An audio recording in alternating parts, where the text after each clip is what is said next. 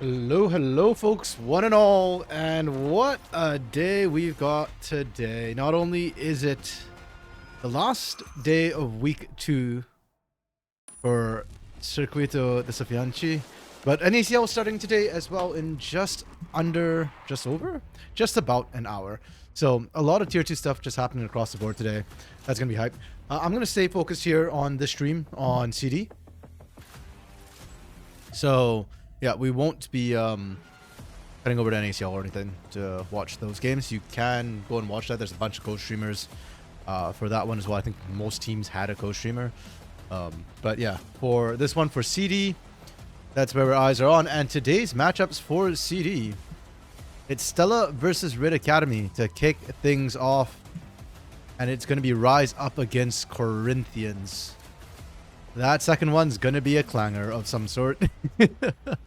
But yeah, just to start off, I think Red Academy versus Stella is a bit closer. They are both, I believe, not 1-1 anymore. Red Academy's 0-1. Stella's 1-0. But the teams they played kind of mattered as well. I mean, Stella played against Rise, who is struggling immensely right now, whereas Red played against VKS, who a little bit hit or miss. I would say they're generally pretty strong. They did lose yesterday to Kaboom, but let's be honest, that match was really, really close, and Kaboom probably... it was a win, but it was not a clean one, nor a strong one.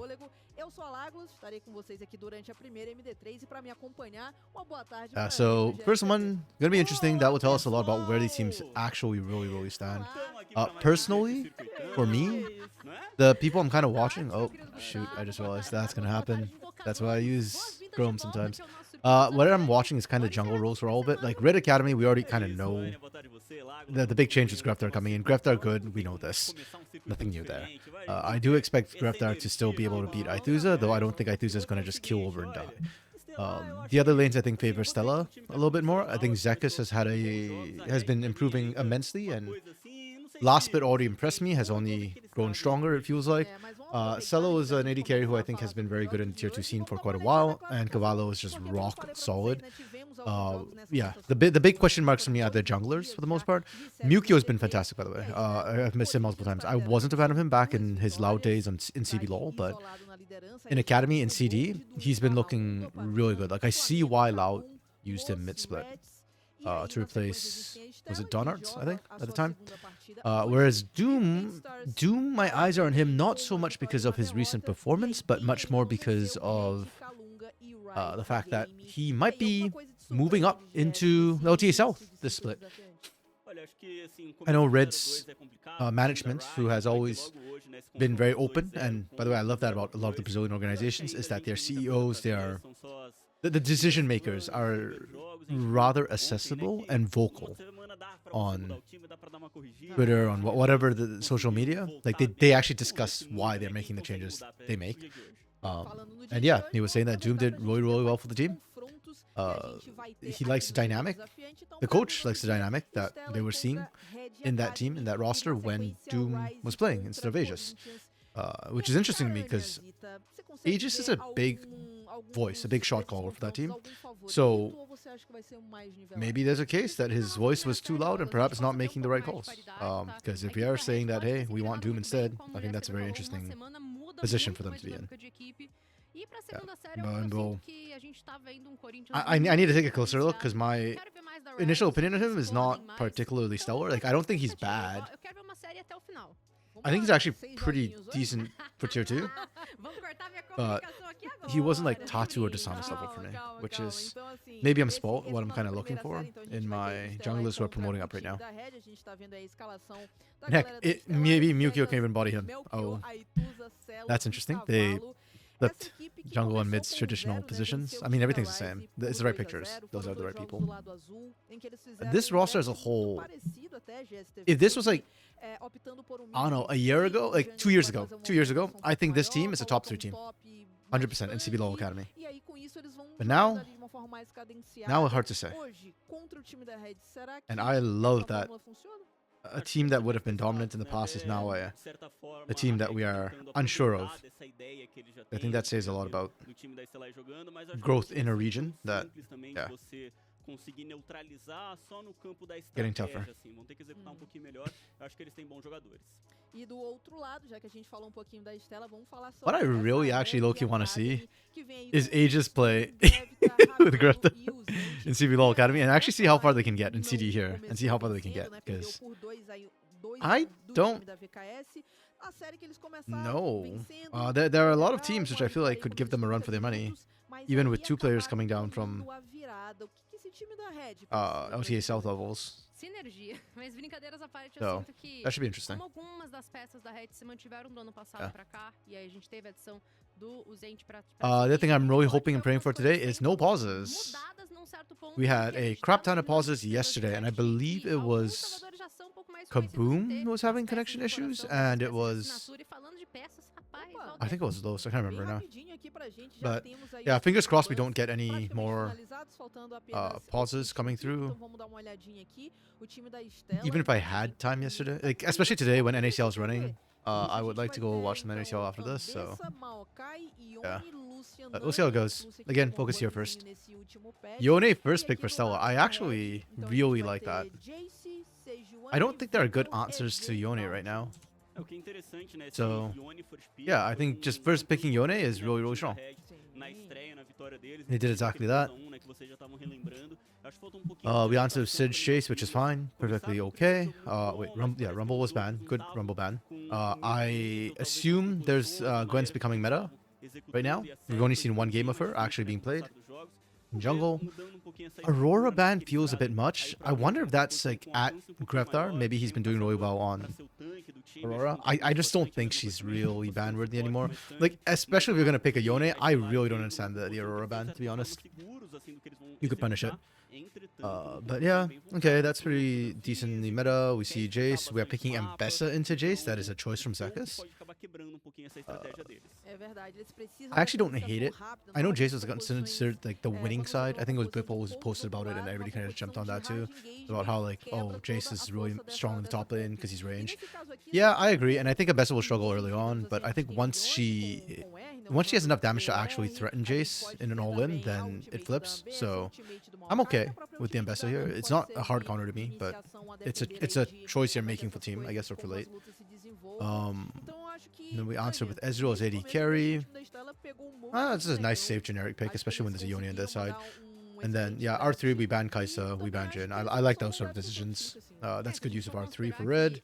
grande parte desses controles de grupo podem ser usados Excuse me. nessa sequência para fazer aquele We combo ban com Jax and alucinante. Akali. Okay. A gente pode ver uma certa dificuldade da equipe da Red lidar contra isso. I wonder if the Porque, Akali como is vocês meant for the já Mbessa citaram, or whether o that's fator meant for the desses Yone, engages da actually. Sejuani, por exemplo, com a sua ultimate, do próprio Nautilus, que tudo que ele faz dá uma I don't feel like it's a controle counter de grupo. to this. I think it's Mão probably amarrada for pode the dar Mbessa. respiro I maior don't feel pra it's eles counter to conseguirem Yone levar necessarily. o jogo um pouco mais à Yeah. frente. Até pensando que nessa And then we are partida, né, last picking vê que tem vários jogadores que support again. conseguem I fazer don't um bom like side this. pack. Então você tem Like, o we are Vic, prioritizing the o Victor here, but we don't need to. We know that's going to be Yone. We know they're not going to pick it. Why don't we just pick a Rel here? I don't understand why we're seeing so many last pick supports coming through recently. That's weird. Selo and Cavallo going for Lucian Nami. I actually really like that. Lucian Nami is still a strong bot lane. It's still a lane dominant bot lane. It kind of got overshadowed by the whole Kalista Draven thing for a while. Nami did get a bit nerfed a long time ago, which is why Lucian Nami kind of fell out of favor. But Lucian kind of got some compensation in that he works better with CC supports now. They could have picked an engage support here if they wanted. I think I'd have preferred like an engage support with Lucian here. Just because their engage is not hyper reliable. It's okay, I guess. There's a surge on the other team, but with the Jace Ezreal, they will need to find ways to engage on this team. So I would have liked something like an Nautilus here instead. You could go Leo, or Rakan, sorry. Rakan would be great with this comp, actually. Rakan would have been really nice with this comp. Yeah. Okay. It is what it is, though. It's fine. In terms of comps, again, Game 1 comps tend to be pretty good in general for both teams. So, yeah. This team's got, I feel like, a bit more clear sort of win cons, right? You've got Poke, which isn't easily answered. You've got good team fighting. So you got long range, you got short range. This comp has a lot going for it. I'll give it a solid 4. Only reason why I'm not giving it more than 4 is just because I think Stella has dropped at a comp that can handle this. This comp is not as internally cohesive. One thing I really dislike about it is the sheer amount of AD they have. A lot of physical damage. We might see Mukio run an AP Maokai. We've seen quite a few junglers do that. Well, last split that was kind of meta. And I think a lot of junglers have liked the damage, so they've maintained the damage builds. It's kind of split 50-50, I think, in terms of CD, what we've seen from Maokai builds. Yeah, that's a minus for me. They also don't have a lot of like great internal cohesion, right? Like Mbessa is not a champion that abuses the powers that Yone gives her. They're not really a team fight composition exactly. There's a lot of just power and agency. They're looking to take over individual matchups, basically, with this composition. They can team fight, which is nice, so I'm not going to dock them points for being unable to team fight, but yeah, I do note that it's going to struggle into this comp's team fighting, specifically. They do have quite a bit of tankiness, though, and not a tank buster on the other side, necessarily. I like the lane matchups individually. This one's going to be kind of rough initially for Zekas, but yeah, I think compositionally, I want to give this a 4 because of Yone and how powerful Yone is. I'm only going to give it a 3.5, I think. Just because this comp kind of relies on being better and getting ahead. It's kind of a snowball comp, and I'm not a fan of those. I think they're very, very risky. I'm not to the LS levels of Sinner comps, but yeah, you are basically banking that Celo and Cavallo can get a significant lead. You're banking on Aituza's mechanics basically as your engage almost, because there's not easy engage on this comp necessarily. And I am slightly worried about Zekas into Sense. I think my gut feel is that Zekas is good enough to be able to win that matchup regardless. But at the same time, I do acknowledge also that that's not the easiest matchup to play. The lane does favor Jace in nameplate itself.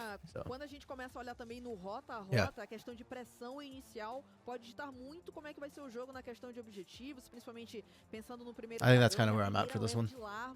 Que tem sido aí os grandes objetivos. Repstar's Victor is very good though. Even in LTA South, his Victor was the big pick that was kind of like, okay, we sack a lot of lane and all that normally, but when he picks Victor, he tends to actually win the lane. Vocês estão prontos, invocadores? Boas-vindas de volta ao Circuito Desafiante, aos Campos da Justiça. Stellar e Red Canids Academy na briga para ver quem sai com essa vitória. E se a Red também vai se adaptando durante essa série, né? Sempre bom lembrar, a série melhor de 3. A gente tem aí o formato do Fearless Draft, então os campeões escolhidos nesse jogo não podem ser repetidos. E como on to the Rift we go. Game 1 of Stella versus Red Academy. Did I just hear a flash animation? I heard a flash animation. It was Cavallo and Yuzent flashing and trading. É uma ameaça extra, inclusive flash que foi already. Dang, that's spicy. That actually makes a kind of big difference in lane. Because Lushinami is lane dominant, but at the same time, one way you can break it is just by art trading. Your level 1 is actually kind of weak, but you're in Israel. That's not the pick that's going to necessarily dominate that level 1 either. Estalinho ali do flash sendo gasto, então de fato recurso. Stella does need a little bit of time to kind of get online, especially the solo lanes. Both of them want first item before they start to pop off. All lane wants level 3. Nesse início de partida, enquanto o EZ não tem essa fase de rotas tão forte assim, e aí por isso vamos ver se o time da Red vai conseguir cobrar, né? Stella looks tankier. Looks like he's got more health bar. Vamos continuar aproveitando um pouco dessa moita, né, para tentar com o Flash X-Tech encontrar uma iniciação. E esse nível 1 já incomoda bastante, né? Lucian Nami indo pra cima, eles têm... Yeah, I think this is in for a bit of a rough one. Just range versus melee matchup, and because it's Greftar on sort of his best laning champion. Ooh, using that one's rough. Yikes. That's okay. This is actually humongously bad, and I like the tempered play from Celo and Cavallo. They don't want to force Yuzen to back right now. If they force Yuzen to back, at most they cost Rebello like maybe 1 or 2 CS. But if you keep Yuzen around at level 2, level 3, there's kill threat. utiliza They have no ignite though, esse unfortunately. So feitiço pra fugir do engage do time they do actually have to Red. be able to damage Mano, overload. gasta um recurso, Oof, mas Ituza missed the pelo menos CS. não cede uma vantagem maior pro time adversário. Another CS. Another 2 CS. Brother is missing CS like none other right now. Jeez. I think he missed like half that wave. Okay. I mean, that is what you expect to see. Red solo lanes are ranged into melee, so. And that's one of the reasons why I gave like a lower score to the Stella composition as well. It's just that they lose a lot of prio early, that's all. It shouldn't cost them too much.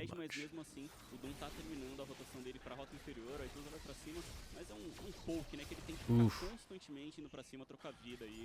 Gravitar was already sidestepping when Ituza went in, so unless Ituza was trying to play mind games, that one was a little bit rough. If he gets a knock up, he actually trades even. Doom flashed. He's trying to get here faster and keep his knock up, but... Okay, Doom. Considering I'm watching the junglers right now, that was very questionable for me. I like the idea to flash over the wall and then try and use the knock up to actually engage to speed up the thing, but that was a huge yikes. And he got pushed out, and he didn't cause Cellar to miss really anything at all. Like, low-key, I want Mukio to actually invade this. But they didn't know that the Gromp was still up.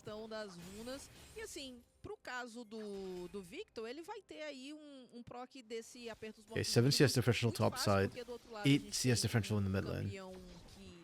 Ataca corpo a corpo, então para ele ter pouco mais de vida e pelo menos yeah, and Ituza is pelo seu adversário, já que do outro lado a gente tem muito dano, pode ser algo interessante de fato. Desata a alma, usa muito pouca vida de pé, mas o Gravitar ainda vai com toda a calma. Like, I actually really don't like Ituza playing that aggro right there, but it's fine. Like, he's fine. He already did the calculation. He's got Duran shield. He'll be okay. I just feel like it's really dangerous for him to do that as well. Fica bem, mas de novo, a equipe da Stellai perde recurso no Mukio.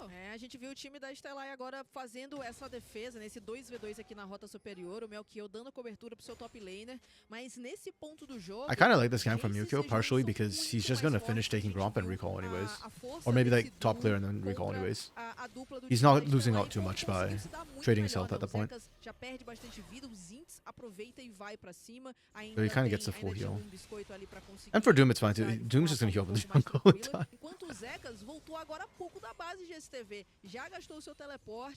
Ituza with the recurve though. If we're going to do that, we're going to need some extra jungle pressure soon enough.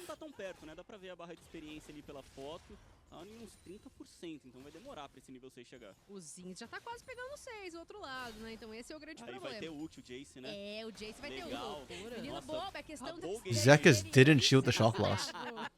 Eu queria deixar uma He got hit by it first. That hurts. Com muito hate pessoal.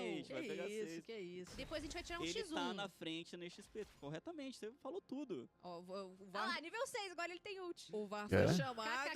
O VAR foi chamado e disse que é lance normal. Is Doom looking for the regame? No, he's just going for Dragon. Okay. This should not be allowed by Stella. Considering that your solo lanes are losing, you don't have a lot of control over Grubs. You need to maintain control over this. Especially when your Lucian Nami has been a strong point for your team. Like, it is the strong point. So. Era pro time da Stella e ter esse push aqui de baixo e dificultar pro time da Red, mas a gente pode ver uma contestação agora. Did they take too long? They took too long. Okay. And they lose first blood. They need to get multiple kills on the back end of this. I mean, they can definitely get multiple kills, but they kind of need it. Requires milkers constantly. Oh, thank you for the follow, Elena James. Appreciate it. Yeah, that was a bit of a rough fight for Stella.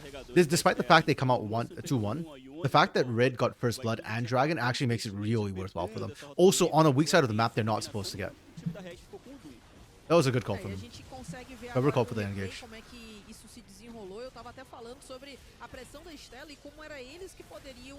They just CC up Mukio, so he can't even...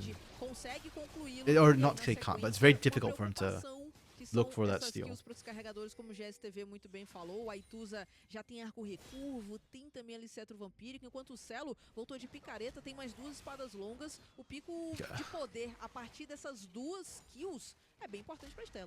It's so weird to me that Stella gets bot side and now Red gets bot side and Stella is going for these grubs. They shouldn't be allowed. Zinz is just perma shoving top side. The only reason why this works is because Greftar is back at base right now. But even then, I almost feel like you could force this. You know that Aituza doesn't have ult. Eu tô aqui. Presente. Eu ainda estou aqui, né, Lagos? É sobre. Mas é isso, a primeira leva Ah, it is totalmente what it fica is. nas mãos do time da Stella, que inclusive... Good for Stella though. They're able to começa kind of a answer criar uns back, keep técnicos things proezas, equal. tendo um monstro épico, né, uma leva de monstros épicos garantida. Quase 8 minutos no relógio, a gente começa já a acompanhar realmente o chororô liberado com as lágrimas. Cavallo in trouble, should be fine. Essa pressão, mas vai demorar muito e esse tempo hábil Nice, able to dodge the laser too. é para criar uma vantagem consequente. Eles precisam fazer aproveitar bastante, principalmente a força da bot lane, que no early game, né, early mid game de Lucianami costuma ser bem poderoso. Gold Quando a gente slightly olha in favor lá of Stella. pra rota Where's it inferior, coming from? os It's the bot jogadores, lane é uma mostly. vantagem Okay. muito boa pro Celo, né? A gente tá vendo 65 a 48. Yeah. São quase 700 de That's ouro plus à frente 15. pro This atirador is do minus Stella. 10. Então, Minus bem 9. positivo que ele tá Yeah, but then support conseguindo difference as well, I abrir guess. essa vantagem de ouro em relação His bot lane's ao of course a duo, Rabelo, so que vem it com kind o of Ezreal, is a little bit more campeão que impactful gold-wise. demora um pouquinho mais, né? A gente viu até que o Rabelo começou ali de fago para ter um pouco mais de vida, ter um pouco mais de move speed também, importante para ele conseguir sobreviver a essa fase de rotas. E a gente tá vendo até que inclusive no ouro total quem tá em primeiro é o Doom, né? Conseguindo What do aí these a teams partir want to go for next? desse primeiro abate que ele teve. Celo has flash. Carga de profundidade feita, encaixe, não Oh! chega, também a paralisação. Okay, Celo. E é o cavalo que é levado And he dies. à eliminação do Rabelo, mais That's uma vez, super, seu super Ignite rough. faz a festa, proeza de guerrilha pro Like, time. on one hand, I can see why. I feel like this has always been the problem for Celo. He is mechanically good enough that he can make it look like he should win that, right? And that makes him want to do it more. But and if it worked, it'd have looked absolutely amazing. But it didn't. And then now, like, it costs 2 kills over and your advantage is all gone in the bot lane. Like right there, if you just flash behind turret in the first place, and then you have to cleanse, I think you're actually okay. But yeah, kind of waited, I feel like, a bit too long on that. He got tagged up with the CC in a little bit too forward position. I don't know. It's really close. It's kind of tough. Where'd the kills go? One to Usant, one to Rebello, I think. Porque ali a diferença praticamente nenhuma. Eu acho que teve Well played from Red. culpa do Celo nisso daí. A hora que o Yukio's been a little bit quiet in the ganking front this game. E tinha uma Sejuani chegando também, né, que passou numa sentinela. Eu acho que ele já tinha que ter flechado. A hora que ele dá The hell happened there? Were they trying to give that to Zenz? Zenz? That was weird. Ainda é eliminado. E o cavalo que tenta ajudar também It is nothing major though. It It just took a second or two longer. That's That's just really weird that they let Scuttle start regenerating.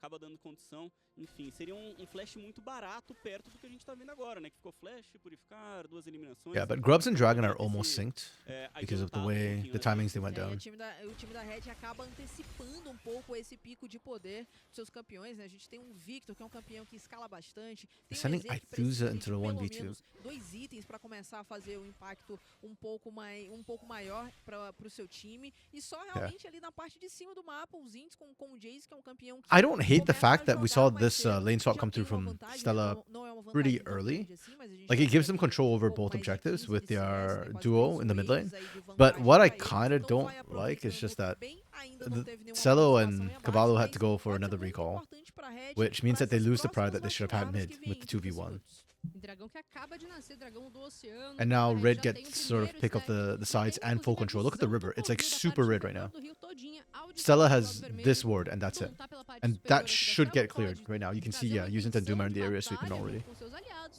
mas a gente acompanha que a bot lane there's que one tá more agora no mid, né? here. Eles fazem essa inversão pra deixar o Aituza Do they livre know? pra They farmar don't na know. rota de baixo. Por mais que o período mais complicado, assim, da lágrima, né? Que é a hora que você... Todo o ouro que você... Oh, vamos brigar. Oh, Graftar getting caught there is actually kind of big. Olha, foi também a passagem do Spurg, agora tem avanço retorcido. Mas o meu Can kill Mewtwo foi do it? sozinho. Passou também agora a onda belíssima. Oh, why can't they kill him? That took forever. É pra garantir a kill em cima do Gravitar. E o Aituza livre, leve, solto pra bater. Okay. Desata a alma, vai adiante, Zinz com a sua That took oddly long to kill Greptar, but really good punish from Stella on that ward. It's so unfortunate for Red Academy too. Red actually swept everything out and just not that one spot. But hey, that's the price you pay, right? For not diligently doing your work. If you didn't sweep the bush, you probably shouldn't death bush in that particular bush. Like you cleared the ward out the other bush. You should have been waiting probably in the banana bush instead for rotations. Os seus jogadores ficarem ali por perto, então o Celo começa ultando, já tira muita vida. Good turnaround from Stella. Excellent turnaround. Yeah, I thought it was really weird how long it took for them to kill Mukio, but... Oh, sorry, how long it took them to kill Greptar on that catch on Mukio, but it also took them a long time to kill Mukio, so it kind of balanced out. It's fine. And as expected, Mukio is going Leandries. They want that additional AP damage source. And I'd say correctly so. E olha, as Vastilarvas têm valor gigante nesse jogo, né? A gente comentou pouquinho sobre os dois solo laners, tanto Ambessa como Yone. When you see us as advantage in the top lane, mid lane's slowly catching up. Ithusa's kills, I think, have put him in a good spot. He's got the Blade of the Ruin King now. He can start trading at this point, and basically once he picks up boots as well, it's a lot worse for Greptar. Bot side, Celo is still dominating. More kills in that fight with the Collector too, nice. Ficaram ali no mid, sem saber muito bem para onde, o que eles iam fazer, não contestaram as Fire and water to start things off, Infernal and Ocean.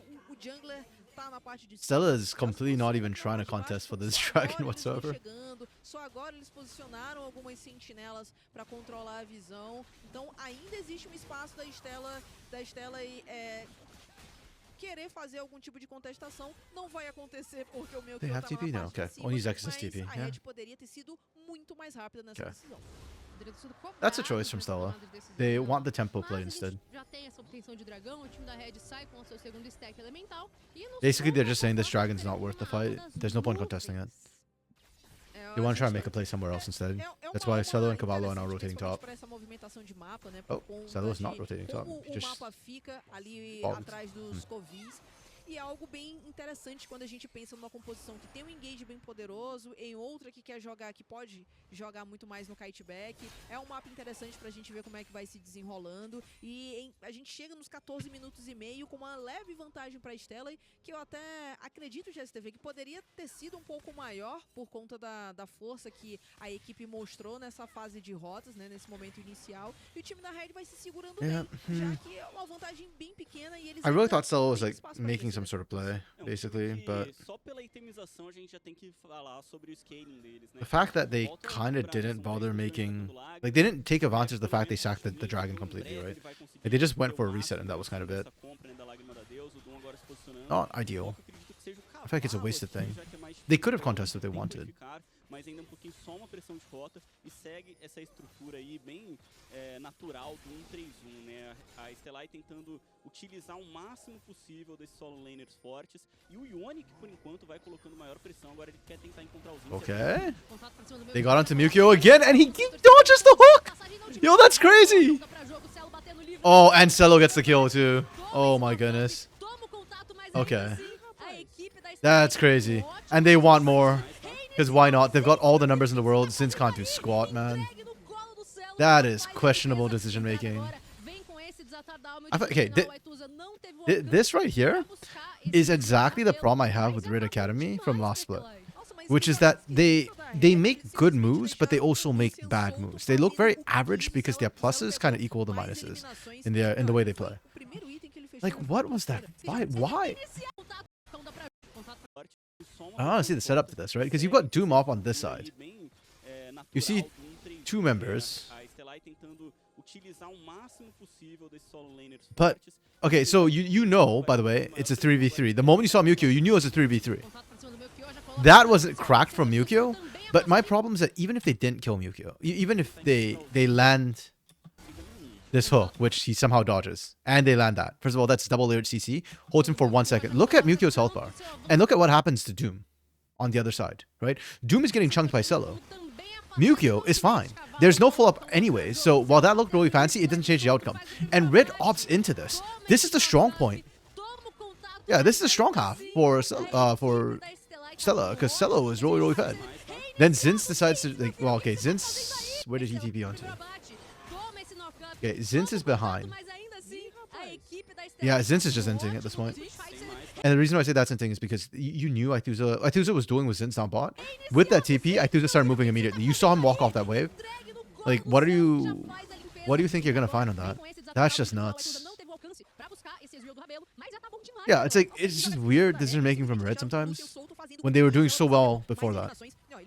And then now this game becomes like really difficult to play. Celo is hyper-fed. Ithuza has already managed to hit the point where he can actually side lane against anybody. Yeah. Sorry, I manually rewound this one and didn't wait for this replay because I wanted to see the initial positioning of where everybody was. Like, what information did Red Academy have? Did they think they had a numbers advantage? If they started that fight not knowing Mewtwo was in the bush, that's one thing. Okay, Red Academy still get Herald though, so good for them. That gives them defeats, I think. Yeah. Yeah. But so Red just miscalculates in terms of what they think they can win, and now they really can't win. And now Celo and Caballo gotta just set up in mid lane and just punish constantly. As long as they keep the sides warded, like we see right now, like they're golden. They're good. Like, you're not gonna win that fight. Okay. Good collapse into Zekas, yeah.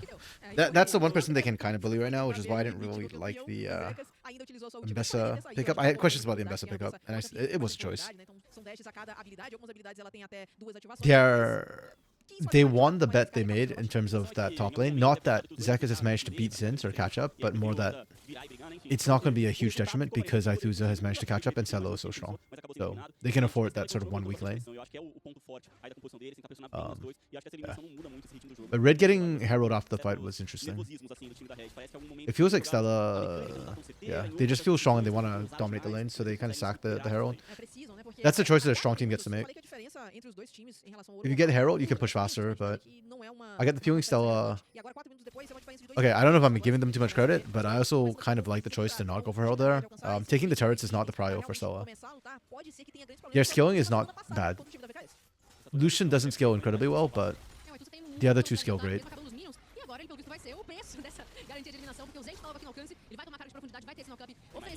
Oof.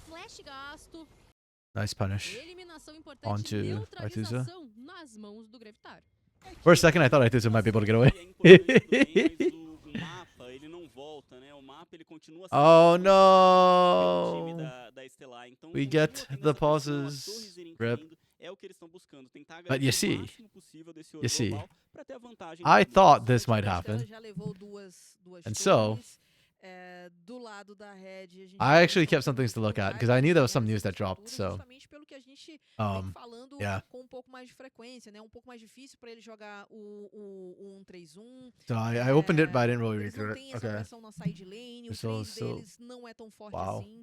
Actually, this is kind of significant for the transition between CB LoL and OTA South, because CB LoL was always Pain versus Loud. As long as that happens, that is still CB LoL. But the LA team swept it in first split with a lot of force, and they dominated. So the fact that we are now going Pain versus Isra's Estral as the opening match, I think that's... Yeah, because the opening match is always sort of the marquee matchup, right? For what they think the marquee matchup will be for the split, or what the biggest story coming to the split is. So that's going to be interesting. I saw on Shotana's one that he was saying, yeah, Romer versus Mirio as well, the two Korean mids. That's going to be a spicy matchup too. I love that that's the case now. From his debut, when the Manitos were returning from boot camp in Korea, the cousins, still cousins, and then they end with Lao Pin. That's a nice... For Pinzechi, this is a nice schedule to start. Spicy one. Leviathan versus Furia. Okay. Okay, that's interesting. And then... Yeah, so usually the day one schedule is... Whoops, sorry. The hotkeys for using a writing pen are the same hotkeys as I use the Google Translate hotkeys. So if I do it in Firefox, it just like pops up weird things because it tries to translate whatever the hell it thinks I asked it to. Yeah, usually the first day games are more interesting. They try and make the matchups more meaningful. So this is sort of like the big matchup. Also, they typo Astro to Struriel. This is my Z-Sport. Come on, guys. You're actually better than this. You're actually really good normally. Yeah, so this is the big marquee matchup. This is... at this point, I think Furia is starting to become like the hope of Brazil. In terms of like the other team, because Kate Stars kind of crapped the bed, and that's why we get Fuxu, W7M, because... Oh, this might not be my Z-Sport actually. That might be Google Translate, which did weird things, so that's true. Very nice. I might have maybe you're fine. Yeah, this is like the toilet bowl match effectively right now, because these were the 2 7-8 teams. Red versus Loud's interesting because that's the Brazil matchup, right? But I think it says a lot that they're putting Furia up against Leviathan instead of Loud or Red in opening day. Oh, damn. Furia have it rough. They've got IE on the next day too. That's super rough. Yeah, Furia have to hit the ground running. I thought they did pretty well actually in first split. I hope that they've managed to keep... The problem is, okay, on one hand, you get more time to practice together from first split till now, but so did every other team. So I actually don't know if it's really beneficial for them. I think more stage games would have been better for Furia than more practice time, unfortunately. But we'll see how they go. I think it's really rough for Furia to have to face the Leviathan and IE on the first 2 days of the split when you're doing round robin. That's really brutal. And with the whole format, right? Because remember, they get split into 2 groups where it's first seed, second seed, third seed, fourth seed, fifth seed, sixth seed, seventh seed, eighth seed, where these 2 are battling for survival, and then these 2 are battling for seeding.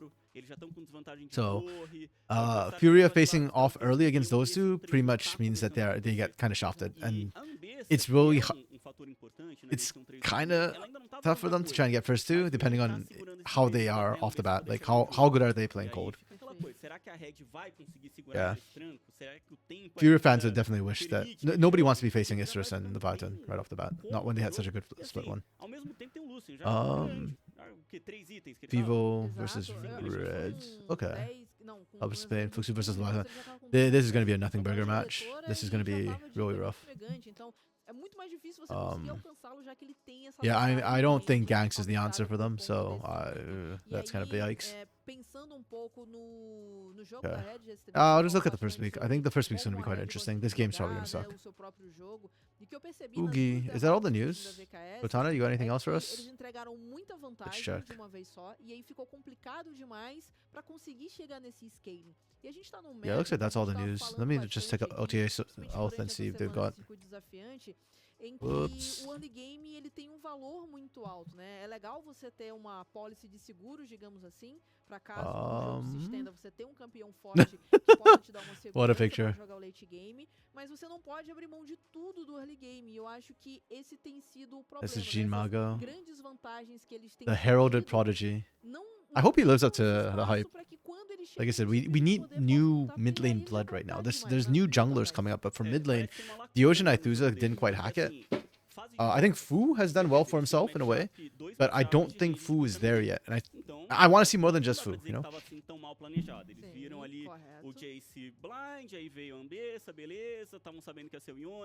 David versus Goliath.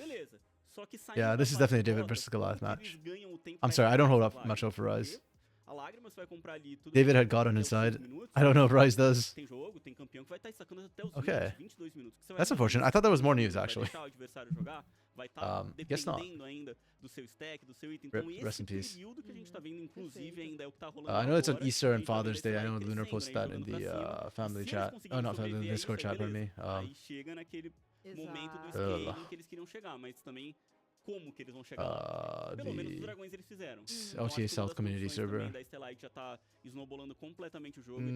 I kind of don't like that. I personally do celebrate Father's Day and Easter, so it kind of sucks for me, but it is what it is, I guess. Você ganha tempo do tipo, beleza, nos próximos 10 minutos a gente não precisa lutar pelos próximos 2 dragões porque vão ser os 2 primeiros dragões dos caras. When is Father's Day, actually? Esse momento de STV de stack das lágrimas, de chegar em Power Spike, de um campeão inchado, por para essa composição. Yeah, Pode that's ser kind of a yikes.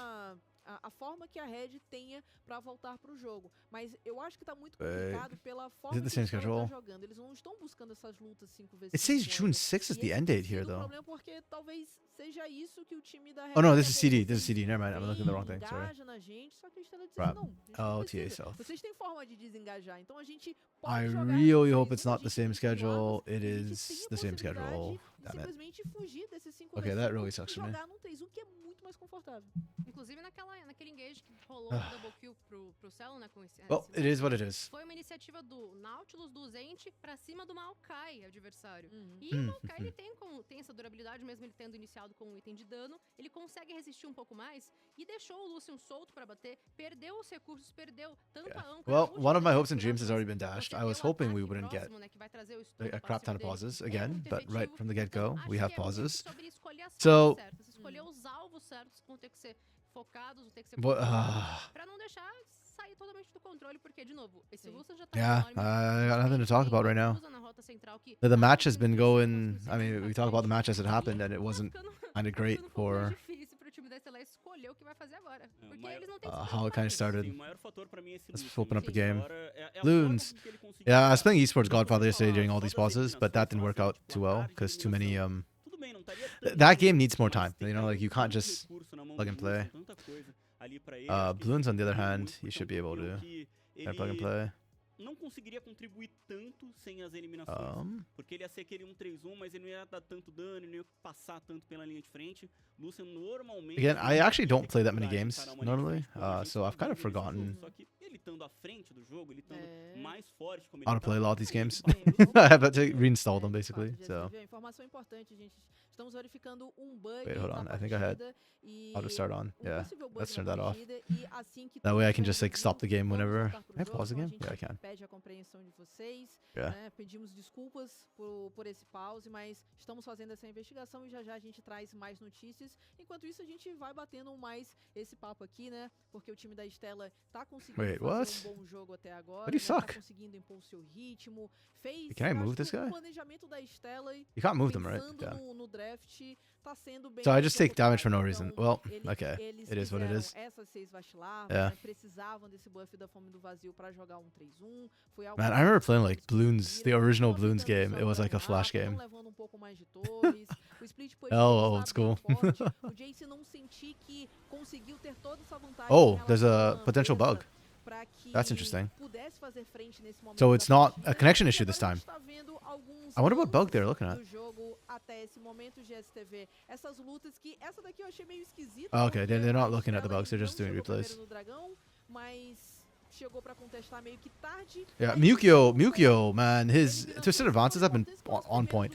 And to be fair, it's not just Mukio. Also, Red has just been timing things really unfortunately. Like, they're blowing everything early. They're not layering properly. But, yeah. It's kind of rough. And then now that Stella does have probably, I'd say, better hands pound for pound in most roles for mid. And even in mid, they're not bad. Athusa was a very mechanical player, so is a very mechanical player. But the decision making is, yeah, I think definitely messing up Red Academy quite a lot here. I'm looking at Doom's play too, and I don't feel like Doom is Aí o Zent like Doom errou aí, himself seems to be doing like he's made some questionable decisions, but I'm not seeing the connection between him and the players. That could completely be saber o que eles queriam fazer naquela luta, porque eles viram o Maokai lá, a sort of like, não era pra tá I don't know, aqui, vamos cobrar how you ele. say. Só que tinham outros jogadores da Estela próximos, For- principalmente esse Lucian que já tava forte, que já tinha algumas eliminações. Então o Celo ficou muito For Doom, tranquilo. A Sejuani nesse it's momento hard, tinha like, coração de aço, então ainda sort of the não tinha connection and how you nada, play with your tinha team uma is a very quantidade complicated maior de issue. So vida, ficou um pouco mais yeah, it fácil could dele com a coleta very well not e be a dar Doom pouco issue. mais de Like, I letalidade, don't know. conseguir esse dano através da sua ultimate. E Yeah, ele ficou but muito so far bom. I've not been A Red impressed by what parece I've que seen from ali, Doom. em relação So. à comunicação, se atrapalhou um pouco, porque deixou um carregador We'll kind of see how it livre, goes, I guess. enquanto eles focaram no Maokai, que vai podendo recuperar um pouco de vida. Então, GSTV, eu concordo contigo. Quando a gente olha essa jogada de novo, a gente percebe que tem um monte de coisa mais errada que o time da Red fez. É aquela coisa, os jogadores eles sabem também, né? Então Aham. assim, a hora que eles estão vendo o começo da jogada, eles já estão assim, o que que tá acontecendo? A gente tá focando o Maokai com o Lucian do nosso lado aqui. Yeah, e yeah, aí change the vai setting on this. quebrando Instead of tudo, first, né? Não it tem should probably be mais like nenhuma last or decisão closest, strongest. que First. se acerte, que se encaixe realmente. Difícil também saber Yeah, como é que tá a press the blue comunicação, né, button. dos meninos, What blue porque às vezes button? é uma hora que estão pedindo, foca o Maokai e o outro não quer ir, então fica esse flanco aberto e dificulta mesmo.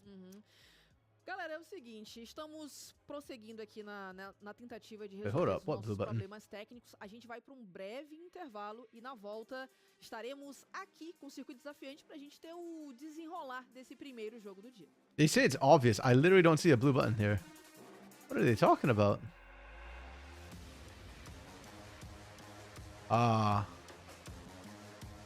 Okay, well, I got shafted. By the time I saw the button, it was too late.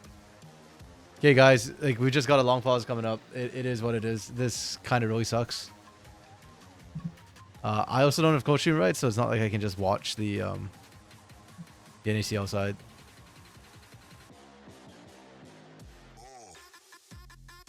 Okay.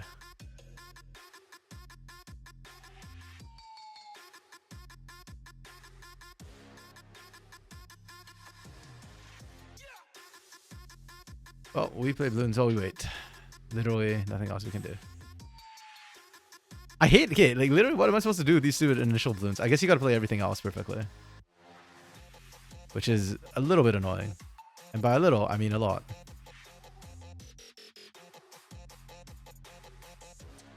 Oh. C'est la vie, I guess.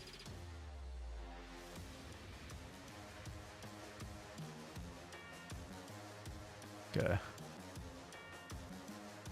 Wait, hold on. Yeah, there we go. And right there.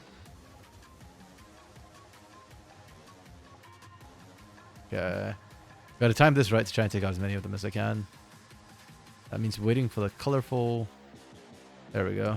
Oh, I missed the first couple. Damn. No way.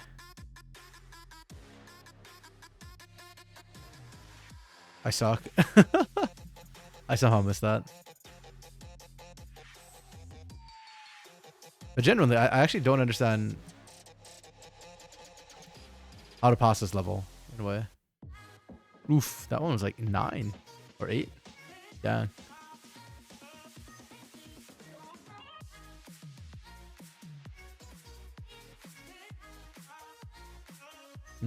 Okay, I think it bugged out because, yeah. I didn't have the fire cocktail last game. Now that I have it, it's like, yeah, there we go. Nice and clean. Whoops. Yeah, okay, that didn't... This is terrible.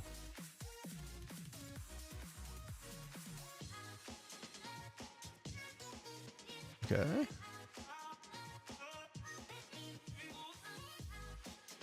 Okay, let's go. Okay, now I get to add the turrets.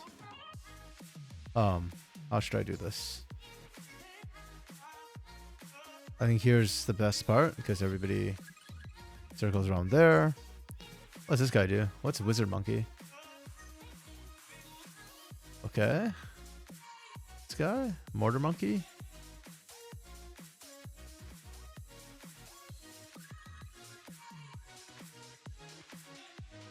Ooh. Interesting. These are some very interesting lines of sight.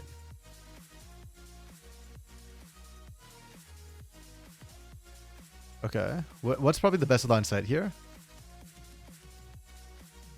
Here? You get a clear shot all the way down? Ooh. Or here. Yeah. Here's probably best, no? Okay. What upgrades can I give this guy in the first place? Swivel faster. Hit camo. Accuracy.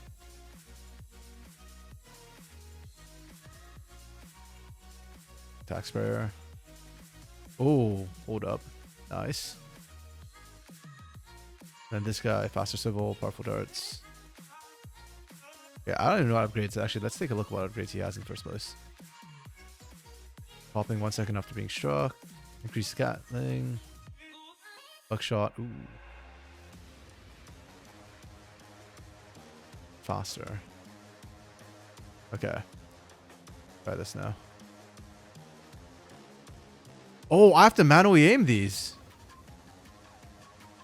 Oh, that's terrible. Whoops.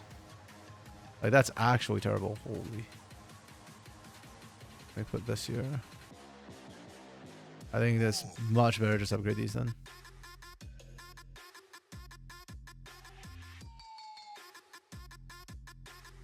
Oh, I should have put the firebomb. That was my mistake. Is it enough?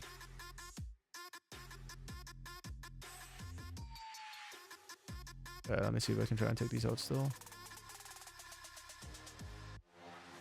Like, maybe I can still... Yeah, I can still salvage it. Nice.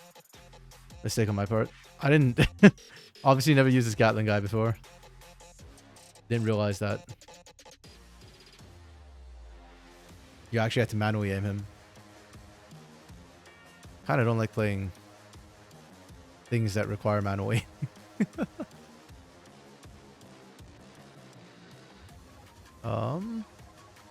What's this thing? Monkey Village. Increases range of all monkeys. I don't really care about that, to be honest. I think best to just keep popping more of these things out.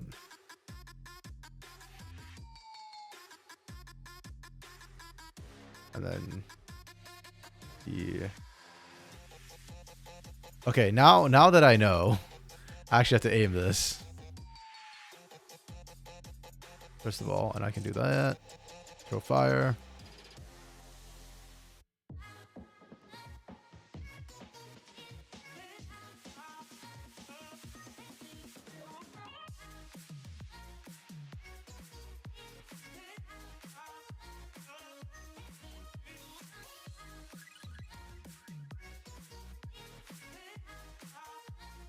Okay, I probably need to add like something on the other side too. Uh-oh. I might get wiped here. Yeah, this Gatling thing is a mistake. Okay. Oog. Can I sell this guy actually? Let's sell this guy and just see what these magic monkeys do. Magic monkeys, what a name. Okay, wait. What upgrades do these guys have? Arcane Blast, Pop 2, faster popping, huge damage, reanimate. Agora sim, estamos de volta com o Circuito Wow. Desafiante. Traz Wait, mais this sounds really informações cool. pra vocês a respeito desse nosso problema técnico. Oh, que there's estava no... sendo investigado. O problema é que o time da Red estava com um problema no Victor, em que ele não estava conseguindo upar a sua passiva. Então, pra quem ainda não tá ligado... Okay, there's some sort of Victor issue.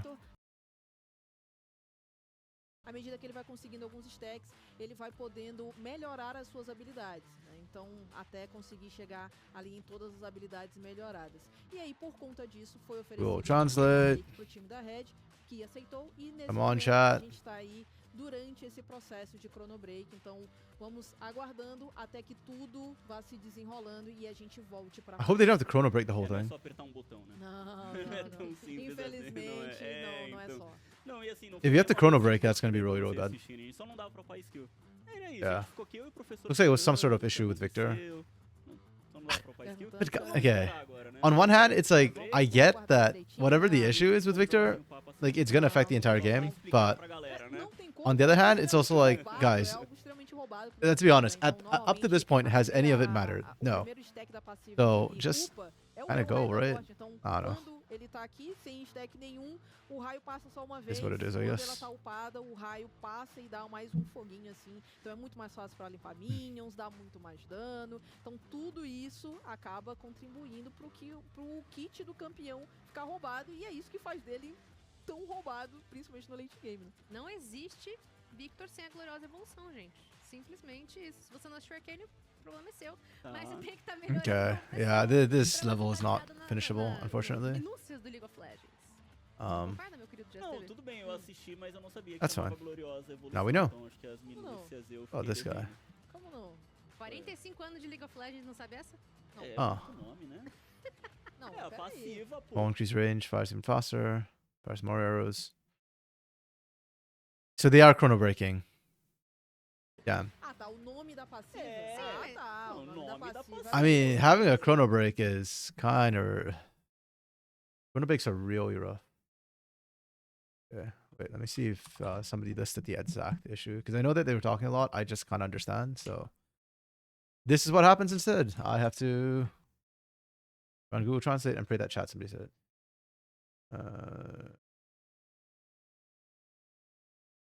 Okay, so, yeah. Acredito, cara. No explanation on pode falar? what the issue is exactly. Não, pode falar?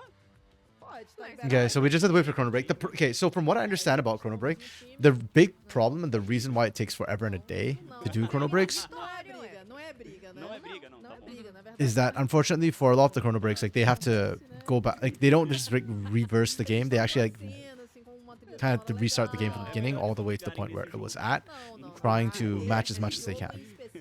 So because of that, it's like really tough. Yeah. Which kind of sucks. What is this reverse? Oh, okay. This is actually better. É, vamos ver, né, como é que continua o jogo, porque assim, era o que a gente vinha falando aí antes desse nosso breve intervalo. O momento não é muito bom pra Red, porque é a hora justamente do scaling aí do time da SLA e acho que a produção tá começando a encaixar. Eles, assim, já estavam procurando bastante esse jogo, bastante essa iniciação. Então vamos ver se a Red consegue segurar um pouquinho a partida, né? Consegue segurar esse ímpeto, porque é o período que eles vão querer jogar. Se daqui até os 25, 27, assim, Glue Gun Guy. um tempinho a Red conseguir segurar o jogo, eles são muito dentro da partida. Ai, mas será que dá tempo de chegar? Problem is I want the attack popper here, so let's put the Glue Gun Guy like, basically right on top of the hero.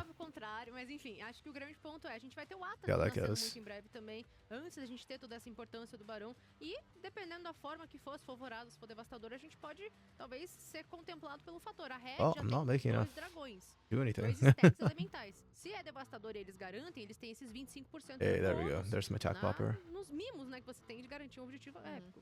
É, pro time da Red fazer um atacante se for o Devastador. Actually, let's put the attack popper up eles, here instead. Rosinhas, que vai ajudar bastante no And then there, and yeah. Então, Because these are really good, but I also kind of don't want to level them up too much. Like, there's other things I want to level up. Fora que, como você muito bem mencionou, os dois dragões que ele já tem vão ter ali um efeito there's a bem lot of melhorado. things. Então vai ser algo legal. Agora, se for o Voraz, eu acho que like, there's a banana plantation thing that I should probably grow as well.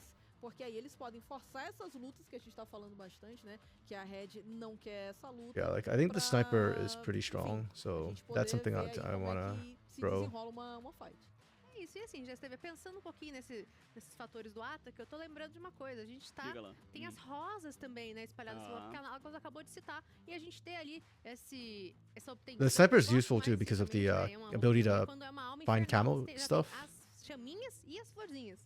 Você fica louco, eu que sou meio Zé Luiz. Because camo balloons are really dangerous. Mas nessa situação, acho que o fator é da gente ter o poder em mãos de quem tá dominando mais o mapa, poder ter esse avanço para buscar essas flores, buscar também os mimos, né, que vem a experiência, também o poder adaptativo. Como será que vai ser esses próximos passos? Eu tô There's like a banana plantation thing. Assim, pra Banana farm. ser bastante cuidadosa, porque tem que tentar ainda atrasar um pouquinho o jogo e acho que jogar bastante na visão. Enquanto pro time da Estelar, acho que é tentar separar The gold is actually really low. You know what? I think I can just auto start and then I'll just pause the game in between. It's probably better. O Chrono Break funcionou com sucesso, legal. E aí o que vai acontecer? Como a gente tá fazendo as partidas de forma remota, a gente tem um delay de alguns minutos em relação ao que a gente tá vendo aqui na transmissão oficial.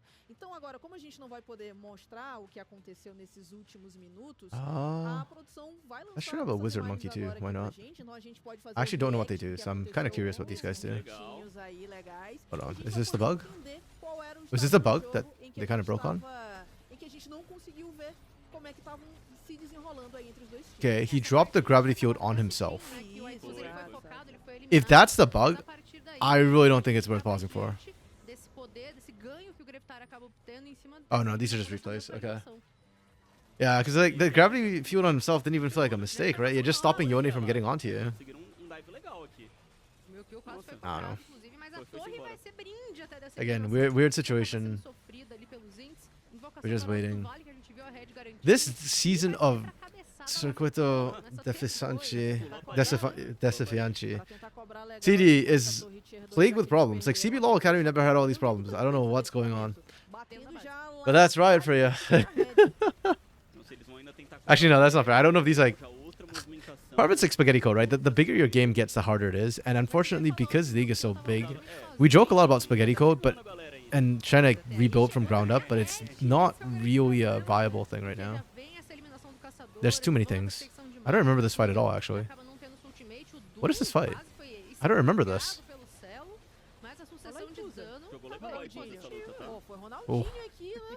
Foi pra um lado, foi pro outro, balançou o corpo. What was the fight? Conseguiu voltar e sair. Então, assim, que I mean, that looks like a fight that Red Academy was winning. We've not seen that all day long so far. Tava tendo essa dificuldade em levar estruturas That's interesting. Então conseguem levar a torre tier 1 e tier 2 do top. E a gente viu que o time da Estela, Oh, there's still principalmente game na sounds. parte de baixo do mapa, tá tendo um domínio maior. O que pode ser muito positivo. Odd, but I guess guys, well, it is what it em is. relação aos dragões que a gente tá falando, que vem por aí, né, que são objetivos importantes, que nesse momento tá melhor pra Red, porque eles têm esse stack de 2 dragões. E ainda é continuar focando nisso, né? Ver como que sai esse terceiro dragão agora do jogo. Mas assim, essa luta no topo parecia que ia dar bem errado. Yeah, né, pro let's time see da what Estelar. this guy's got. Ficou Arcane muito, né, spikes. ficou só uma eliminação. Lots of pro time firing, da Red. popping. As torres I don't know the continuaram, né, Necromancer meio build. This igualmente, Necromancer no sounds top insane. Ali pro time da Red, monobot pro time da Estelar. Só que esse ouro deve permanecer parecido ainda. Então, I also certo, wanna vamos buy, fazer o seguinte, o nosso banana processo farm, de so- Chrono Break tá sendo finalizado, a gente tá... Yeah, I don't know how long this esperando Chrono Break's aí gonna pra gente take. voltar pra partida e trazer todas as imagens ao vivo pra vocês. Então a gente It's vai very para um slow. breve intervalo e na volta sim teremos mais Stella e Red Cake.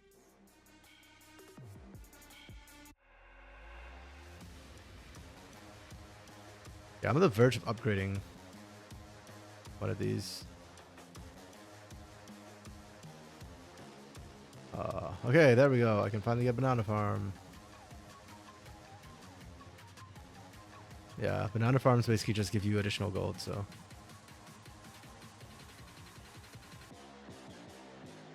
Which helps a lot, actually. Let me upgrade this.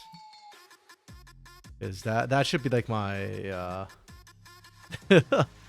basically no zone. When that fires, yeah, you know it's done. Also, I guess I could do that too. Yeah. It's an econ game at the end of the day, right? But just need to keep things safe. So this is my backup, my safety.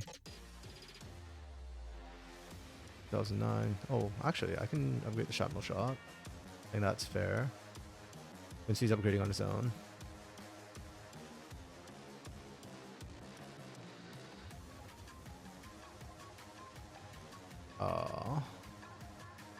Extra 2 bananas. Last 30 seconds. Collection is larger.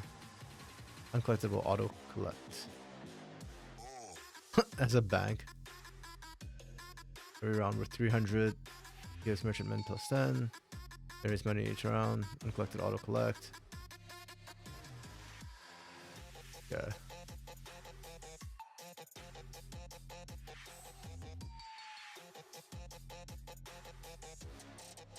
Yeah, let's get bigger bananas first of all, and then salvage. Okay.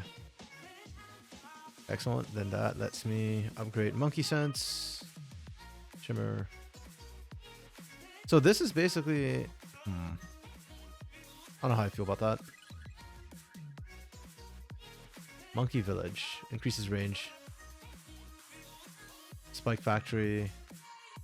Okay, and engineer monkey sounds good. Nail shooting sentry turrets, nice. First.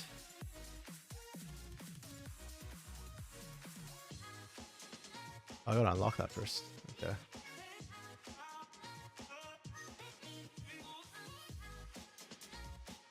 Econ all the way.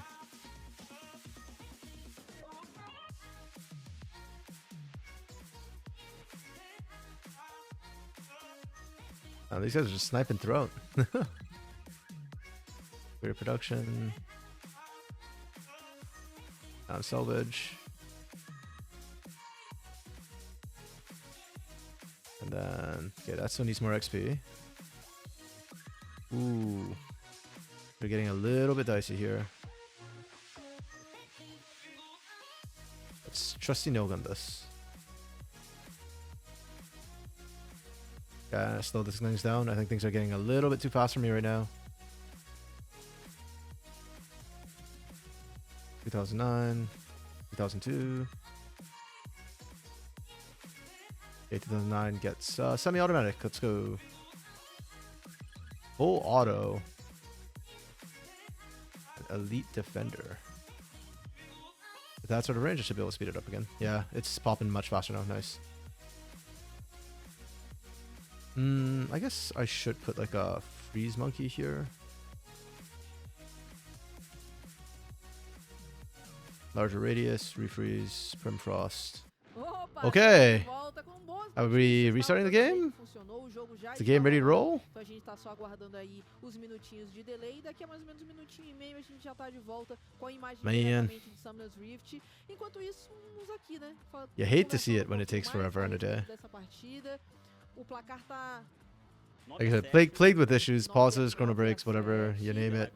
We're running into it. de gold, beleza. O anjo sussurrando em nossos ouvidos, trazendo informações de como é que tá o estado do jogo exatamente no momento em que foi utilizada a ferramenta e o jogo foi retornado aí à sua normalidade. Então agora é só a gente aguardar, ver como é que vai se desenrolar. Então assim, aquela vantagem da Stellar que tava ali Yeah, this is pouco mais having these guys here is actually huge. Chegando ali talvez a quase 3.000 GSTV, já dá pra gente perceber que essa vantagem foi reduzida um pouco por conta daquelas Okay, torres upgrade, just marketplace. A Reg conseguiu dar uma segurada, acho que ainda é um momento da composição deles Give me go, no fast man. funcionar. E ainda aquela luta lá que a gente viu, essa última luta que a gente recuperou, senti que a Stellar não tava assim tão bem no que eles tinham que fazer no mapa, sabe? Porque eu não acho que era necessariamente tentar divar o Victor ou eliminar. Yeah, let's see what this guy's got. Sentry gun, temporary sentry guns. Pressionar o mapa, tentar tirar pouco This guy's Heimerdinger, basically. Objetivos e aí movimentar mais o mapa, usar as forças ambestas, usar as forças Fowls, snails. nesse momento ele já tá bem forte, né? O Lucian também tá bem forte. Okay. Então parece que foi um pouquinho de acho que We Heimer this, let's go. Definir logo o jogo. Heimerdonger. Acho que a gente consegue ver pouco dessa afobação também. Hey Spoods, yes, Bloons Esports. This is what happens. So, we've already been having enough problems with pauses. They have leveled it up. Not only do we have pauses, we have a full-on chrono break right now. Apparently there's a Victor bug. I don't know what exactly the bug was with Victor, but there's a Victor bug. So, yeah.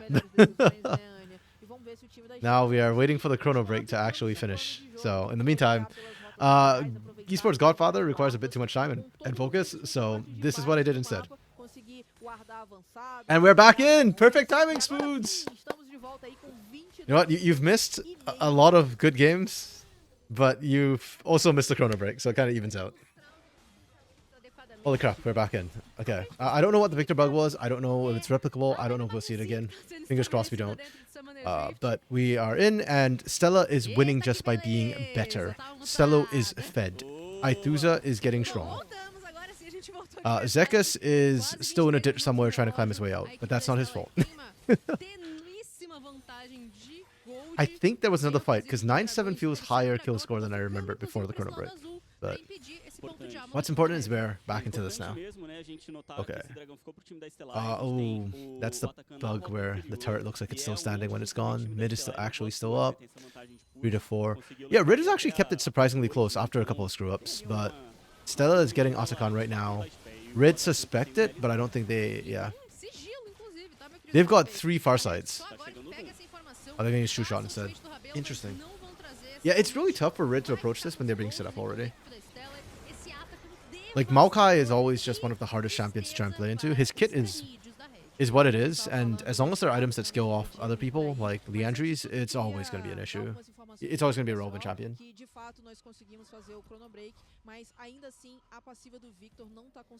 And Nature's Grasp is just really nasty to try and play into. A partida segue no mesmo estado que está. E aí, algumas torres que podem estar aparecendo aí de pé, mas sem a barra de vida, elas já caíram em apenas um bug visual. Celo Então, with deixando essa the... informação. Yeah, once he completes the Dá pra IE, acompanhar Celo's gonna mais hit ou like menos an também, né? O absolute Gustavo truck. passou isso pelo mapa, sei que não é a melhor visualização do mundo, né? Destroy Breaker, Blade of the Ruin King for Aethusa. Dying Hollow for Nukio. Yeah, it's really tough. I mean, Rabello should be hurting now. He's got the mirror mana. But I feel like we haven't really gotten to see Rabello really get into fights recently, so I don't know how effective he'd be right now. É isso. He should be effective. A Ambessa avançou quando a gente tava vendo a briga pelo Arauto, né? Um pouquinho mais atrás no tempo. Mas tá pra nascer esse dragão de número 4 dentro da partida e o Barão também tá chegando. Pra trazer um pouco mais de ritmo nesses 25 minutos de combate. Mas a Reg já acabou perdendo um pouquinho. Surprisingly, Doom actually didn't proc the other sapling here. Já desagrada um pouco. Tem o que ela Ooh, dang! The IE, man, it just does so much work. Rabello's... It's so weird because Lucian is actually a short range AD carry. He's got one of the shorter ranges, and that's why he gets a little bit more health to compensate. But with IE or Blade of the Ruin King, or both, he feels like he's got such a long range. Okay, this is the fight that we didn't see on camera, I think. Doom just got melted, holy. That's the tank, by the way. And an actual tank, not just like a half-hour tank, like a Nautilus or something. That's not even Blade of the Ruin King on Celo. Oh, huge from Aethusa? Guys, well, why is Yone not first pick, first ban in most games? I don't understand. It's so disgusting what he can do. And he doesn't even have terrible matchups. Yeah, that just might be it, unfortunately, for Red Academy. I won't say they have no ways back into the game. Even with the 6k deficit, they can still look for engages. If they can find a flank, they can try and find... They can set up picks, they can set up flanks. They can soften up with poke first. But it's just... Yikes. It's just so hard. Like, it's just going to be an uphill slog the entire way for Red Academy. There's no easy way back into this game. Even if they do find the Mondo flank, it's still not going to be an easy fight. Because Mukio and Zekas have enough peel that...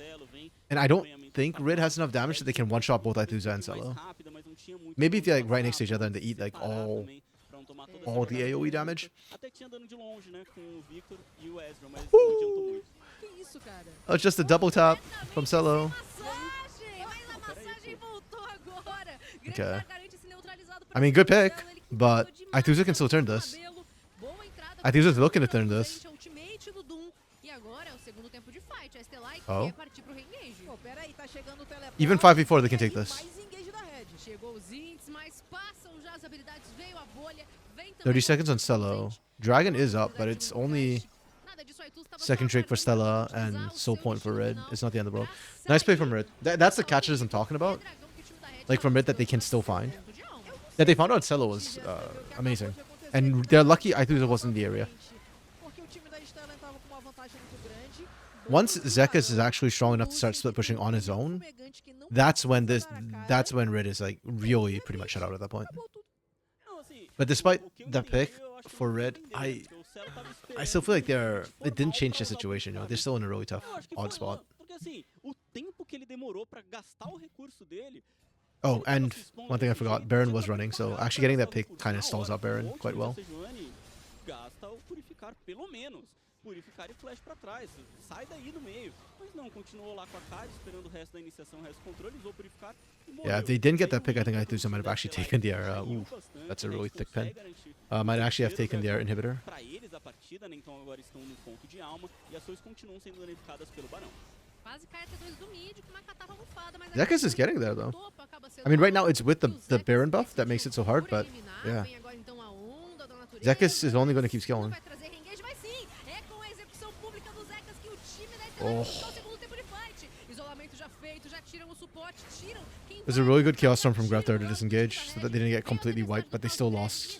Oh, they only lost one. That's actually not terrible for Red. Então são todas as torres de fora da base do time da Red já destruídas, são 7 torres a 3 e esse ouro de torres é importantíssimo para uma composição como do time da Estelar. Rebello just firing those 2-shot barrages on cooldown.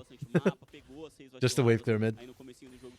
Just trying to hold. E Be é o que safe. traz conforto para a composição, é realmente estar com esse ouro à frente, estar podendo pressionar o mapa inteiro. E olha, trago mais informações Okay, the problem with Cloud Drake this game, I don't think Cloud Drake is a bad Drake necessarily. I think it's very unassuming, but this game in particular, I don't think it makes a difference. Like, the movement speed is not going to significantly help Red, and for Stella, it's icing on the cake. Like, this game has been largely decided by comps and hands already, and the extra movement speed probably won't change anything. I kind of don't care about the soul. Heck, if Red actually get the soul for Stella, it might be a benefit, because then it causes Elder to spawn sooner, and that's an objective that Red has to fight at. A gente tá falando um pouquinho sobre a formação do time da Stella. Eu acho que eles continuam com uma boa vantagem. Não mudou nada em relação ao ouro global do que a gente já tinha visto até a execução do Barão. Então permanece ali na casa dos 5. Can they? Maybe at 40 minutes, maybe Red can, like, maybe at full build, Red can maybe catch up. I don't know. Victor's skillings are pretty strong. It's just that his lack of mobility always makes it a dicey proposition come the late game. And then there's like a Yone on the other side who can pretty much one-shot you.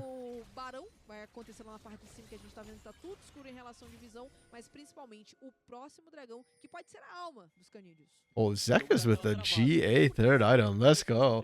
He's gonna be obnoxious right now. Yeah, okay, Stella's hit the point where Red's in trouble. With the GA, Zekka's can split push for days. And even if you kill Zekka's, the investment that you've got to put in is going to be so high that you might just end up losing like major objectives or your entire base off the back of that GA.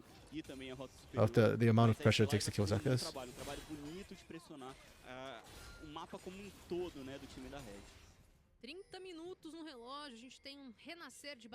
Yeah, they're just waiting for the Aethusa push in first. Once Aethusa kind of reaches around the same point with this wave, then yeah, Stella can afford to 1-3-1 and then just collapse on top or bottom. Both Aethusa and Zekka's are huge split push threats right now. Red Academy kind of need a brute force in the mid lane, but Zekka's has already started moving.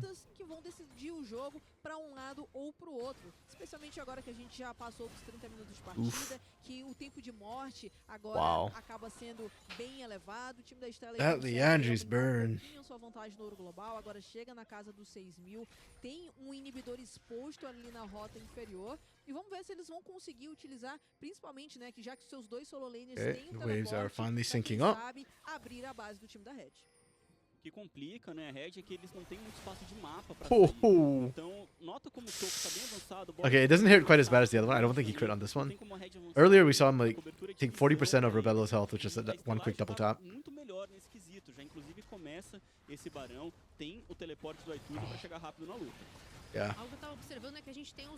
It's just so tough for Red, right? You've got the 1-3-1, which you're already struggling to deal with, and then they just collapse back onto Baron.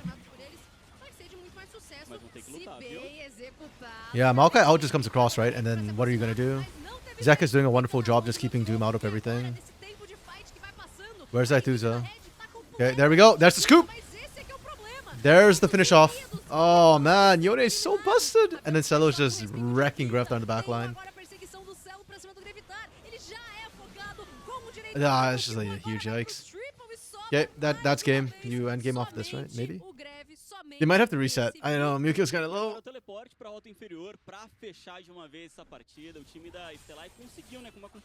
Greftar has quite a bit of burst still, so... Well, Celo's got GA, I guess, so... It's fine. Even if he dies, he just resurrects anyways. Zekka's does not care.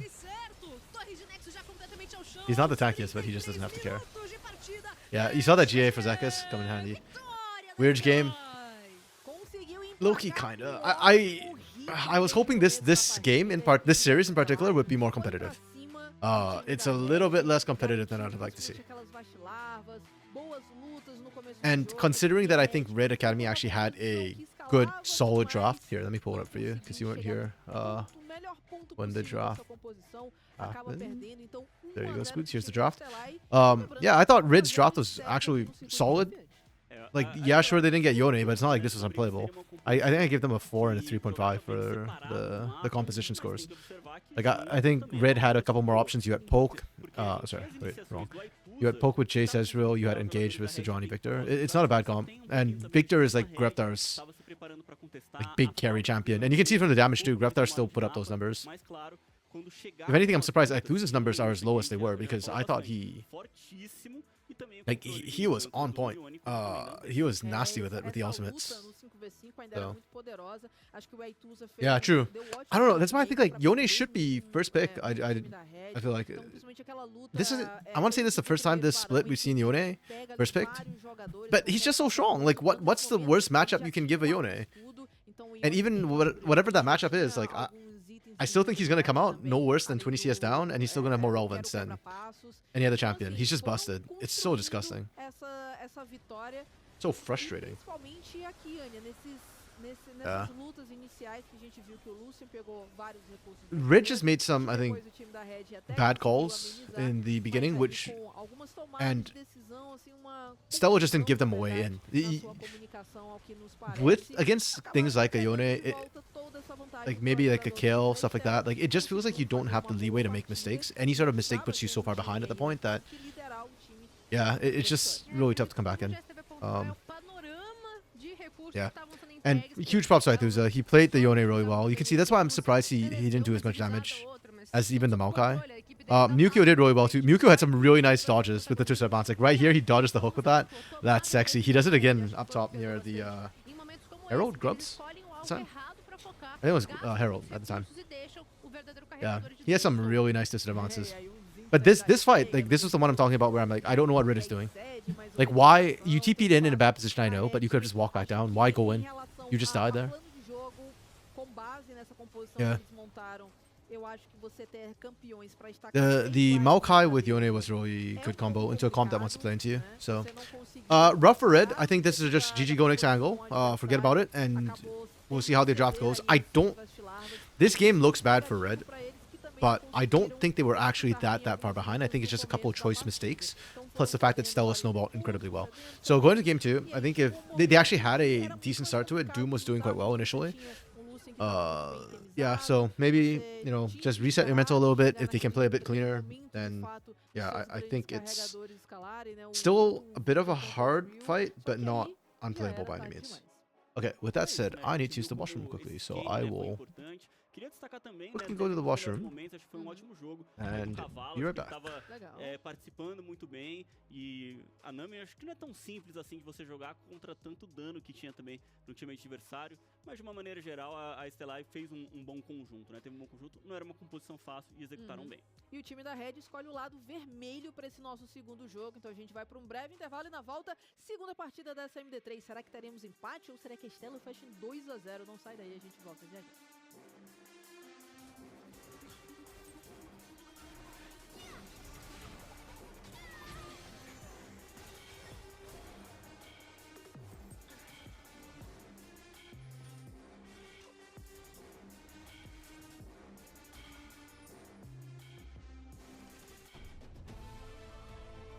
Um sonho. Vários desafios. Muitas possibilidades. Um caminho. Investir no seu eu de amanhã. B3. Muito mais do que a Bolsa do Brasil. Com você, forjando talentos e investidores.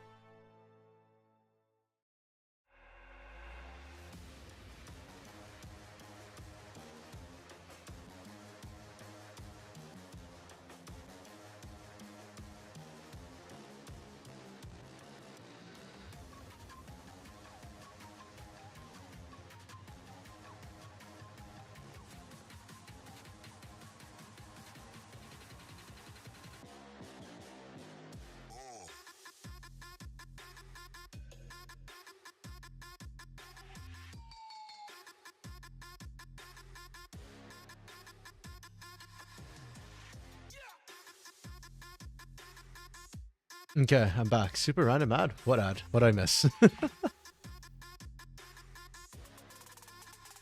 They just run the same ad, right? It's the weird B ad thing. I think that's a sponsor for this split.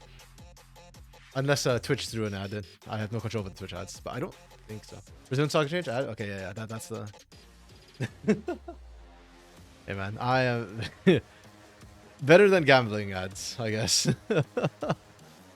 Okay. There's a chance, and I'm hoping this isn't the case, but there is a chance this ends up being the shortest day today, not including pauses. Let's see. Because all the other days I think had a one game goal, the full just go 3 games, right? Yeah, that was one game. That's long. That's long. Yep. Today could be a 2-0 day if Red lose here. So please, Red, for the sake of not a 4-0 day, will Spoon make it to the end of broadcasting? Oh man. Wait, what time is it anyways where you're at? It's like +4? 6:30? 6:30 a.m.? 5:30 a.m. Damn, bro. Why are you still awake? Why is your like day night cycle so It feels like it's inverted, buddy. Are you okay? Actually, low-key kind of worried, man.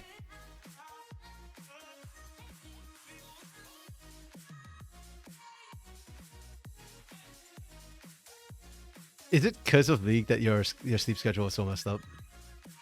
Be honest, Moods. Is that the problem? Except for the covenant. If it's not good for you, maybe we shouldn't do these streams anymore. No, you're more productive when it's dark. Not. Oh, that's true. Actually, that kind of makes a lot of sense, to be fair. Okay. Yeah. I guess as long as you get enough sleep, then it's okay, right?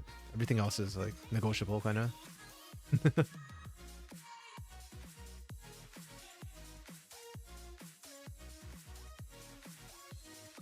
Yeah.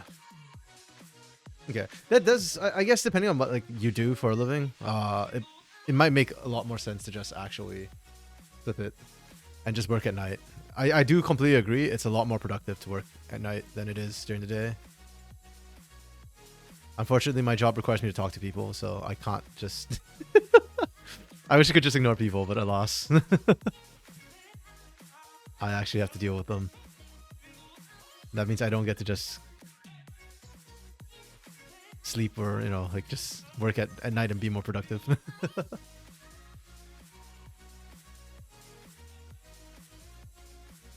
Yeah. You guys getting experience? Life is awesome. Life is overrated. Internship's gonna force you to be normal soon. Ooh. If you don't mind me asking, like, what internship are you doing? Anything fun?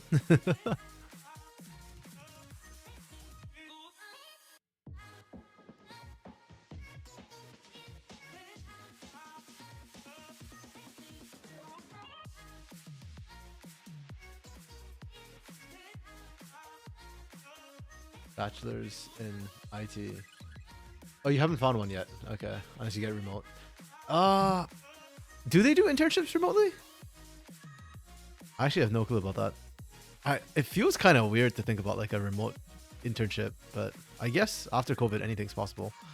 But yeah, if you're doing IT, I guess it's possible too. If one gets extra lucky, okay, that's fair. I mean, yeah, if you're in IT, I could see it, I guess. Like a world in which you just kind of do that instead. Yeah.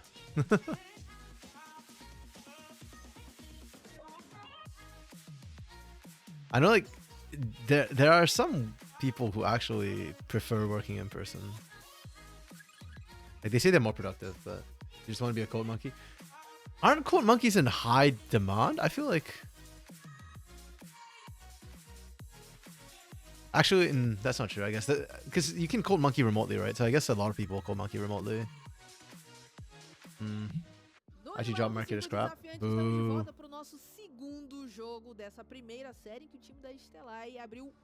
And despite the fact that, like, I guess it should be easy to work remotely, it's probably hard to get paid.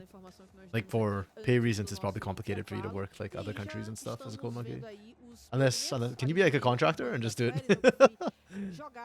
Job by job. Well, no job stability kind of sucks though. Okay, game 2. Red have opted for the blue side, which I think makes some sense. They ban Rumble on the blue side. Red bans Rumble on blue. I kind of hate that. I do feel like Yone and Rumble are two champions that not a lot of trade back answers, so they're pretty strong.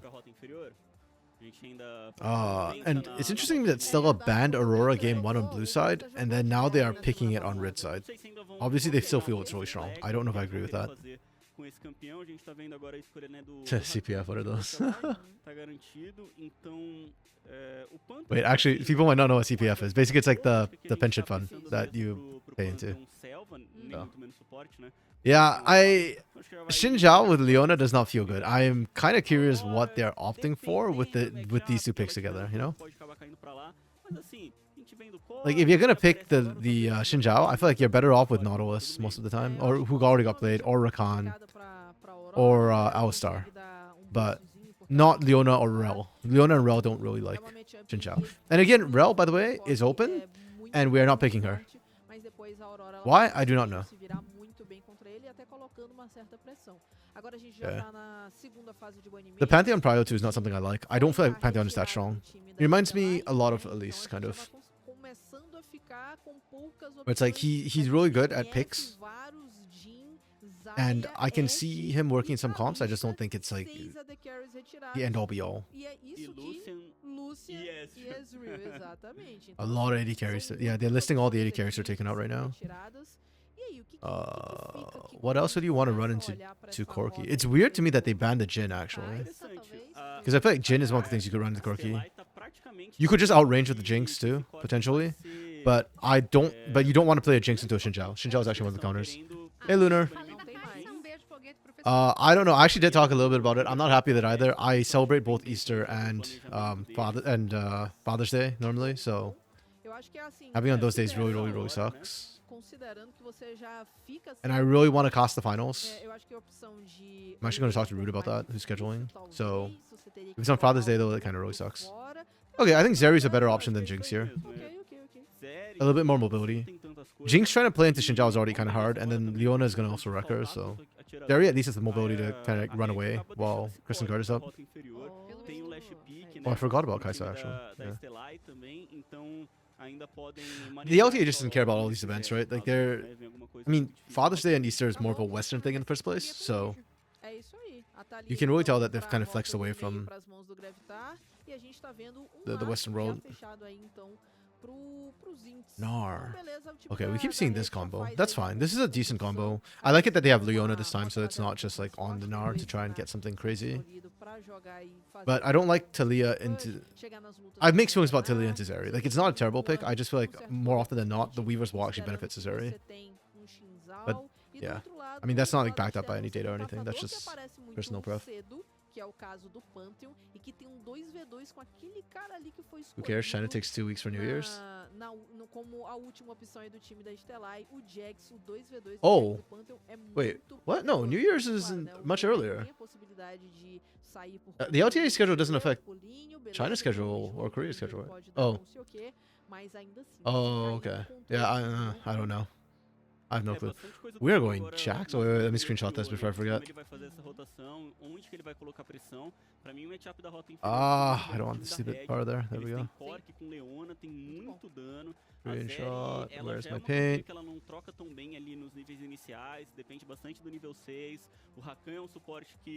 Okay.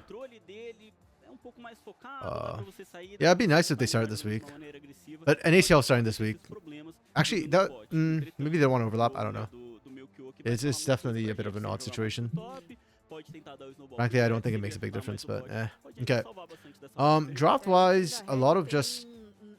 Stella just seems to like champions with a lot of agency who can carry, right? You've got 3 major carries again, with Pantheon, who's a very proactive style champion who we can do a lot of things with. So they're running back a similar style. Not a lot of internal cohesion. This is not a great teamfight composition. Zeri would like a little bit more beef in front of her, ideally. But with this is damage overload composition, I don't like them personally. I'll just give it a 3. I think it's fine. It's whatever. I think it fits Stella's style, which probably should make it like a 3.5 or 4 personally, but nah, I'm gonna give it a 3 because I don't like overload comps. I don't think the comp itself is amazing. I think Red has again, I think a much more, better, more standard composition for front to back, which is nice. The comp itself is actually pretty solid. The only thing I kind of don't like is the Xinjiao paired with the Leona. I think there's potential innate synergy there, along with like sort of the other team fighting, but I don't think it's that big a deal. So, my gut wants to give it a 4. I'll give it a 3.5 because of the Xinjiao, and also because I don't think. Yeah, I think this sort of composition fits Red well. I think Red knows how to play with these compositions, but my big concern right now is I worry about the other side, right? You've got the Talia 3 as well with Nar, but you've got a hop. The only person who might potentially get screwed by that is a Pantheon, and Pantheon can just raise the shield and he'll be fine. So, very, very similar to Game 1 draft. I feel like Stella drafted a lot of answers, a lot of champions who can kind of just win out in terms of raw stats or abilities compared to Red, and that kind of weakens the Red comp, the viability of Red's composition a little bit. It's still fine, and again, it's a lot of pressure on Doom to try and get early action happening with this composition. Red cannot afford to fall behind. If they fall behind this comp will snowball, much like we saw in Game 1. So, they don't have a Yone though, so it's not quite as bad, but Jax to me is like almost a mini Yone. Not quite as strong, but still an absolute annoyance. Yeah, a bit of a handshake for Red Academy, and if Red Academy cannot beat Stella in the handshake game, they will be behind a lot of teams in the handshake game. So we'll see how it goes. And Greftar being on another sort of potential champion that can play make is big for him. I think Red, I like what Red's coaching staff is doing for the drafting. I think it's solid. It's just a player diff right now, and the players need to step up. I get that they want to kind of grow some of these players, right? Like Zinz, Doom, Rebello, using Taro, the new generation. But I don't necessarily think they are the best of the new generation, unfortunately. Okay. Winner NACL is mid. No. Okay, like not to the mid part. Like as far as tier 2s go, I agree. NACL is not like the most exciting tier 2. I think CD is more interesting to me personally, but I think the skill level at NACL. Actually, can I still say that? No, I can't even say the skill level in NACL. Actually, no. This split, yeah, this split CD better than NACL. I'll give them that. I think LRS sucks. Wait, LRS? Which one had Fuego? I forget the LRS. I forget which region's which. I always get LRS and LRN confused. I'm sorry to friends from the LRS and LRN. Yeah, okay, LRS sucks. WAP was the representative, and WAP was not great. WAP was actually a really funny story, actually. When I found out about them. And yeah, I don't hate on it. I just think LRN's better. Actually, no, I do kind of. I don't hate on it. It's just the LRS doesn't have as much talent or as much money put into them. So they end up being, well, LRN doesn't have that much money put into them, but their player pool they're drawing on is weaker. Is it more entertaining? Okay. Okay, that's fair. I mean, I don't watch enough of it to be fair, so it's like, yeah, it could be more interesting. That is it more interesting than LRN? I guess is my question. Because I only watched their playoffs. Last split when I was preparing for American Challengers. I don't normally follow, so. It's striking NACL because it's not. That's fair. That's fair. I do like the guys who are on NACL, and Hawk at least got picked up, so that's good. But yeah, sap from my boy 4x4. He deserves better. Yeah, NACL the split. I don't know. I like the players. I know the players. I've gotten to cast and talk to the players in the past before, so I like their players, and that makes me more invested in the NACL. But I do think CD is probably better this split. I think NACL is still better than LR and LRS in terms of players, but the entertainment could be good. There are some very funny stories. Pulse is like public enemy #1 in NACL right now because they screwed their team over, their roster over. Yeah, there's a giant split. I mean, if we're going by skill, then obviously LCK Challenger is better, right? So. Oh, you meant like LRN is like NACL giant split? Okay. Okay, yeah. Yeah, that's true. The top teams in NACL are gonna be like, yeah, they are gonna body the bottom teams, but yeah. Actually, I think NACL started already. I forget what their matches are today. I should know. It's been everywhere over my Twitter feed, but I forgot. I know Near Airport is playing the second round. I forget who's opening. That's my bad moment. For now, though. Oh, it's Apex Mission Impossible. Leanne's team. Cyanidance. She was production for all the stuff we've done. Versus Conviction. Okay. That's kind of fun, but I mean, I'd rather watch CD right now. CD better. Actually, today's games, I was just saying to Spoods earlier, this might be our shortest day of CD yet, if Stella will win this game. Because every other day has had like one of the matches go the full 3 games. This one might not, because I'm struggling to imagine Rise beating Corinthians. Ooh. Though, I do like their socials. Rise is like calling it David versus Goliath. They're trying to be David. Whether they can do it or not, it's going to be different. True, and pauses, yeah. We had a massive pause, actually, earlier. We had a full-on chrono break. Greftar's Victor broke something, so... That went long enough that I actually started playing a game again on the side. No, we do not need pauses. No pauses, please. I loathe pauses. There were too many pauses in game 1, but they were very short pauses, so they were fine. It was the chrono break that took forever. Why would you want pauses, Lunar? You want to watch Esports Godfather? I can stream that separately on another day. Oh, Doom sneaking this away. I like this. Sneaky, sneaky. Sneaky, sneaky. He got spotted. In my head, I'm imagining the exclamation mark sound when Miko turned the corner. Oh! Okay, I like that Doom's playing aggressively. What a CD game. This is how we love to see it start. Using dying first gives first blood over to the Aurora. That's not good. Supports are both dead. Pantheon excels at these early game fights, though. Oh. Cello wants blood. Oh, Doom! I don't know if that's worth. I really don't know if that's worth. I really kind of hate that. Oh. Cello still has flash. Come on, man. Flash, you know you want to. Cello, how could you? I'm disappointed. I'm disappointed in my boy, Cello.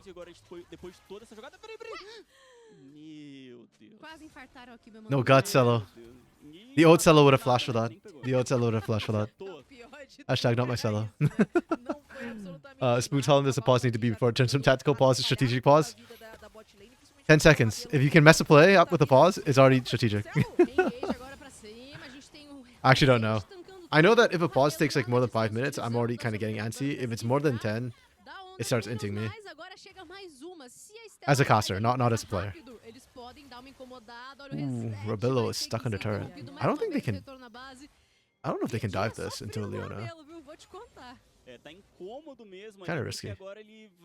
Wow, both teams are playing so aggressively early. I think this is even jumping down. You're gonna dive the Leona? Can they do it? With an Aurora, they actually might be able to do it. Oh, they need to finish this off. Salo's taking a lot of minion damage here. Oh, the zap. Okay. Oh, oof. I was sweating, not gonna lie. Woo. But at least this is a team that knows how to turn. They didn't just randomly sacrifice a person for it. It's actually not really good the way that dive kind of went.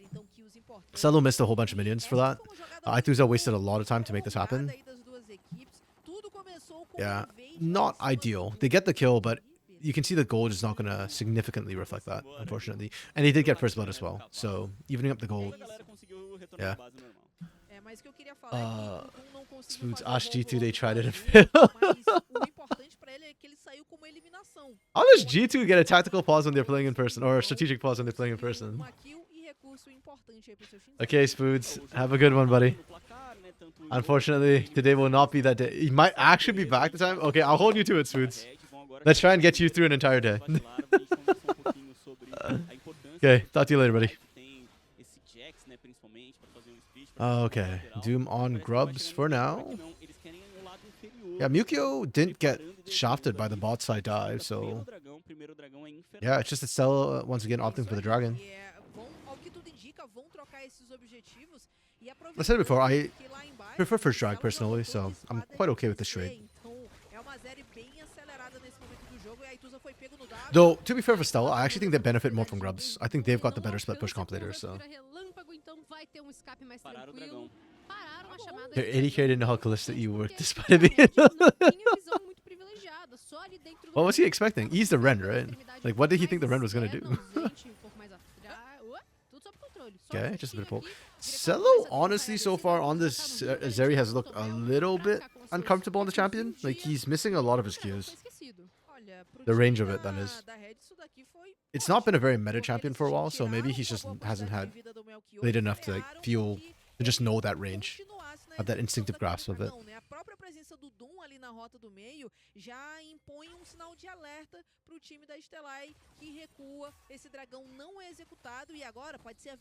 Yeah.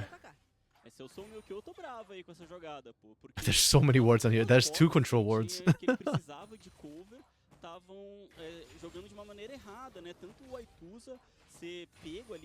Okay, Doom actually cleared both. Nice. That's good for Red. And damn you, Lunar. I'm blaming you for this. You manifested this. You wanted pauses and you're getting them. Boo. Boo, I say. Boo. Hopefully it's just a short one. The hell? Okay. That happened.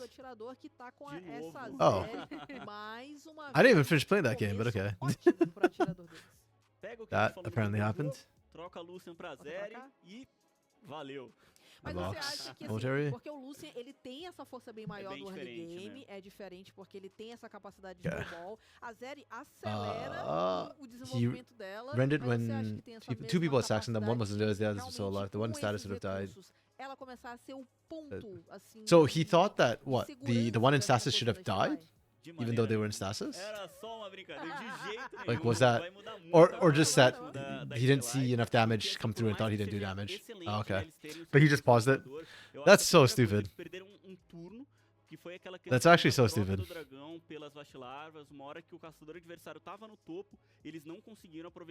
Sometimes it frustrates me what pros pause for. Sometimes. He paused it coming above him. Ah, okay. He probably just didn't see the damage coming through, so he just paused it. Yeah.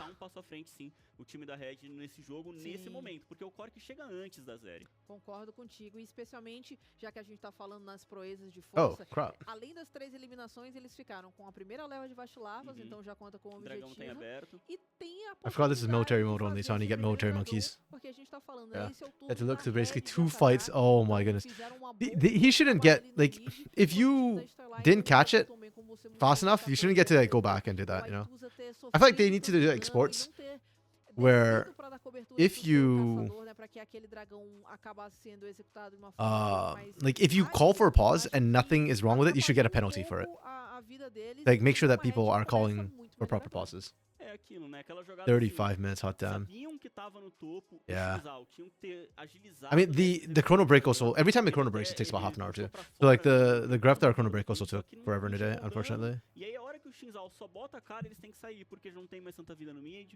O bot tava avançando e o bot também não ajudou, não subiu ali, não saiu pra tentar ajudar, então não tava tão organizado assim pra fazer essa resposta. Oh, man. O time da Stellar, e isso acaba hate to see it. bastante, né? Porque I guess that one's even worse because at least if it chrono broke, something did actually break. Whereas like what?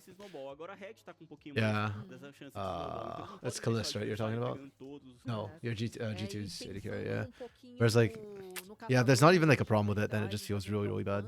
Anya, esse é um campeão que ele não pode ficar tão atrás assim, Hum. né? A gente tá vendo que No ele handsome, huh? conseguiu uma boa pressão ali no começo, eliminação pros carregadores, Callista's legal, KC.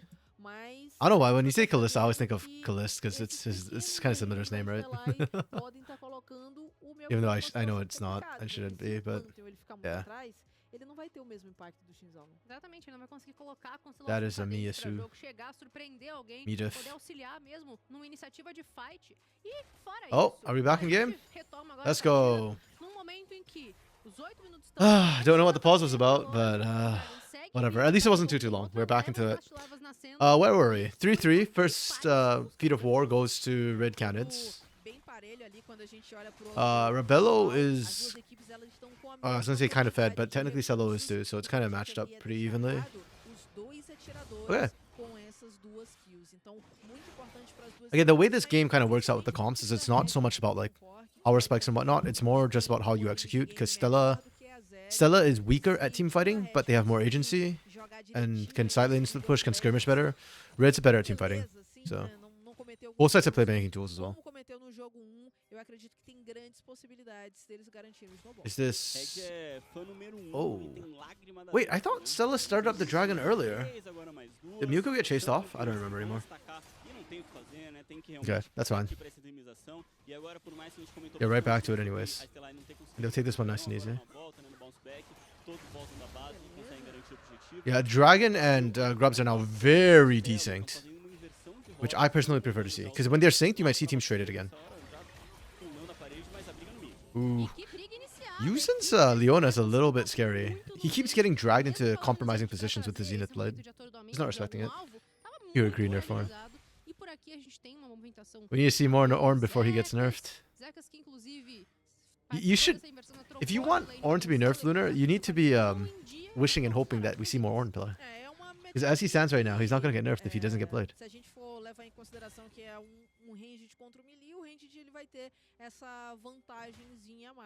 Okay. The lane swap coming through from Stella. We see him too much. Too much for your taste, but not enough for Riot to nerf.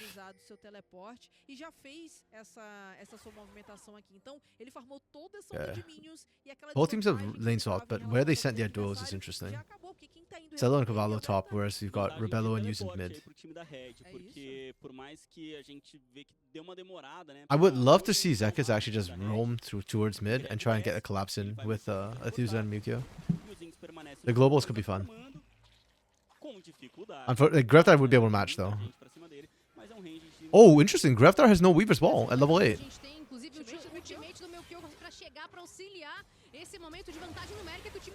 That might come back and bite them actually. Oh, they got the stun on Aithuza. Oh, Aithuza's between roll was so dangerous. Zekis cleans house though. Oh, the stun's enough! Yuzen lives! Wait, Red actually won that fight. Let's go! Well played, well played. That got kind of dicey, but I actually really like this from Greftar. He doesn't take Weaver's Wall at 6. Man. Okay, that's fine. Let me rewatch the fight and then we'll... Okay, the fight's interesting. It starts off pretty well for Stella, actually. Because they get a pick on the Doom, and then everybody gets in range to get the damage off. Aithuza uses between rolls to lock everybody down, and actually drops it to get out in time, so you're safe. But Zinz actually gets in here, and Greftar's finally arrived here. Yeah, I think the skilling for Stella just hasn't kicked in yet, so they end up dying for it. Yeah. Red's team fighting. Their comp is just better at it right now, right? Stella just has to be a little bit more careful how they want to approach these fights. Yeah, but for Red, that's actually huge. I do think they need leads. If they fall behind, it's really hard to play. But if they're ahead, then definitely doable. Very, very, very, very doable, actually. Yeah. Props to them. Good for them. Oh, I upgraded the wrong thing. Okay, well, that's fine. Yeah. Okay. Man, so many freaking pauses. If I had NACL Costream rights, I would just like switch to NACL in these pauses right now. But alas, I do not. So yeah, I gotta play by the rules. A gente percebe que agora o time da Red tem uma vantagemzinha a mais. E a gente tá vendo o replay dessa última luta, né? Então o Du foi pra cima do Aithuza, tirou muita vida. E aí o time da Stellai Yeah, that fight again. Cobrança, mas acabou dando tudo errado pra ele. Just such a... Parece essa segunda chegada, né? A hora que chega o Celo, ele chega... In a way, it's such an odd, messy fight with everybody just dogpiling in, everybody coming from the sides that we're on, but... Too bad I can't Costream. Nah, that wouldn't be fair to the co-streamers who are doing it, right? So. E o Zekas, Yeah. ele chega pouco atrasado. But even if you co-stream a streamer, as far as Riot's concerned, that's still like just straight up co-streaming, right? So. E mais o flash para ele chegar e atordoar o Zente. Só que a Leona deu uma atordoada nele, gastou o flash. That's fine, that's okay. E aí ele ficou lá, vendido no meio de todo mundo. Não foi We just play eliminado, balloons instead. It's a mas, joke. com certeza, ele gastou muitos recursos para tentar eliminar. Okay, that's actually one problem with like text. You can't tell what's a joke and what's not. So I just take everything seriously until I'm told otherwise. Precisa se reorganizar. O time da Red melhor na partida. I figure it's probably safer that way. Primeiro momento assim de partida muito importante para que eles consigam pensar nesse empate, levar para uma partida 3. Oh, fast firing. Né? Pensando no campeonato como todo, né, Anya? A gente tem Darts. Actually, let me check what upgrades you can even get for this guy. Do circuito desafiante. Cada time vai jogar 9 rapid fire, dominating most balloon types, shoot 12 darts, anti-mob. Nesse comecinho, pode dar umas mais lá para frente. Demais, tem que começar ganhando, começar bem em dia, conseguir se garantir mais pro alto da tabela, porque a gente quem sabe, depois que você enfrentar todo mundo, vai começar a dizer adeus a algumas equipes da competição. Vai ficando difícil, né? Oh, but I can't get this if I want to go down this track. Just more darts, I guess. Yeah, we can just go more darts. Lots more darts. Tá tendo esse pause agora que vocês estão observando por conta da instabilidade. Oh, I don't have enough money to upgrade. Okay. Tentando restabelecer essa conexão. I tell you, Lunar, go message for to get on here. Yeah, if Fire4 is on, that'd be more to talk about. That's kind of why casters don't work solo either, right? Like when most casters start, they'll start with solo casting, but then usually very quickly you switch to duo casting because solo casting is just really tough, and yeah, it's not very good to be honest. There's just not a lot you can talk about, so like you run out of things to talk about very quickly. And that's why I'm playing balloons. Because, yeah. And it's not a lot of news. I mean, we talked about the schedule and what's the other thing we talked about earlier? What's the other thing we talked about? No, it's just scheduling, I think, that we were talking about. I like week 1 schedule. I mean, Brazil has always done a fantastic job, I feel like, in terms of getting the right matches for week 1, and then after week 1 everything kind of goes to crap, but yeah. Oh wait, hold up, I can't kill those lead balloons. Do I just die from lead balloons? I just almost died from lead poisoning. Damn. Okay. Well. Yeah, okay, I'm just dying of lead balloons. The hell?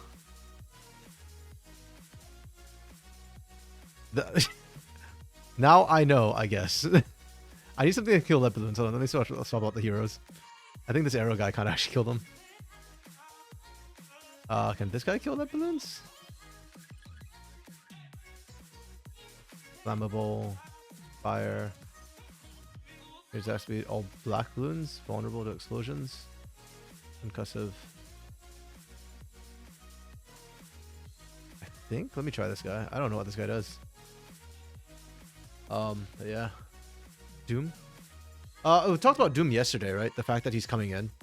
The reason they gave was interesting to me too, because it sounds like it's more like a team effect, because they said that when they used him, the team played better, which to me is actually incredibly interesting and kind of not in a good way, to be honest. Because I'm watching the way he's playing today, and Doom is individually not showing me anything that's like shocking or impressive to me. It's just like, okay, he's kind of just doing things. But if anything, I actually think he's struggling quite a bit. So, yeah. I don't know. But yeah, they said the team responded well around him when he pitched in to cover for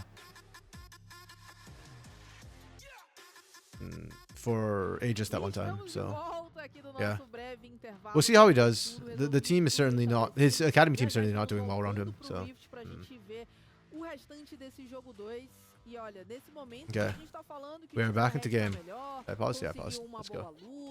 Yeah, and that's one of the reasons why today too. I'm watching the junglers because I don't think the team matchups are that interesting. But Mukyo's been really good, and I've been enjoying watching Mukyo actually. This game on the Pantheon's been a little bit more hit or miss, but I feel like that's just Pantheon in a nutshell, and I don't like him that much. Doom, on the other hand, he's been trying to be proactive. His early game's proactive. I'll give it that. I'm hesitating to call it good because he's making some questionable choices sometimes. Like, he just wants to make action happen. But I don't always agree with the choices he's making. Maybe if he has better lanes to play around him, it could work. It's hard to say because his only winning lane right now most of the time is Greftar. Zinz, Rebello, and Yuzin generally aren't necessarily winning lanes. And they too are making like questionable engages, so. Aqui o Aituza jogando contra o Greve na rota inferior. Vou dizer o seguinte, essas 6 vacilarvas têm um impacto muito menor na composição da Red do que teve na composição. And again, right now it's not even confirmed that Doom will start, right? Like it could go either way. Nem nada disso, 6 vacilarvas, a gente sabe da potência que tem para levar torre. Claro, ainda mais porque você dá mais força. I'm actually really curious who's going to start the first week. I almost feel like or Red. Well, they start against Loud, so. Okay, if I was Red's, if I got to decide Red's lineup, and this is strictly a thought exercise, right?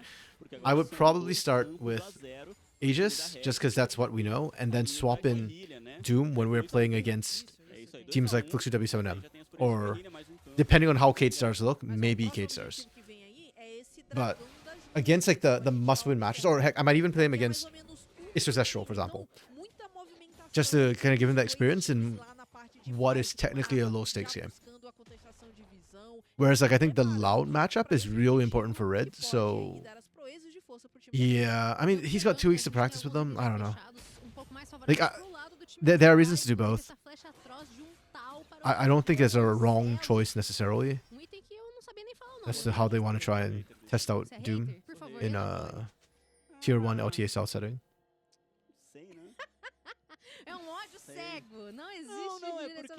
Okay, team's just clearing out wards, they meet, say hi, nothing major has happened. Stella will probably want to slow down this game as much as they can.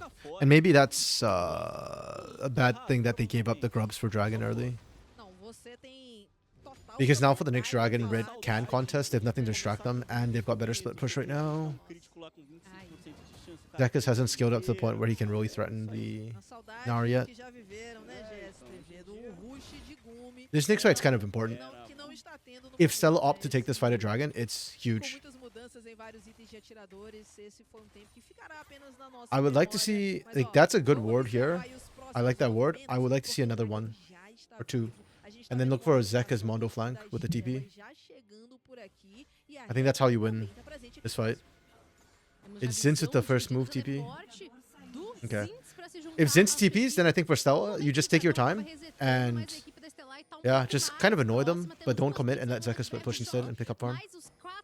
Because you're not that strong. Zinz is building up his rage.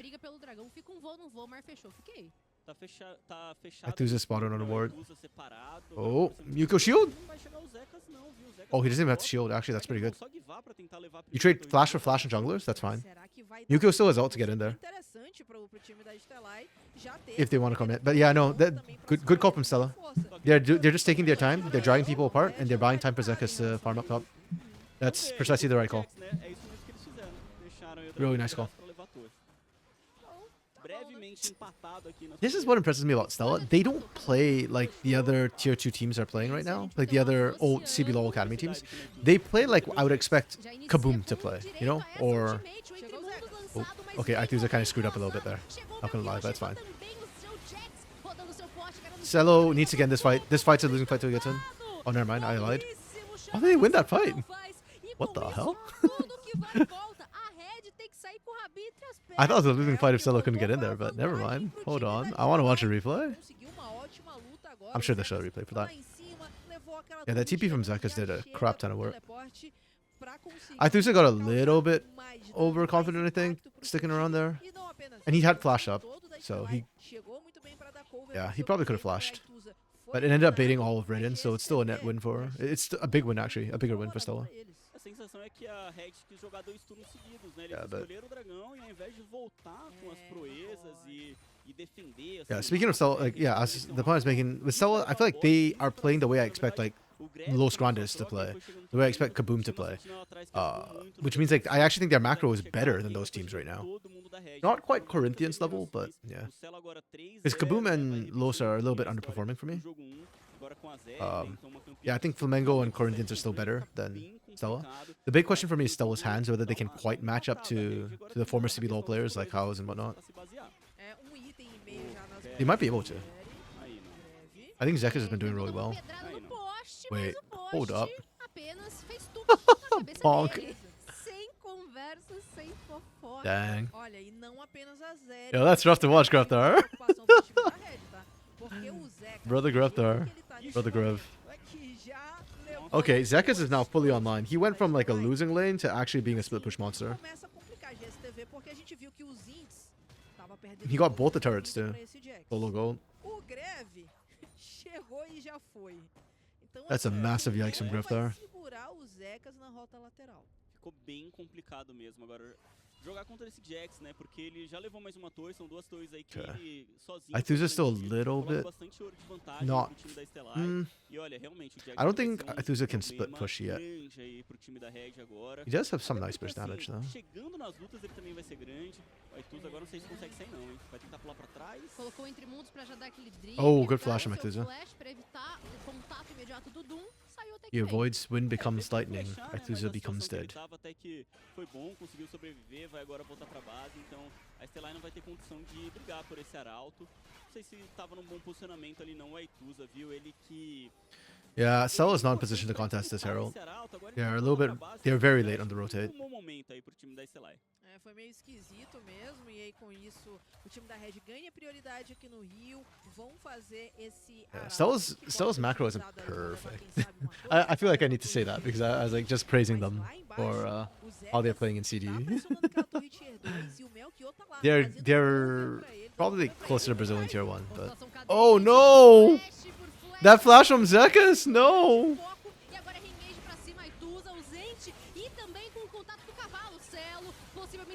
Okay. Oh?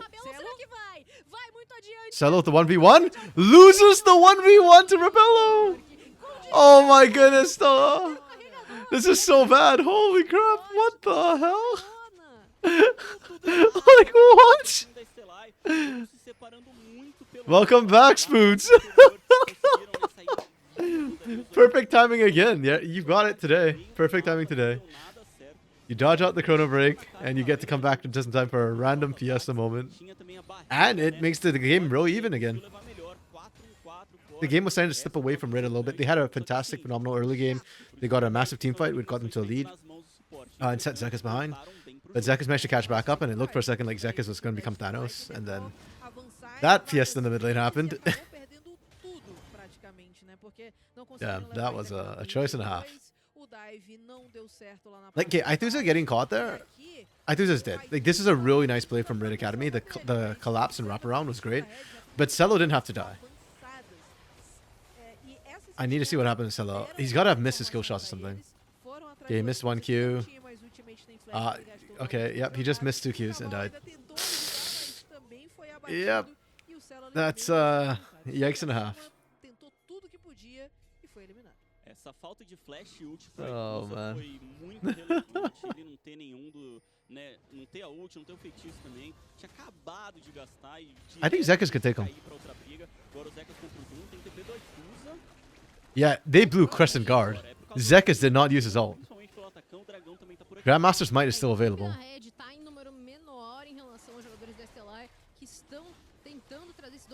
Zekas is indeed becoming Thanos.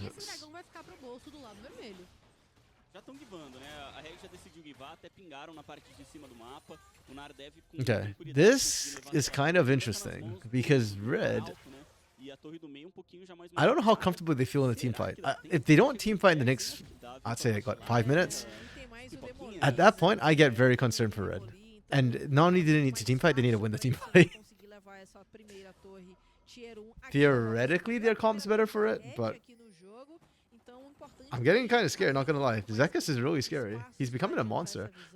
E para tentar jogar um pouco melhor essa rota lateral, né? Os Ints que ficou um pouco longe do Zekas nesses últimos And I've seen what Jaxus can do in team conseguiu fights. se recuperar bem, abriu uma boa vantagem de minions, leva essa torre. Okay, Então, so Red need to not only find the team fight, but they actually need to work their flanks. I think that's the biggest problem right now is the flank angle. If Zekas runs in from the front, he'll have problems. But if he gets a flank angle, he's just gonna rip you apart. Okay, Grand Star Paul, let's go! Pra cima dos Ints, que tenta se mover com alguma agilidade. Perfect CC layering? Oh, but he goes mega. Vai ser jogado Doesn't matter, pra he's still cima dead. também. Vai paralisando os jogadores, mas a He's still movimentação dead. era iminente, ele é prontamente eliminado. They committed a lot of resources for that though. Cello will start moving too, and Cello moving means, yeah. Mas assim, não consegui entender o motivo pelo qual ele foi pra lá. Okay. Já tinham 3 jogadores. Can they get more? Zia, Oh, that's Kaique, 2 turrets. então o Nice. mid fica desguarnecido. Okay. O time da Pode Red também. usa Good o response from Red. arauto, levam a torre Tier 1, eles perdem também mais espaço ali na Stella tunnel a little bit too hard. interior. Então assim, o movimento do time da Stellar que foi legal pra pegar o pick-off, mas não precisava todo mundo praticamente ir buscar esse pick-off. É, concordo, Legolas. Entretanto, eu Again, because of that, gold is now still the same. Never mind. I thought it swung more for red, but it's still plus 300 only. campeão que é difícil de parar, que é difícil de segurar numa That's rota lateral not e deixar that ele impressive. crescer. Talvez seja o perigo aí pro I'm time sorry da to say. Red. É uma vantagem boa de ouro lá no topo, enquanto tanto no meio como também no bot tem vantagem pro time da Red, mas a luta agora tende a ser por esse atacante. E vamos ver como é que vai se desenrolar, né? Porque Otacon. Zekis is TP. I'm watching Zekis' TP because I think that's what's going to give his team a lot of options as to what they want to do. If it's up, then it's hard for red. Because I don't know if Zinz can handle the 1v1. Parece que perdeu muito espaço justamente por conta dessa última jogada em que a gente falou, que eles foram buscar o pick-off lá na rota superior. Então a Red utilizou muito bem o seu turno de jogo para ganhar esse espaço. E agora sim, né, buscar um controle, porque são 2 minutos e meio para o próximo dragão e o atacante já tá por ali. Jogo bem empatado agora, viu? A Red tem uma vantagem importante por ter já 6 vastilarvas, né, na partida. Tem também a questão das proezas, as botas evoluindo aí pro time deles, mas o ouro muito próximo. E eu começo a sentir o tempo de jogo chegando para a composição do time da Stellar, porque tem esse Jax, tem a Zeri, são 2 campeões que chegando nas lutas mais late game. Yeah, Zeka's pressure topside is tearing red apart right now. Stella's positioning is kind of odd too. I mean, this doesn't have TP. Mewtwo has ult to get around, I guess. Vamos ficar de olho nele, eu tô de olho no Zekas também, que já tá com um bastão ali, Pirulito. então vem pras zonas. Pirulito. Um pirulito. Eu ia falar pirulitão. É isso aí, não, perfeito. Que é o correto, né? Agora é linguagem das ruas, perfeito. Que é o Almost. correto. Então daqui a pouco ele vem pras zonas. Yeah, it's just kind of waiting moment. I want Red to pull the trigger. They're looking for the flank. Doom has actually got the wraparound on Cello right now, which is good play, but Stella's allowing this to happen. And we've seen this so many times, but just like abandoning their AD carries in the mid lane for reasons I don't at all understand. Não quer saber não, tá, gente? Vai chegar no inibidor, olha o Jax. Não, tá bom. Pra eles tá... esse é o trabalho. Ele tá forte, alguém tem que voltar. E aí, Red, vai fazer o quê? Ai, que estrago, cara. Contra a parede, vai derrubar essa torre T3, mas não vai explorar o avanço rumo ao inibidor. Já é um chamariz interessante porque libera esse espaço de retomada de visão pro time da Stellar. Esse é o conceito do Jax carente. Ele fica com saudade do seu oponente de lane e ele vai buscar ele em casa. And it's Stella who gets to start this up. Red just didn't look for the fight. And now Rebello's in trouble. Okay, good flash. Não vão não, ele flasha, não tem... Oh, the wall was perfect! The wall was clean. Actually, sorry, the counterplay to the wall was perfect. Pardon me. They hopped to the right side of the wall. Still though. Okay, really good snap response from Red Academy there. I was getting very worried for them, but yeah, they're able to turn it around. Atakan's scary, and Zeka's just waiting on the side right now. Okay, using it to the back line. They found Cello. That's one down. They're ripped apart. Zekas can't find anything right now. Let's go Red. We might get a full 3 games. They're doing the things. O time da Stellar agora não teve uma boa tomada de decisão. Para o Pachi rodando. 2, 3, 4 jogadores pra cima dele. Zekas peeled them off Atakan. And he's getting away. quê? No! Dando chase No! é o objetivo. Você tem dois objetivos. No way! Alô? Wait, Ele continua querendo brigar. É o Jax. what on earth? No way, Zekas! That is so disgusting. Zekas, holy crap. He's making up for a very quiet game one. Sheesh. That's actually crazy.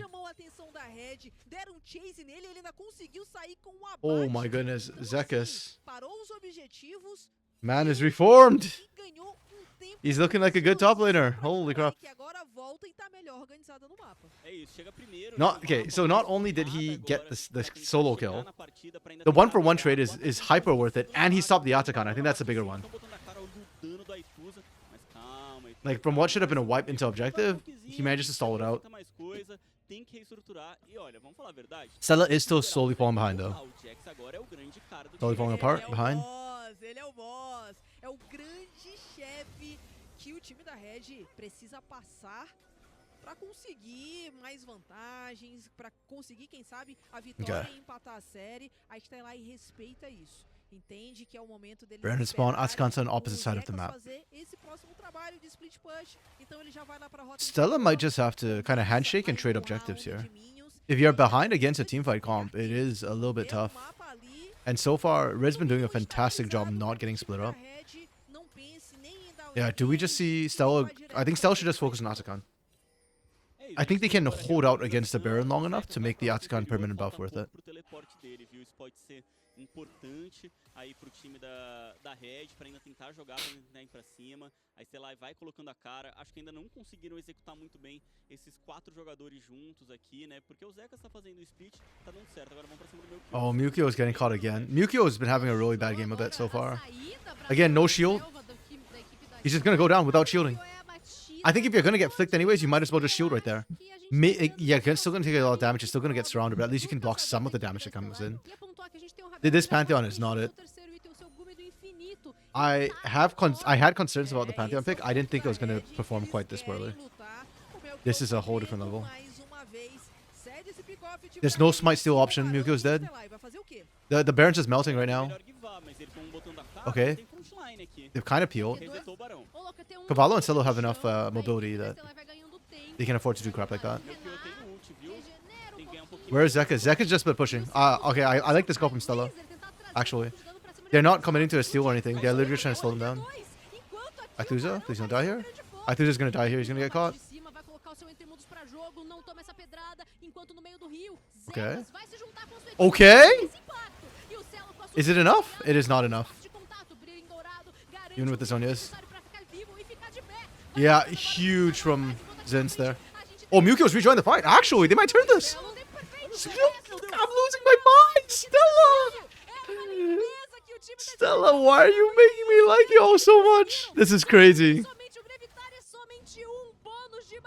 I'm actually in love with this Stella team right now. They played that so well. I forgot about the Pantheon Grand Starfall. We hardly see it being used. To the point where, like, I forgot it was a thing. Oh. Não tem como proteger, né? E não tem como proteger mais esse Atakan. Uma bela luta do time da Stellai, cara. Olha, eles não estavam bem. If you're gonna play like a hands team, this is what I want to kind of see, you know? Virar bastante, conseguiram fazer acontecer. E tá aí, agora o Atakan vai. The comms, the trust in each other must have been. It's just huge as well. Passa na frente do ouro, mas que respira muito bem. Olha só, ai, a ult da Thalia é melhor mesmo. O Zeka sai fora, mas tá aí, Atakan. Yeah. Come on, guys, show us the replay. É brabo, é brabo. É aquele Atakan que o time da Stellai se executar. Yeah, the fight starts kind of messy, and I got very worried because of what happened to Aithuza on that top side. But down here, Cello and Cavallo are able to just pull them apart. And Zekas is such a beast, man. He's so tanky. Goes golden perfectly. And Doom's ult just drops at the worst time. And then Grand Starfall to just clean this up was disgusting. I mean, at this point already, though, Cello was kind of in a great position, even without the Grand Starfall. They managed to split Rebello away, and there's just no threat onto this area. They took too much damage up front. Damn. pegar esse próximo, vai ficar em ponto de alma. A gente tem esse momento do buff. Okay. Vão deixar realmente o I mean, getting cavalo caught pra and trás, dying like this though, kind of. porque ele vai ser retirado, né? Gentilmente Negates a lot of the retirado. crap. Não é um abate enquanto Oh, they got o Atacon during the jogo replay. vai pra cima do céu. Voracious. Ele não tem por que se preocupar, acaba Yeah, we're just getting kills for free right quatro now. brincadeira. Greftar que de novo é o único Yeah. So, okay, we talked about Voracious GAs. The pauses for Spood. Actually, I think Spoods is gone. Spoods did not make it through, unfortunately. Damn. But yeah, usually we talk about like gaining tempo. Yeah, oh, just the withdrawals. I mean, you're still giving over gold, right? But the problem is that in this case, the withdrawals were as effective as kills. Because even though you don't have the massive death timer, you can't get back out to the dragon fast enough. So Red actually picks up Soul Point for an Ocean Soul, which could matter with how drawn out some of these fights have been going. So. Oh, and Muko gets caught out on the side again. We can't keep doing this, guys. Cavallo has no more GA. If he dies, he dies. Yep, he dies. I don't know. Okay, Stella went from like being a really smart, intelligent team, which I was thoroughly enjoying watching, and they've devolved into full CD at this point. It's just and meanwhile, Zek is just desperately trying to split push, but this is probably the most effective split push game we've seen in CD so far, and even then, I'm still not sold on it. I still don't think it's gonna work.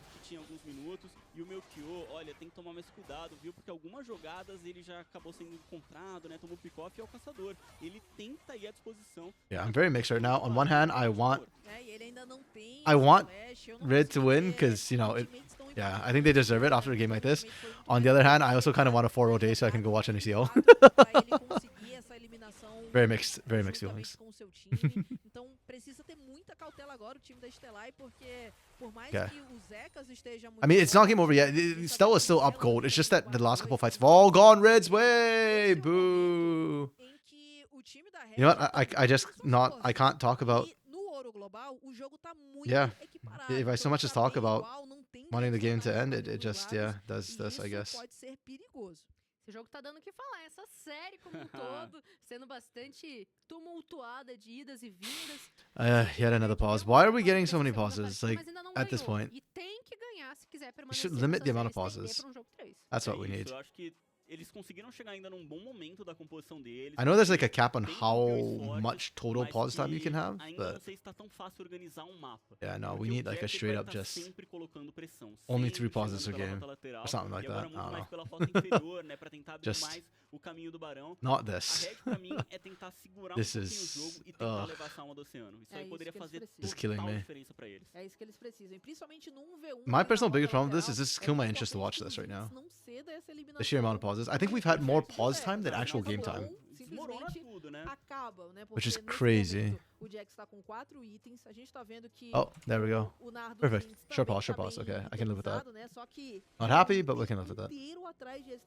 É uma vantagem de mais de 3.500 de ouro em favor dos Zecas. Ai, tá difícil daqui, hein?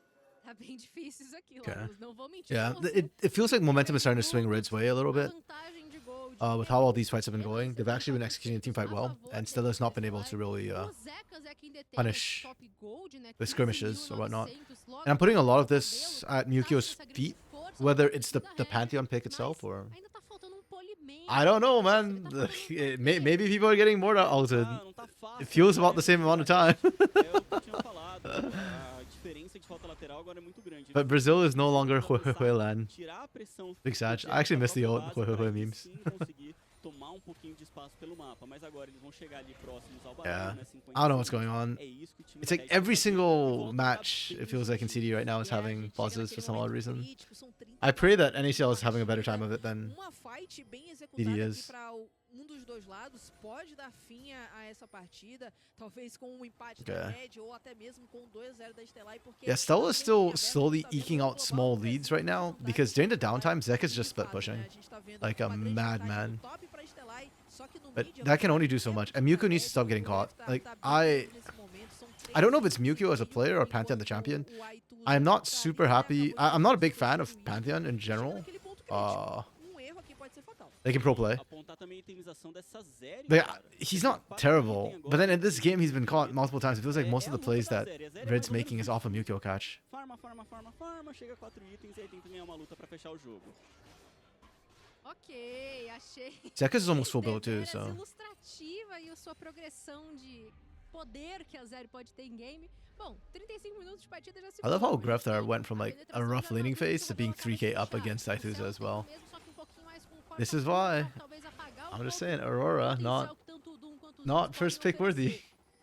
Certainly not ban worthy. Quem der o primeiro deslize, quem fizer ali essa primeira chamada ali de problema pro combate, que vai realmente simbolizar um possível objetivo, tanto que o objetivo a gente tem um dragão pra nascer daqui a pouco. Okay. Constelação cadente, The wall from Grefthar doesn't do anything. It screwed his own team. faz a limpeza. Doom já é agora o próximo alvo, vai flanquear. Cavallo's still alive. Holy, Zinz is so mini.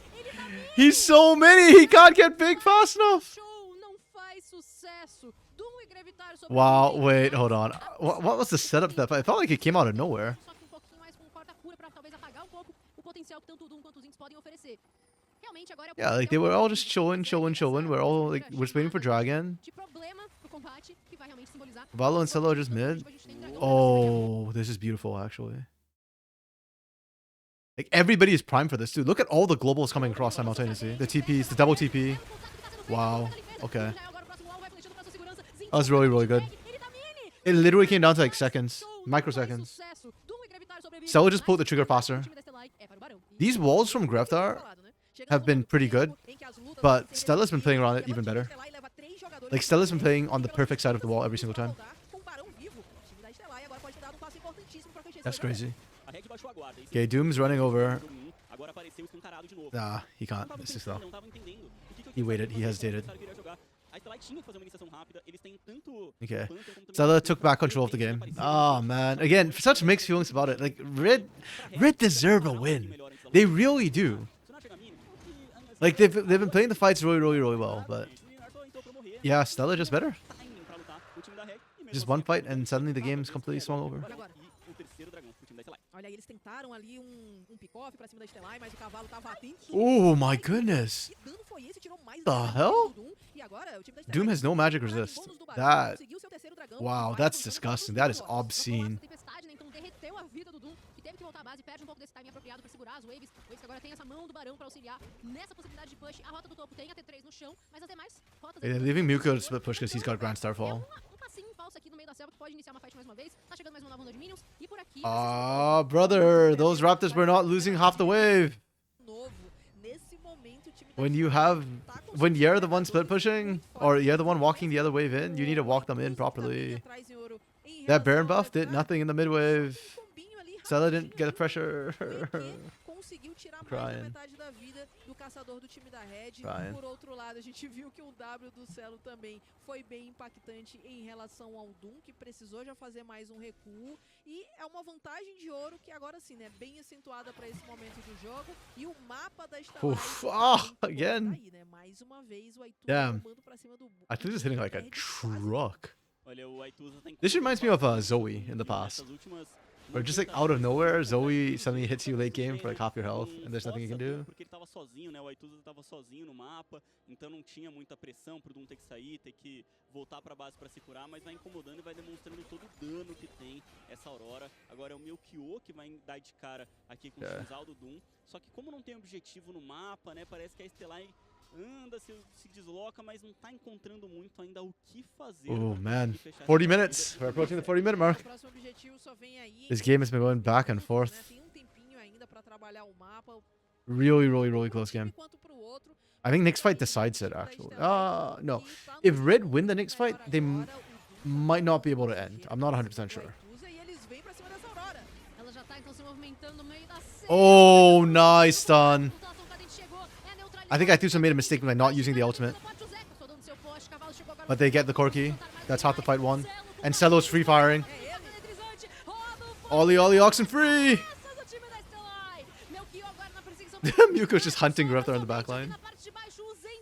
Okay, that might be game. That might actually be game.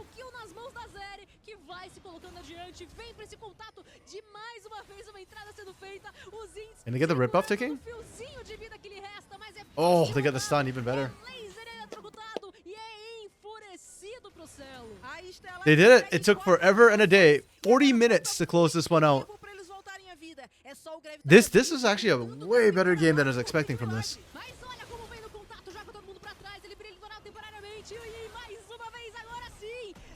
Really, really well played. Greftar, man. 337 doesn't tell the story of Greftar in this game. Greftar catching Mewtwo over and over and over again, that to me is huge. Yuzint also, I think, had a really good game on the Leona after he got out of lane. The early laning was a little bit rough, but once he got out, my goodness. My absolute goodness. It's crazy. I think for me, MVP this series is probably Cello. I want to check his damage numbers, but I feel like game 1, the Lucian Nami was spot on. And to me, Lucian Nami is more about the Lucian than the Nami.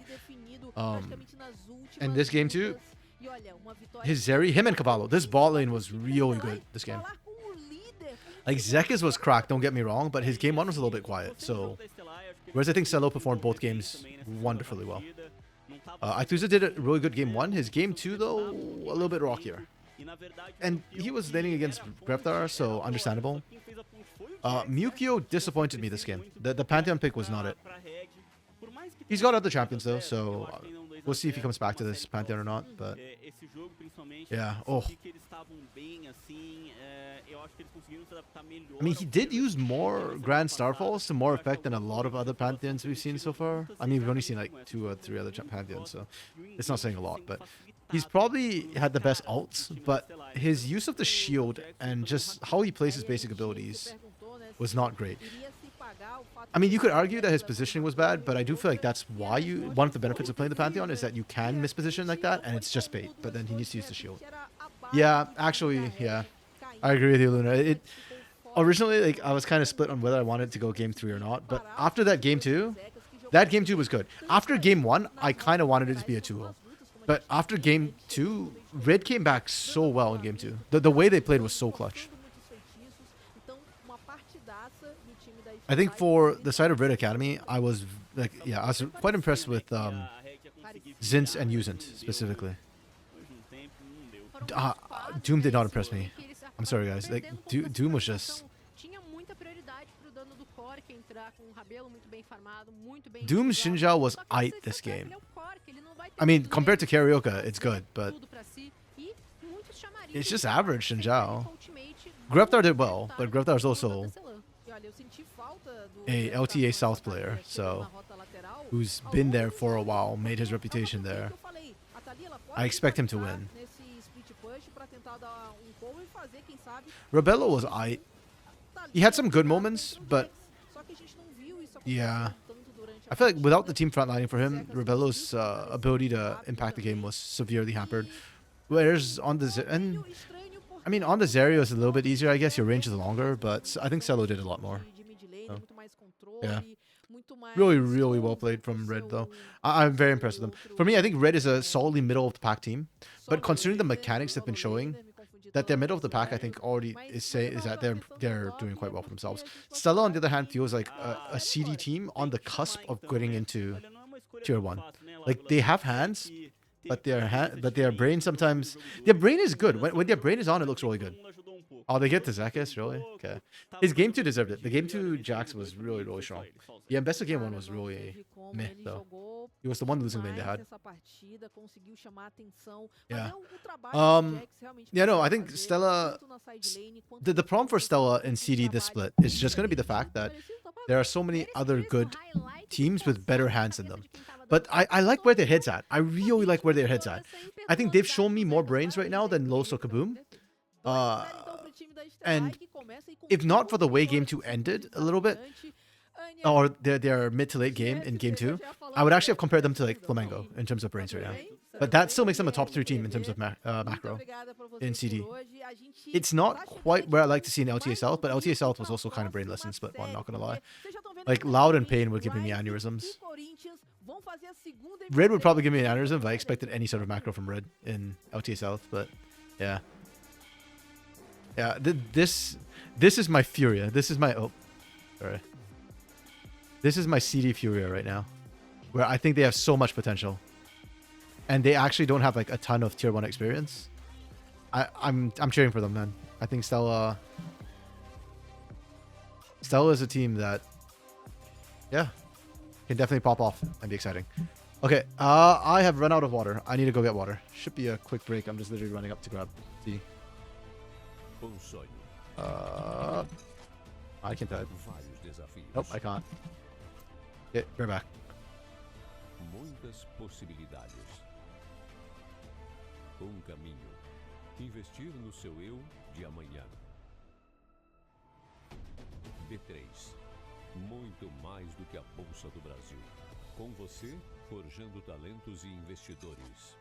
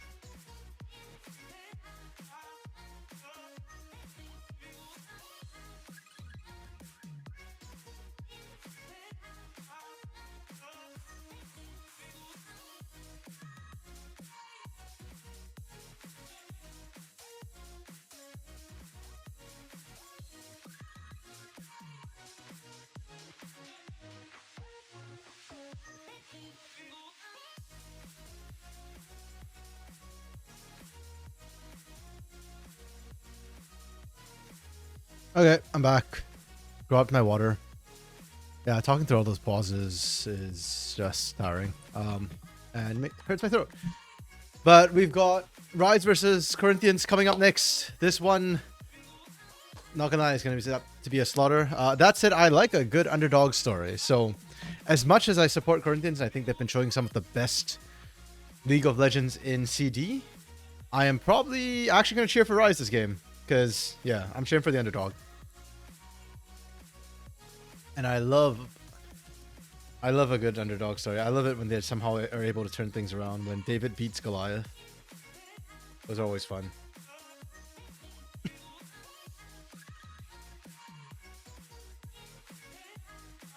Yeah, and I love the self-awareness that Rise has too. Like Rise on Twitter was just like, guys, this is David versus Goliath, and we know it. So, yeah. Let's see if they're able to deliver.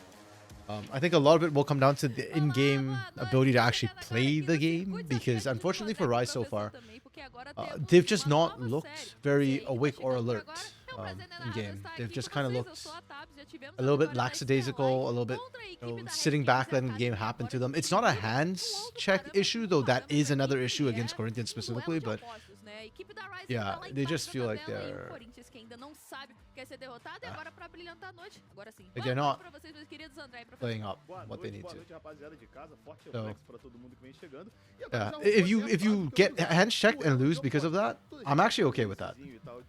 But when you just kind of sit back and let the game happen to you and lose that way, then I am not so okay with that.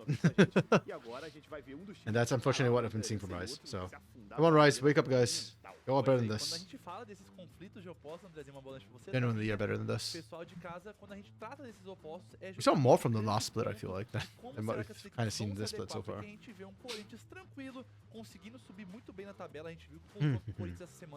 Colocou as expectativas da gente lá pra cima, mas primeiro a gente tá falando da Rise também, que a Yeah, again, like I look at this team, right? Like you've got Makes, a guy who literally 1v5'd in CB LoL, Aikawa, who is an up-and-coming AD carry, and Zai, who's just come down from Tier 1, and that was mostly for Chample issues. Annie, who's, been in Tier 1 in the past for significant amounts of time. Maybe a little bit washed now, but And like I said, a lot of my attention today is on junglers more than anything else. TheT especially. I blame a lot of the inactivity and the struggles that Rise is having on their jungler, because as a jungler, if you're on an engaged champion, you need to engage. You need to do things. Like, we saw him do it on Kate Stars a year ago, years ago. This is Sejuani at the time. You know, but then, yeah. So in this game against Corinthians, that's really what I'm looking for. It's just don't kill over and die. Just do something. But I look at the hands. Tyrion's probably one of the best top laners in tier 2. Leleko hung on tier 1 for a while. He fell off a little bit towards the end, but he was still one of the best in tier 2s. Still is one of the best in tier 2. He's bodying most of the people he's running up against. Trigo is definitely tier 1 in team fights. If he gets his Jhin, Man's probably the only guy I trust in the Jhin right now. 60-minute game, no shot. Wait, we get a Jhin! No! Okay, it's okay, good. I thought for a second that it was going to be Aikawa's Jhin, and I was about to scream. No, it's Trigo's Jhin. Okay. In Trigo, I trust. Doable. Where is Paint? Yeah, because of the way they showed it for a second, I thought it was like Aikawa's Jhin, and I was like, no, my eyes, not like this. Okay. Nice. Okay. Yeah, Trigo, I trust. The Leleko Smolder, ew, that's not gonna be a 16-minute game then. Okay. Oh no, we didn't see pick order. This is positional order. Okay, so we know that the Cassante got picked second round. And we know Nautilus was the other one that got picked second round. So you know what? I can just say here. Varus is probably first pick, I assume, since it got left open by both teams, which is a surprise. For Corinthians, I feel like leaving that open might be a mistake. Oh, they're trying to match it with the Jhin that we've seen before. They have the Andrews. That's the AP. I agree though. That feels kind of bad. I mean, they banned top lane, so. Wait, what the hell? They banned top lane, but surely Jace was picked early, right? Like, I'm assuming it's Jace, Maokai, Rel in first pick, and then Jace, Maokai, and Rel first pick phase, and then Smolder Jhin second pick phase, right? Or did somehow Jace get through the entire freaking ban phase? No shot. Oh, they thought that's the Leko's Jace? I don't know, that's kind of weird. This is kind of weird. Yeah, Cassante stack armor plus Ivern is going to be one hell of a thing for this team to cut through. They're not really tank busters either, so. Yeah, Corinthians, what are we doing? Okay, they do have lane advantage here. Bot lane should be okay. Playable, very playable. I'd say 55-45 because of the rel. Mid lane is Smolder, Corki handshake. Corki wins early. It's actually pretty even in terms of laning. It's kind of 50-50 on laning. Team composition. This has scaling. Does this have scaling? You've got Smolder scaling, which is like a league of its own, I guess. But he did get nerfed quite a bit. Varus, Ivern, Jace. Esse Ivern tá aí pra isso, né? E acho que o grande ponto também, Tabin, é que beleza, as composições eu acho que está jogável pros dois lados. Rel, Daisy, Nautilus, Smolder? Wait, what? Mas eu acho que o grande ponto aqui pra Rise é justamente a execução mecânica. Olaf Jungle. Que não vem se apresentando tão boa recentemente desde o início do campeonato. Eles não estão conseguindo ter uma performance consistente. Eu falei da questão do protagonismo de realmente conseguir encaixar essas jogadas. E acho que quando você mencionou o N... I mean, it's just, again, it's weird to me that Ivern just falls through the cracks like that, though. I don't think of TheT as an Olaf jungle player. I don't know if he plays it, but I don't think he's played it before in competitive. I don't think he does in solo queue, I should say. I don't know. Ivern is good, Lunar. In comp play right now, he's really good. Because you can build almost any, like, he fits in almost any composition. He's a neutralizer, yes, but he does it so well that basically any comp that wants to, like, he neutralizes almost any comp. Like, what comp does well into an Ivern?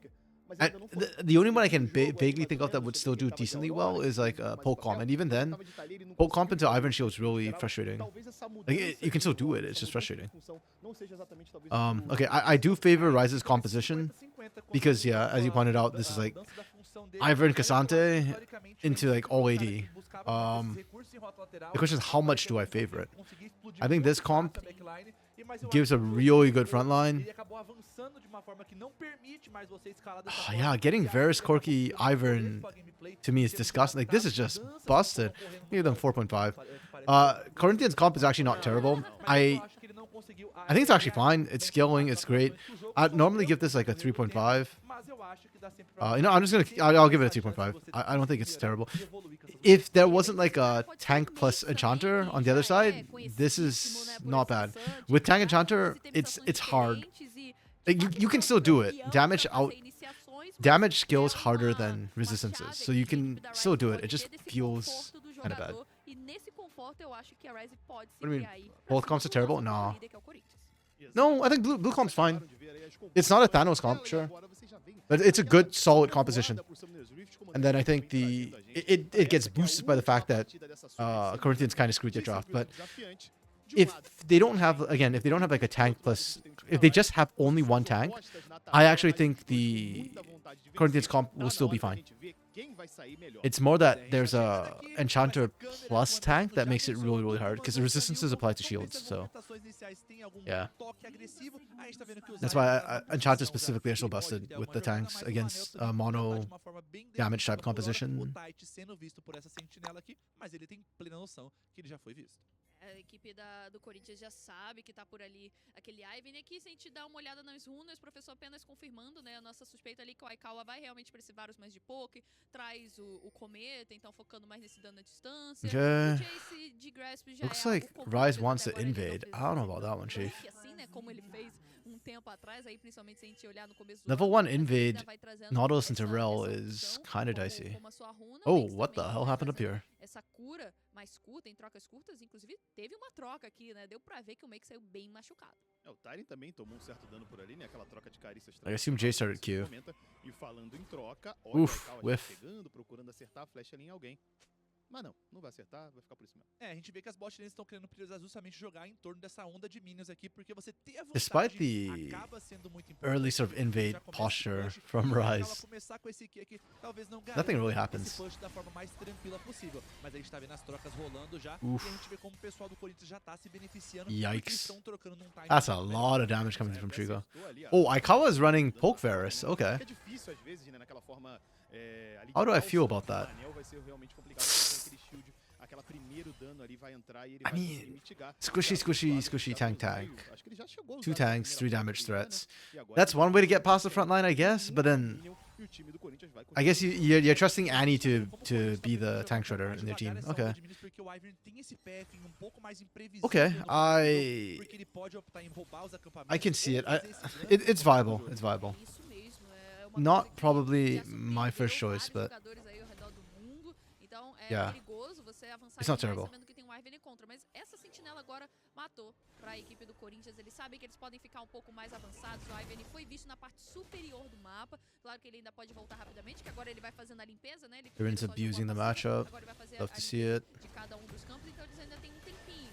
Por enquanto eles vão ficando tranquilos mesmo. Stacking the grasp. Agora sim, dá pra ver que eles vão recuar um pouco mais. Provavelmente vai rolar uma sentinela ou uma armadilha do Jhin por ali. É isso que acontece pra eles ficarem mais... Okay, junglers are just pretty much on pace. Aqui a prioridade vai ser esse aronguejo da parte de baixo, porque ambos os caçadores já estão aqui terminando o seu path nessa parte. E a gente pode ver uma treta aqui. Vamos ver se o Zay vai buscar essas trocas, essa iniciação. Mas o Sting também, por conta da trying to cheese the bot lane pra poder fazer uma contra-iniciação. Qualquer momento pode rolar esse gank, né? A gente tá vendo como naquele iniciozinho a gente teve uma troca um pouquinho mais favorável. Okay. And we're igniting. Choices have been made. Mas do outro lado o Zay também foi muito castigado. I don't really like the choice for Ryze to keep trying to go for these engages. Jhin Rel is going to win that trade every single time. Like, these are short trades, and your Varus is not... If you get Hill Blaze Varus, maybe. Ooh. Excuse me. Damn, that was close. Aikawa's been spamming the buffer that flash. Já tem ali entreveio Tree on entre tree os dois violence. caçadores. Teve a chegada ali, o Aikawa ainda deu aquele auto-ataque, Ooh. mas o Xing não pode ir perseguir Smashes muito in mais, land. já tá dentro da própria selva. That's Já fine. vai ensaiando ali um recuo, né? É, mas no final das contas Yeah, acabou both teams sendo getting a little bit trocado hypey. esses feitiços, I'm porque fine o with Aikawa that. teve que gastar esse flash e o Manel optou por fazer esse engage com o flash justamente porque o Aikawa não tem esse purificar, mas ele acabou não conseguindo encaixar a sequência do controle de grupo e isso acabou possibilitando que o Aikawa saísse numa boa ali, mas foi uma boa tentativa de criar uma investida, mas honestamente também não daria nada por nada ali, porque seria muito difícil realmente conseguir executar esse abate. Realmente seria um pouco mais complicado, demanda um pouco mais de dano também, que os campeões não oferecem muito nesse início de jogo. Deu pra ver lá na rota superior que o Tyrion já conseguiu colocar uma boa diferença de farm, né? 10 de farm agora. Man, I suspect it's going to be a very Né? Inclusive, acima da boring, quiet early game. O seu demolir vai facilitando, justamente por conta da árvore verde, né? Que ele tem. Like, neither team's really risking anything right now. They're just playing it really safe. Vai amaciando essa We are torre. seeing big CS discrepancies start to develop, though. Agora, ele vai apenas tancando e dá pra ver In the que lanes that we nesse expected, caso de top and troca bot de are dano, getting huge leads. I actually a bit surprised that Annie's not getting much of the lead on Leleco in the mid lane. I thought Corki had the better early game. Like, significantly better early game. Oh, look at Leleco just dancing around Annie, bro. And the grass looked dying. I didn't even notice that too, but the grass build for Leleco means he gets to sit in lane for a long time. Sendo bem complicado de se lidar, ele vai perder um pouco de HP, não vai conseguir farmar também, perde as barricadas também. Então normalmente o que acaba se fazendo para evitar que a that was situação efficient. distante não fique tão boa é justamente mover, 1Q3 começar a minions. movimentar o mapa com a bot lane subindo para a parte superior, conseguir evitar um pouco essa situação na qual o Jace pressione bastante. Mas a gente tá vendo que por hora as equipes já estão se deslocando para essa parte de baixo, pode começar uma movimentação para as vastilarvas, mas o Ivory não é um campeão que faz as vastilarvas com tanta facilidade assim. Sheesh, that's almost a 20 CS advantage in the bot lane. Holy. And Varus supposed to be Varus is supposed to be one of the two most busted ones. Se recuperar rapidamente no Corinthians mapa feels- com a sua equipe, pensando Why em would you say that, Lunar? estar ritmo à frente, o que é tão importante para garantir principalmente Like, that feels like that came completely out of left field to me. I don't know where that's coming from. teleporte também. Os dois Okay, mid-laners TPs from mid laners in the mid utilizaram lane. esse recurso, então 3v3 formado na rota do meio, Much ado apenas about com nothing, pressão, nothing's pra conseguirem happening. avançar nesse rio da The AT partida. can put bushes down, but Stin can always cut them out. Visão nesse primeiro momento, mas olha a onda de minions na rota inferior. Oh, the Aikawa tem variation? essa Not this- pressão E ele pode se mover a qualquer momento. Okay. Então, talvez I was não like, seja why Corinthians? They were the most hedonistic society or city. Oh, Zai lives. They're so low. The Corinthians are too measured though. They don't wanna. They're just playing it safe. They're playing by the books. They need a reset though. If they take too long to reset, Rise could just show up at Grubs. acabou quebrando o meu argumento que justamente Oh, os we're doing this low habilitados health instead? buscarem Ah, I tentar feel like tentar this is ganhar very risky. uma boa alternativa, mas o pessoal já tá voltando da base, a gente tá vendo que o Arne já tá na posição. Corinthians just inted. Manel just inted. Chamou na xixa, ele quer mais. Tá com sede de Okay. sangue, vai Ah, de Sting. vida e voltou pra tentar Oh fazer my essa goodness, fight what did we baixo. just Olha o que vai watch? fazer do Max. Holy crap. First blood pra ele e também muito espaço pra Corinthians 100, 1000% into that. Like, there's literally no reason to do that. I do not understand. You're low on health, reset. You can't even start up the grubs, but they chose to start up the grubs. It's not just Manel, it's also Sting. Like, I just don't understand that decision right there. You're low on health, the enemy team's on a reset. You either blitz one and walk away, or you just reset and come back and try and fight again. Só um pouquinho, só. Man. Consegue mostrar que com essa maestria, That's a que ele giga tem esse yikes. conforto com o campeão, ele pega o Okay. First Blood e ainda Yeah, quase SCCP pega does mais. sound like, De I don't qualquer know, maneira, a secret equipe police or da Rise something. pegou apenas 2 vastilarvas, ficou ainda uma por lá, acredito que o I can see where you're coming from with that. receoso, né, poderia estar chegando alguém por forget what ali, it stands sair, for, mas com essa pressão SCCP. constante na rota superior, I know the end is ele like acaba Corinthians tentando pular. Polina. O cara é mono, não tem jeito. I think it's soccer club Corinthians Polina or something like that. It's the SC. I can't remember. Tem ult, hein? Pra ver o que ele pode fazer. Ele tem a ultimate disponível, eles só estão esperando. O Tyre ele vai comprando briga. A aproximação do seu companheiro é boa, mas a galera da Rise sentiu o cheiro ali da sujeira e recuou. É, o Max queria crashar essa onda de minions aqui, mas não era uma situação muito fácil, porque o Also don't understand why Rise didn't finish taking all the grubs. Então, o Tyrion continua Why they just pressionando, left one grub forçando o behind, Max a at least pelo laying menos down. perder um pouco mais em termos de experiência, em termos de ouro, e também Yike pro might Shin play on conseguir crescer KC, mais, but justamente Yikes lives in porque ele vai Brazil pegar sometimes. ainda mais barricadas. A gente tá vendo que vai ser a terceira barricada. Wow, que Tyrion ele is... vai conseguir, e realmente Holy essa crap. matchup Tyrion não is é nada actually fácil, porque abusing o this Jace vai top lane. escalando, e a gente já viu também. Like, I don't know if that's safe to show. Quando esse Jace consegue escalar nessa 2 matchup, plates, 20 acaba CS up. sendo bem difícil parar nesse Damn. meio até o final do jogo. E não tá sendo cobrado, né? O Tyrion tá sempre avançado e tá ficando tranquilo. Mais uma barricada, a gente já vê que tem uma diferença ali de mais ou menos 350 de ouro. Yo, what's with all the pings? Chill. Vai voltar a Chill, base, brothers. já volta da base Chill. agora. Inclusive com um pouco mais de dano, tem uma picareta, tem um fago também. Então tem mais aí. Corinthians really want this dragon. Like, really want this dragon. Vendo como as equipes estão priorizando justamente jogar um pouco mais ao redor da fase de rotas do que aos objetivos. Tudo bem que o Trigão aqui já tá aqui nessa posição, pronto pra tentar começar esse dragão, caçando. mas a gente tá vendo que justamente as equipes estão optando em ter essa pressão do mapa, manter a pressão na onda de minions e aí sim controlar essa visão pra eventualmente começar os objetivos. Então um jogo bem cadenciado por ambas as equipes, tendo essa paciência smite pra down não for a ceder bit. nenhuma vantagem ao time adversário. A gente já viu como foi aquela briga. So after all that poshing, after all that pinging, É que o time da Rise neither não team is conseguiu confident for going for jogar Dragon. demais, né? A gente viu ali que Sports o club, Xing, okay, not obviamente, soccer club. Foi adulto, não fez a Close perseguição enough. até o fim. O Xing no caso não, o Makes Close fez a enough, close perseguição enough. pra cima do Xing que tava com pouca vida. Logo na sequência eles não fizeram todas as Vast Larvas. Aqui em cima eles voltaram bastante quando o Tyrion tava indo um pouco pra cima. Eu tô sentindo que eles estão um pouco... Cara, vamos jogar um pouquinho de calma, vamos jogar um pouco de cautela. Enquanto isso, o time do Corinthians... Ooh, got the flash out of Aikawa. Já tirou That's mais actually um recurso huge. importantíssimo. A Aikawa não vai ter o flash pra essa possível luta de dragão. Enquanto lá em cima, ó, opa, esse cara aí não tá tão cauteloso assim não, hein. Can you get the Já kill? vai muito dano pra cima do Tyrion, Ooh, forçado a fechar damn. por cima da parede e vai sobreviver por muito pouco. O Makes é o perigo aqui nessa rota superior. I love how Tyrion almost dies, doesn't care, just goes right back to the lane and farming. Ela também perdeu o flash na rota do meio. Uma movimentação esquisita Not even por parte da phased. Ryze, de não ter ninguém pra conseguir tancar o W do Jhin. Those are some nerves of steel. I guess he knows the matchup well enough to know that technically he just has to watch out for all out. Besides all out, it's just dodging the skill shot that pulls you back. Mas que isso, né? Entrar no rio assim, desprotegidos contra uma... I don't like how Corinthians are just sticking around this dragon again. Que é irônico, né? Porque This feels a lot like the Grub situation. A árvore também precisa um pouco de água, não é mesmo? Claro que não tanto assim, né? não tem Igual como fazer temos no Rio. fotossíntese sem água, né? Ele pode ser uma árvore ribeirinha, né, uma coisa de pântano. Eu Sabe tô como é que é? gostando aqui da cultura que a gente tá disseminando, É uma árvore legal. do mangue. Educação. É do mangue, e isso é bem pontuado, desenho. Gostei, da viu, biologia galera? O André, ele com traz raiva, gente. Isso referências aqui pontuais. é educação. Where is Tyrion running O to? que o professor quer dizer é o seguinte, de vez em Tyrion quando, thinks he's about to get parece ganked. que tá tão burro. To be fair, there's no vision up here whatsoever. Professor, tá vendo aí? So, A yeah. malícia não tá na boca It looks do funny rival, because we have quem vision, but que Tyrion vai doesn't. você, So he's just playing it tá safe. inventando coisa. Pega Dito essa aí. isso, It's the right fica call, esse but he does lose an entire wave for it qual because é he tried a to recall on the espécie de turret. árvore que ele é? Se ele é uma árvore And not Digita aí no chat aí, Keeping up, so Makes gets the A interrupt. galera da biologia, geografia, qual área que estuda esse tipo de... Biologia. It's a good play by Makes, but the problem is that Makes is so far behind anyways that it's still not. Não, mas a galera da geografia... It's not really significant. Depende do rio, né? Se for Tyrion Rio has the de black Janeiro, cleaver O already. rei do Rio diziam que nos anos 90... I like the lane swap from Rise. Flamengo. Like, Makes is in a really bad position. You don't want to torture him, and Tyrion just TP'd to get back into lane, so Tyrion can't lane swap. Or if he does, he's gonna fall behind and lose a bunch of minions again. É, vamos deixar o And then that pretty much equalizes the whole top lane situation at the 11 point. minutos de jogo.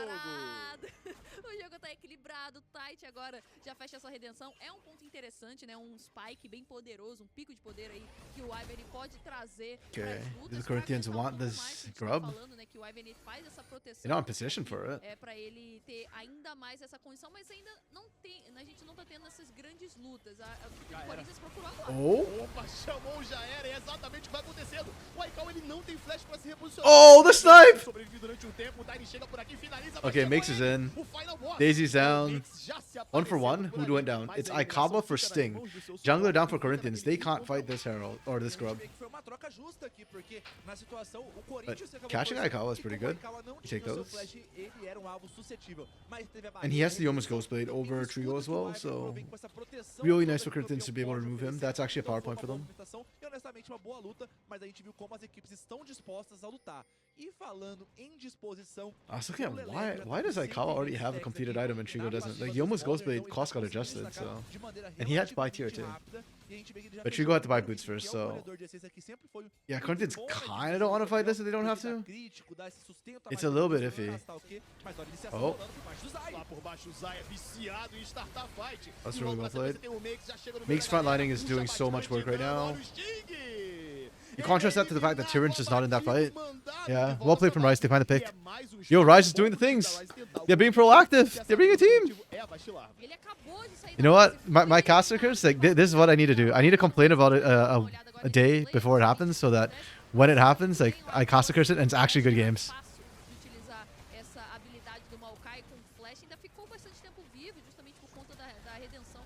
Because this match is turning out to be better than I expected. It's much, much closer. Really well played. Yeah, makes his tankiness is definitely coming in huge right now. Chain vest with cloth armor. Even when he's down CS, and I don't think he's on a level though. I think his level is fine, so.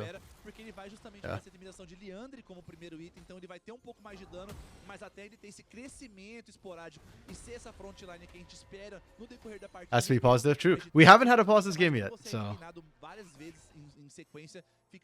Maybe that's the secret. Don't pause and you might win your games. Well, don't pause and David might beat Goliath. Esqueceram dela 2 vezes, aquela hora que o Antes, né? Então, foi esquecida 2 vezes nossa amiga Maria Júlia. Coitada. Modus operandi da Mas Rise, pelo menos tá sendo vista, né? A galera sabe que ela tá lá. Yeah. Será esquecida, mas será lembrada. Pelo menos não foi esqueceram de mim ali. Despite all the advantages that Rise has been managing to snipe away, they are still pretty much even in gold, because Corinthians had such strong lanes in the side lanes, or such big advantages in side lanes. Até ter todo esse controle e todo esse potencial de iniciação pode demorar, mas a gente vê que o controle da parte de baixo aqui é do pessoal do Corinthians, a gente vê como eles estão priorizando justamente. Yeah, the problem is scaling for Corinthians is still good. Even with the Cassante scaling,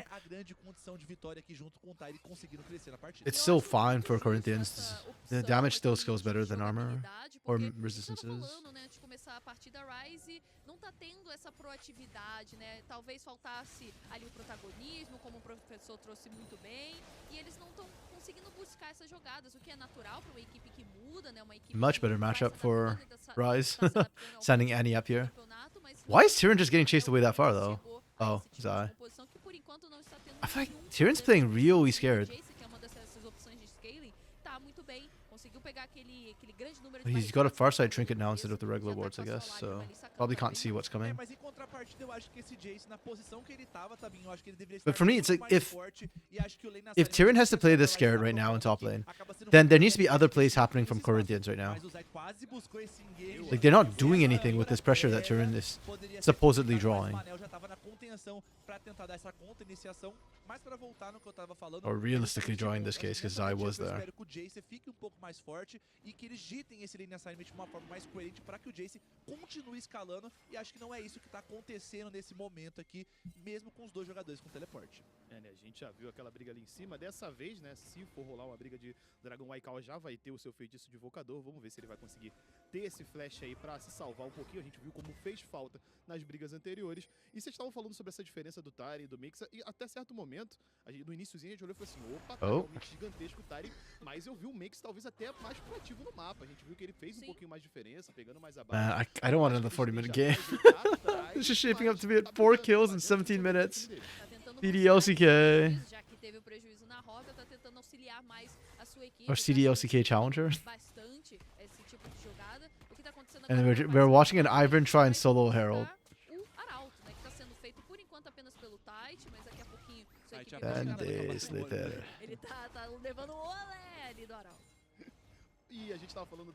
Holy crap, both junglers are soloing their objectives. Maokai and Ivern, yes, two of our fastest junglers, yes. Plants are not known for their speed. Well, I'm glad that Aikawa went to help out. If not, AT might have been there for half the game. What are we doing though? I don't quite understand what Corinthians' game plan is right now. Tyrion has been such a strong point for this team, and we're just abandoning him to suffer pressure a lot for no reason. Like, have we just given up on the mid game and said we're skilling for late? Is that what's happening with Corinthians right now? Like, what happened to the early proactivity we saw coming through from Sting, from Manel? One bad play and Manel's scared to pull the trigger? Sting's just now power farming? forte, I just don't. porque ele vai levando a onda de minions com maior rapidez. Eles conseguiram um arauto, ficaram próximos ali também de bater um pouquinho mais na torre, mas com isso deixaram a parte inferior do mapa para a equipe do Corinthians, que pegou um dragão, agora tem um Leleco ali, inclusive também batendo cada vez mais nessa torre, chegando perto de fazer já os seus stacks, né, que é o primeiro grande ponto. Okay, what objective is up next? Atakan in a minute is not something they'll probably fight over. Dragon 3.5 minute, I guess, the next major objective. Okay, that means it's up to Rise to try and make something happen then, because they've got Herald in pocket. I'd just try and brute force mid, honestly, if I was Rise. Not right now. Like, wait till we see Corinthians show up on the side lanes, because they've been doing that a lot. And then as soon as they show up on side lanes, just drop Herald and shove in mid. They can't stop Herald from taking the turret. If they TP, then that's good, and you get TP advantage. If they don't TP, you threaten second turret. Because we've been seeing Trigo kind of get abandoned by Manel and just perma-shoved. Yep, there we go. Yep, you can see them on sideways right now. The vision on staying on the back here. Oh, I really like this. I'm a little bit disappointed Makes him decide to pull the trigger. I think if Rise was kind of shading to this bot side a little bit, they could threaten the collapse. They had vision on Sting too. I think they could just threaten to cut off Sting and allow Makes to try and kidnap somebody from behind and just all out. Oh, Manel? Should be fine. Yeah, I don't think they have enough damage. It's Zion AT.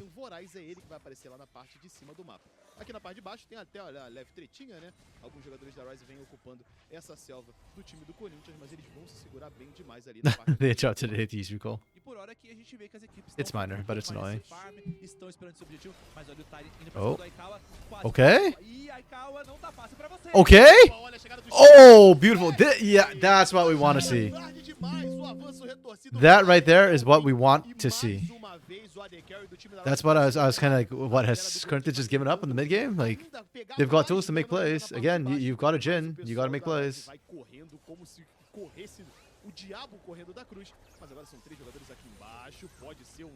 If you take Jhin and you don't make plays, then why not pick a Jinx? Okay, here's another turret dive. Manel is in deep, and there is zero follow-up. It's a late TP. Zai doesn't die! The threshold's too low.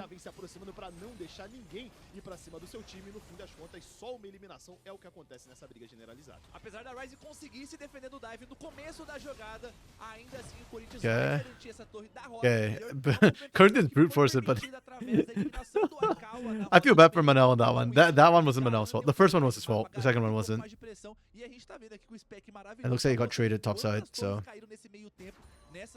yeah, not really a net gain for Corinthians when all said and done.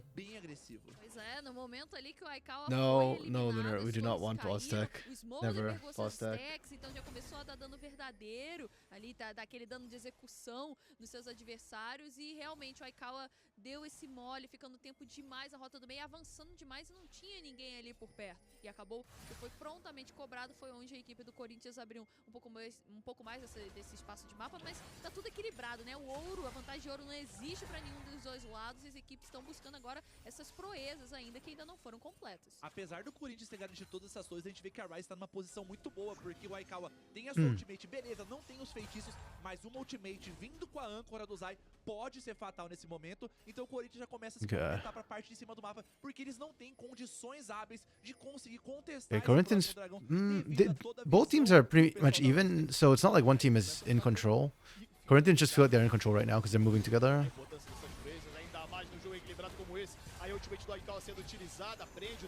Okay.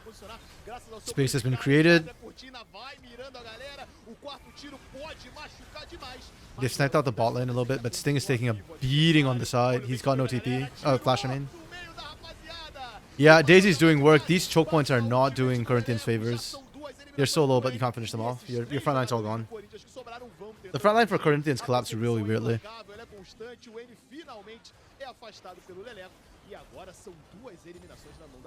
Rise really kept their calm there. You'd love to see it. They just play it nice and slow. consegue 2 abates com todo esse sustento que o Ivory Corinthians just jumping the gun too much there. Não é fácil de ser abatida e vão garantir o dragão, mas Tabinha, olha como começa. Parece que o Corinthians está no cenário perfeito, mas olha o tempo. Yeah, this part was fine for Corinthians, but this got awkward. And that's a really nice turn from Theiti to punish Sting on the offline. Oh, yeah. Makes and Theiti did really well there. I think they are why that fight went the way it did. If not, it's like a wash and it's kind of 0-0, or Corinthians even wins.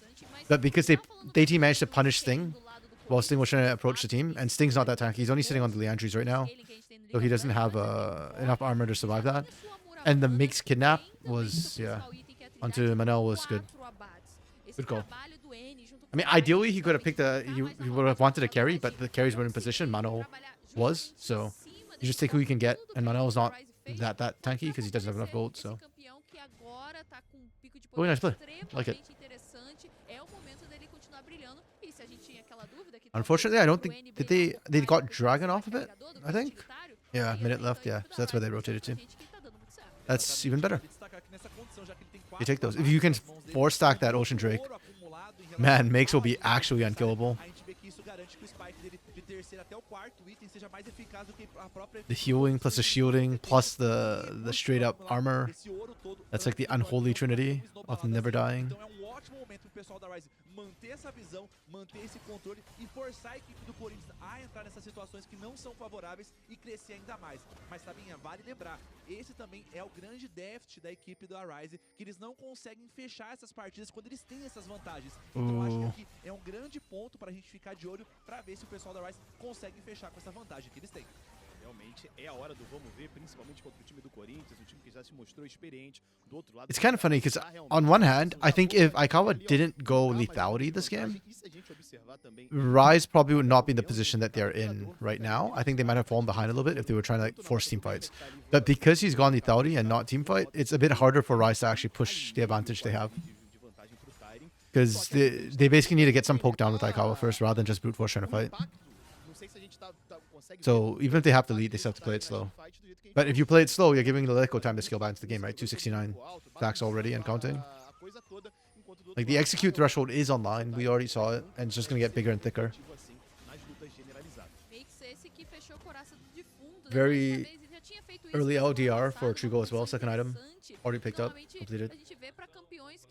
So the armor. That's why damage to a certain extent will always outpace armor. Armor is a flat increase. It's linear increase. Every 1 point of armor gives you 1 effective health against that particular damage type. Whereas low Dominic's regard is just a straight up percentage cut. So the more armor you build, the more effective that item is. I mean, it doesn't reduce 100%, which means that it's still you still want to stack armor, but it's just that the item becomes more hyper efficient, and that's why damage will outpace.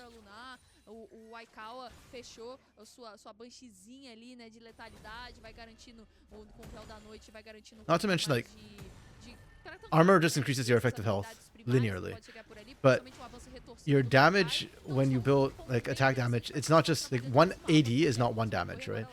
It's every auto attack you do that extra 180 of damage. And then you get ability modifiers as well and stuff like that. It's just, yeah. The game is intentionally built to favor damage. Consiga jogar contra o Jace de uma maneira mais efetiva. Acho que é o que eu acabei interpretando aqui na intermediação dele, porque na outra partida que ele jogou de Xante, ele também fez essa coraça do defunto, então às vezes não dá pra saber se Damn, Leko completed his LDR too. 3 items. He's been just farming up quietly a Storm on the side. His CS is lower than Trigo's though. How is he? Oh, he didn't finish boots. Okay. I think Leko has been positioning well enough that he doesn't need boots. Oh no! Manel is inting! Manel was actually inting! He's 4 deaths. Okay, 2 of them were not his fault, but 2 of them was his fault. The first death was 100% his fault. That one was his fault. Leleko was on the side, literally just on the side, and like, what? Lico was walking away when Manel opted to step up. Just what? Manel's making this game so much harder than it has to be. They were just starting to catch up too. And now Xaving makes so much time in the side lane. 4k health. Yikes. The grass of the undying stacks on that one are strong. I think Tyrion's not going to be able to handle Make soon enough. Que a gente tem dentro do League of Legends, mas se eles não conseguirem causar o dano, se não conseguirem like just because Mace will be able to ignore him at the rate we're going, once he hits about 6k health, like unless Tyrion builds a Blade of the Ruined King, what's he supposed to do? Even with Blade of the Ruined King, it's still going to take forever. Essa sim não tá conseguindo ser efetiva como foi, né, no começo da partida. A gente vê que por hora que a equipe da Rise já opta pra vir nesse dragão aqui. O ataque não é um objetivo tão fácil de se fazer nesse momento. Pode ser uma And Rise is stuck in those oceans. nesse momento, então garante esse dragão. It's a slow grind, but if they get Ocean Soul, I don't know if Corinthians have what it takes to cut through Mix at that point. I mean, they can still kill the backline. That's still one way they could end, but yeah, it gets hard. It gets real tough. Sting has a flank position, but they're waiting for the Lico to join them. Yeah, it's too late. Sting lost his flank position. Unfortunate. Do they know? What does Ishi know? Manel! Manel, please! Holy crap. What a risky way to start that fight. But they found Manel not with the team. That's huge. Oh, the leaked out is hurting really badly too. Yeah, Aikawa was raining down hell from the side. That was more effective than I thought it'd be. I guess there's no real tank yet, so yeah, very, very effective. The lethality build is certainly doing work. It's just not able to force the issue.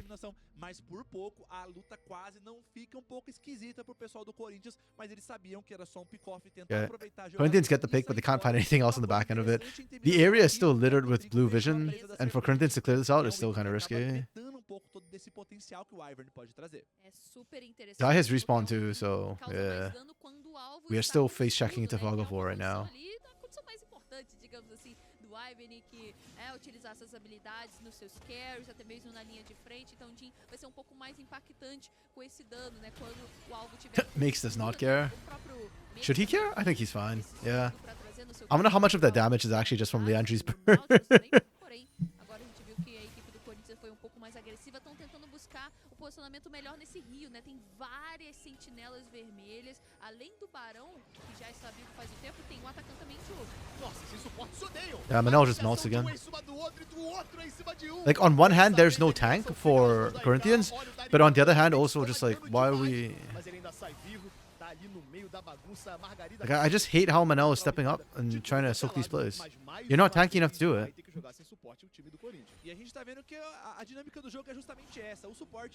Like, I think Sting might actually be able to survive the initial engage if Manel follows up with a Magnet Storm in the backline.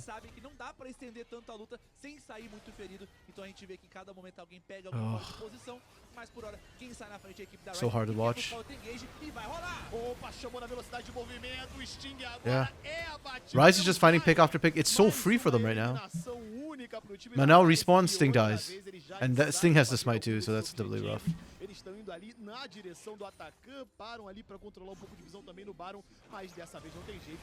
Oh. It's a current call. They can use it to check.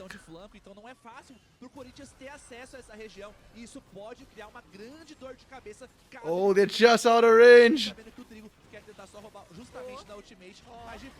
Oh my goodness. Holy crap. Esse objetivo com tranquilidade, teve que tancar esse dano que causou bastante, né? Lembrando que a gente falou, AT wasn't even low on health when that happened. Holy. Também consegue ser mais efetivo contra alvos com escudo, porém não foi o suficiente, não consegue fazer esse roubo. Yeah, but yeah, Corinthians are slowly losing this game, bit by bit by bit. They're just giving everything over. Voracious. Oh man, that's gonna be doubly like. So far, Corinthians have to burn almost everything to get a single pick. And now with the GA as well, they burn everything. Rise just resets, makes the play again, and you have nothing for the second round. Dragon's coming up in a minute too. If Rise gets this dragon, oh my goodness. Oh my goodness. It just gets worse and worse and worse. Realmente tem que tomar conta do coração, meu filho. Ai, ia gruntar, se eu fosse eu não deixava. Não, brincadeira. Ok, apenas uma brincadeira saudável, né? Igual tá tendo aqui desde o Summoner Drift, de fato, saudável não está sendo. Yeah, again, Manel. De novo, olha o Manel no meio da galera, pelo amor de Deus. Outra vez o time do Manel has to be inting this game. Like, he's actually inting. Yo, Orbital. How you doing, buddy? You here just in time to watch them. It's just so weird to yeah, I'm weirding out. It's just messed up. Like, Corinthians are highly favored. They are currently 2-0 in the standings, and it wasn't even close. Rise is 0-2. They are the worst performing team right now. Them stepping up is good. Like, I'm happy to see Rise perform, but Manel, somebody needs to check his PayPal, man. He's 0-6-2, and he's into his last couple of fights. Like, he's just randomly face checking. And it's not always bushes. Sometimes he just face checks like the entire enemy team for reasons unbeknownst to all of us. I don't know. Just tilted. Just watching him is just like, yeah. I mean, and despite all of that, despite the fact that Manel is inting his face off, the gold is within 2k gold. Corinthians are still keeping this down. They are down 7 kills. They are down Atakan. They're down Baron, and they're still within 3k gold at 35 minutes. It's actually like, yeah. Yeah, kind of, yeah. I mean, not to take away from Rise. So, Rise is doing well enough that they're able to actually take advantage of the fact that Manel, specifically one player from Corinthians, is just trolling the ever-loving... Yeah. So, I don't want to take that away from Rise. But, yeah, it is 100% a massive issue that this is happening right now. Okay. Wait, weren't you just casting Orbital? I thought you had Rocket League or something, right? Today? Like, just maybe an hour or two ago? Is it already done? Okay. I don't know if Corinthians can come back into this right now. If Rise brute force with Baron and with Makes just tanking everything, they should be fine. Oh, Rocket League's fast when you need an hour and a half. Now you're prepping for it. Are you casting Valorant tonight? Or for tomorrow? Oh. Okay. No, Corinthians showed out of bush! They showed! They needed to get the ambush and they didn't. Okay, that's a great Maokai ultimate. Ah, it only catches one. Unfortunate. But they're wasting Baron time, so I guess it's okay. Oh, wow, that buffer on the knockback was crazy. Okay. There's no more curtain call, or else I'll be calling for that for the engage. Manel is inting again! They were playing so well, and then Manel's just like, oh, guys, we're winning. That we can't be having that right now. Nope. Holy crap. That's crazy. Oh, it's I find it crazy, Orbital, the way you can do like 2 games back to back in the same game, in the same day. Oh, okay, Zai overextended.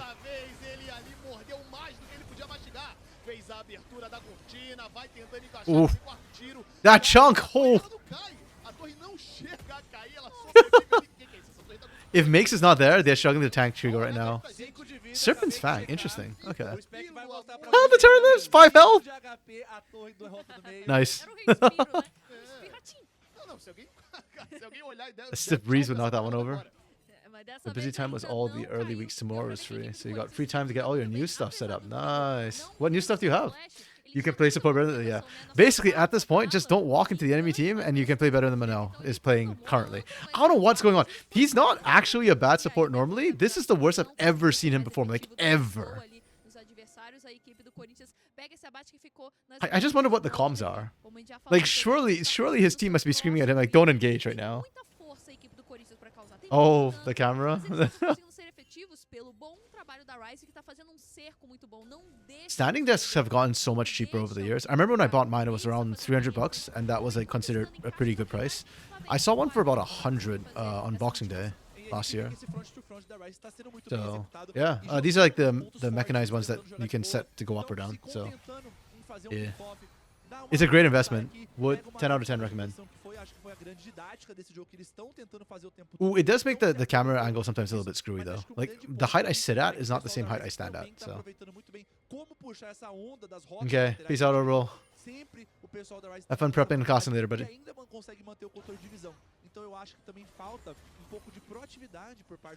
Okay.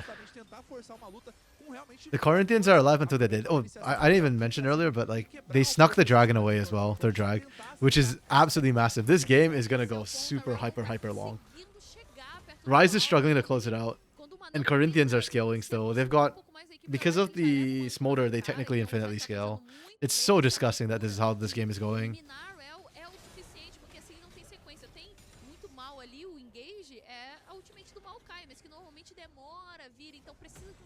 Precisa que alguém já esteja lá na frente segurando a equipe adversária. Então o Manel, que ficou com essa responsabilidade, não está conseguindo ser efetivo, mais uma vez, pelo bom trabalho da equipe da Rise, pelo bom trabalho dos... Okay, speaking of standing desks, I just raised my desk. Go ahead and mute it for a second while I turn the motor on to raise it. Got to do that again last game. Ooh. We go taking damage. Okay, both top laners are away. Makes doesn't have TP, so... Oh, Manel's already lost half his health. That's not his fault though, to be fair. This one's not him hinting. He's just eating a lot of poke, which can't be helped. It's just painful to watch him lose half his health before the fight even starts, because, yeah. He kind of needs his health to do stuff. Yeah, Tyron's winning the 1v1. Huh. That's a surprise. That's actually massive that Tyron's still winning the 1v1. Okay, third Drake goes over. A lot of regeneration. The Drakes themselves, the individual Drakes are less important than the soul. It's more that if they get the 4-stack of soul and the regeneration while fighting, that's what's going to makes unkillable. The in-between regeneration is... It's good, but it's not the end of the world. Like, Corinthians are looking to force fights. Damn, even Annie's looking kind of tanky right now. Almost 3k health.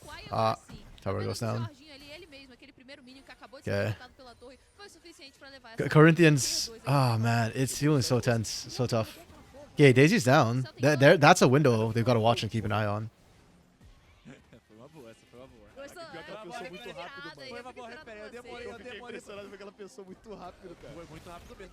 Okay, Baron started. They know. They've got vision from Scuttle.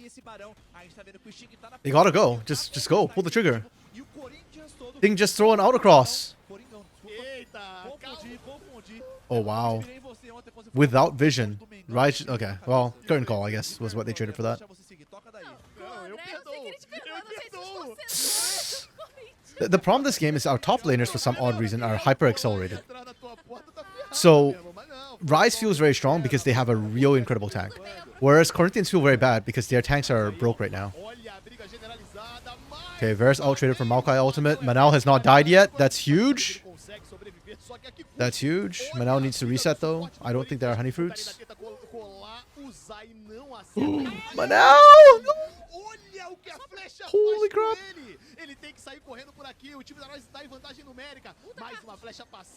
Okay, this lethality build for Aikawa is doing so much work as well right now.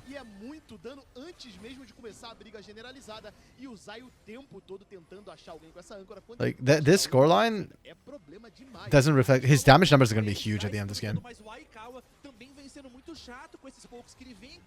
I have no doubt of that.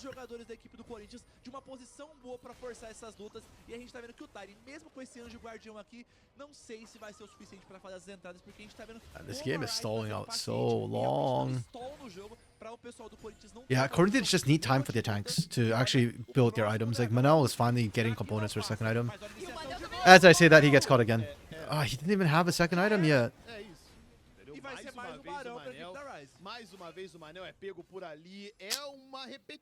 Well, Curtain Call is back up again, and you can tell that Rise is kind of scared to do Baron in the face of Curtain Call. Because if Makes doesn't perfectly body block, then Yeah, the amount of damage that Trigo can do to the squishies is disgusting. Heck, yeah, Day 2 is a squishy. He doesn't have a lot of resistances, so his health bar is kind of fake. Mas fica sempre essa sensação de que o Corinthians está correndo um pouco atrás, tentando se garantir de alguma forma, tentando lutar contra todas essas desvantagens que a Ryze Okay, nice quick takeaway from Tyrion. Essas Rapid fire jogadas cannon. são tantas vezes na partida que a equipe da Ryze pode até já patentear, né? O Zai alcançando mais uma vez o Manel com essa âncora que já morre 8 vezes. Realmente não tá sendo um trabalho pode pedir fácil. 3 músicas, né? Aí pronto. Sting just barely dodging out. Sting's been dodging those hooks really No well. sentido das mortes, realmente tá By the complicado, barest of e cada vez margins. fica pior pra essa Rel, que não consegue ouro, não consegue se fortalecer mais em armadura, em vida também, e vai morrendo sempre que for pega. Agora, On ele já what tá was supposed to be the contando shortest day, bastante we've had 2 of, I think, our com longest games. com o Barão. É o que acontece, a dança pra ver quem I love consegue it. jogar tiro primeiro e fazer seu Teams just tiro. refuse to give on. Destacar muito bem que se a gente for dar uma olhada na They wanna make placar sure de it's, visão por like, parte da it's equipe worth. da Ryze, a gente vê quanto o placar de visão deles em comparativo Okay. de rota a rota é superior à equipe do Corinthians, porque a gente vê todo o esforço que eles Oh no, I was already down to half health again. para conseguir achar esses engages que o Zai vem encontrando e conseguir ter um bom espaço. Mas agora falando em engage, o Barão foi iniciado e a Ryze vai buscar ir pra cima. Okay, they are just melting it. We're late enough the game that's just shredding. Yeah, they're just using the Maokai ult to dissuade. Good flash from Maleko. That's so clutch. That's so clutch, that's so clutch. I'm sweating right now. But Ryze get soul for this, right? Surely they get soul. Yo, David is slaying Goliath. If they get soul, I think that's better than Baron for them. Corinthians have to stop both. 25 seconds on Dragon. Ryze are in the area. Did they have wards though? They don't have wards. Because, yeah, nowadays nobody holds yellow trinkets and nobody has control wards. Zai has, I think, 1 ward left in his inventory. Yeah.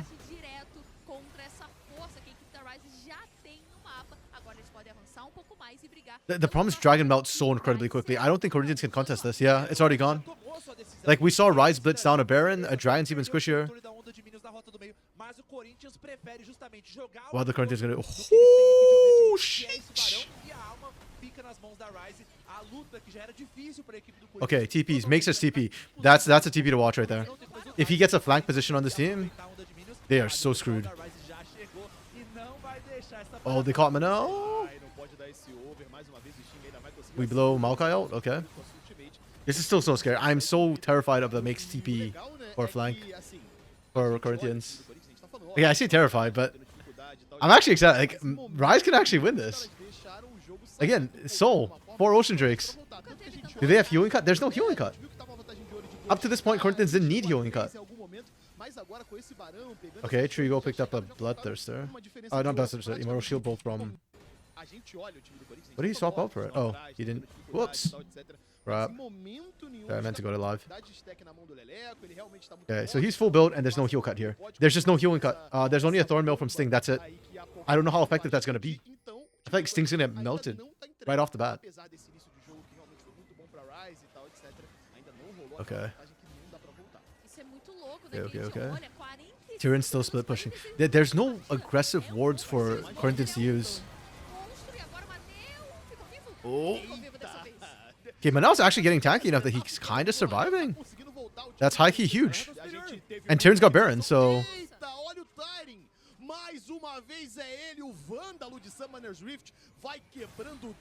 He doesn't get the inhibitor, but he's drawn 2 away. Can they get the slow on him? Oh, they got the slow. He's got no more flash. He can't get over the wall. The snipe until they answer back. And meanwhile, Tyrion's still buying Eternity in a day. No, Ryze can't be losing like this. Not like this. After everything Ryze did. Is Baron still taking? Baron's still taking. Wait. Yeah, it's one off. Okay. I should remember what the Baron timer was. Wait, I think they lose the turret, but they should save the inhib. They can hold the inhib, right? Right? There's no TP ward for makes here. Oh, they can't even save the inhib. I mean, they're willing to fight this because it's only Annie. Oh no, not like this! No way Rise lose like this. The shield, it's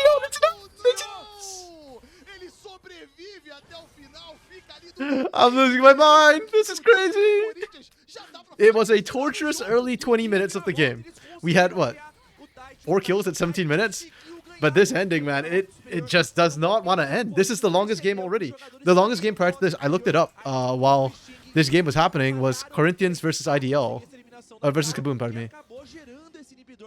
And under the IDL name for some odd reason. But yeah. And that one was 47 and change. We are now breaching 48, so this is longer now. Damn, this is crazy. This is actually crazy. Ooh, boy. Até que o Corinthians tomou o risco, fez um barão rápido, conseguiu se defender e pegou um abate muito importante na parte inferior do mapa. Como vocês falaram, o trabalho do Tyrion também fenomenal para conseguir. Yeah, surely it's got to be Elder that decides this game, right? Like even Baron is not enough to end this game. Acabou fazendo com que esse Varus fosse abatido. Where's Tyrion going? If anybody gets caught, whether it be Tyrion or Manel, that's probably GG. And I feel like the poke that Tyrion can lay down right now is kind of irrelevant. Quadruple Ocean Soul is just going to ignore it. Ooh, damn, that hurts. In a way, Rise did a good thing by not giving over the Ocean Soul. If Corinthians had the Ocean Soul, it'd be even worse for Rise than it is for Corinthians. Because right now, Aikawa's doing a lot of work with his poke. Yeah, if they could just regenerate that poke, then that lethality burst would be utterly easy. But instead, Aikawa's doing like a crap ton. He's getting so much value right now. I even like the fact that he's buying control wards. It might be better for Aikawa not to buy 6 item and just get control wards. I don't know, it's kind of a weird situation, but I think Vision right now is king and is the biggest thing for both of these teams, really. Corinthians has been playing this game with like muted Vision most of the time. Their division's almost always defensive. Here, same problem. You can see the pings coming down. They're looking to backdoor. They want turn to backdoor. But they need the right angle. Annie went and called the wave. Okay. If Annie shows them this, they should try and find something here. Like, at least blow his TP. Because if it makes... Oh... Zai's just a better support. But Mano's tanky, you know? Zai did better, though. Oh. Wait, what's the execution threshold? The execution threshold is still really... Considering you got 541 stacks, that execution threshold looks really small still. Like, it doesn't look that significant in a 50-minute game. Maybe Smolder isn't the late game Thanos anymore.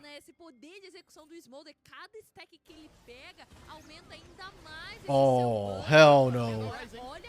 We are not doing that. This is a... Okay, yeah, that was just... That's a Hail Mary and a half. Oh, Aikawa melted. Damn. And makes blue TP. Oh no. Wait, this might actually be game for Rise. Not like this, guys. Rise did so well. Rise. They were so close. Yeah. Oh yeah, Annie's TP too, yeah, because he TP first. Oh.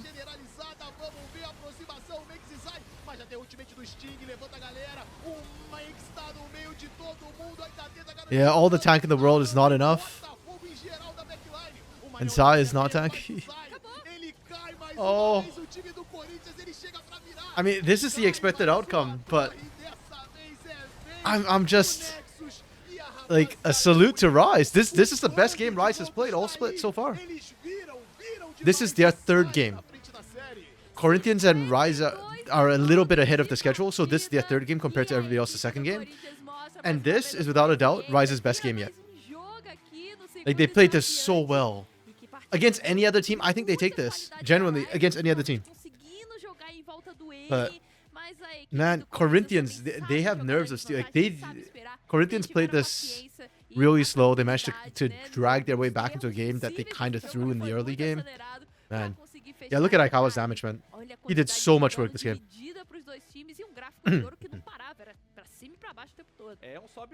Okay, the three players who really stood out to me from Rise was Makes, Aikawa, and Zai for very different reasons. I think all three of them were like MVP potential candidates if they won, but they didn't. For Corinthians,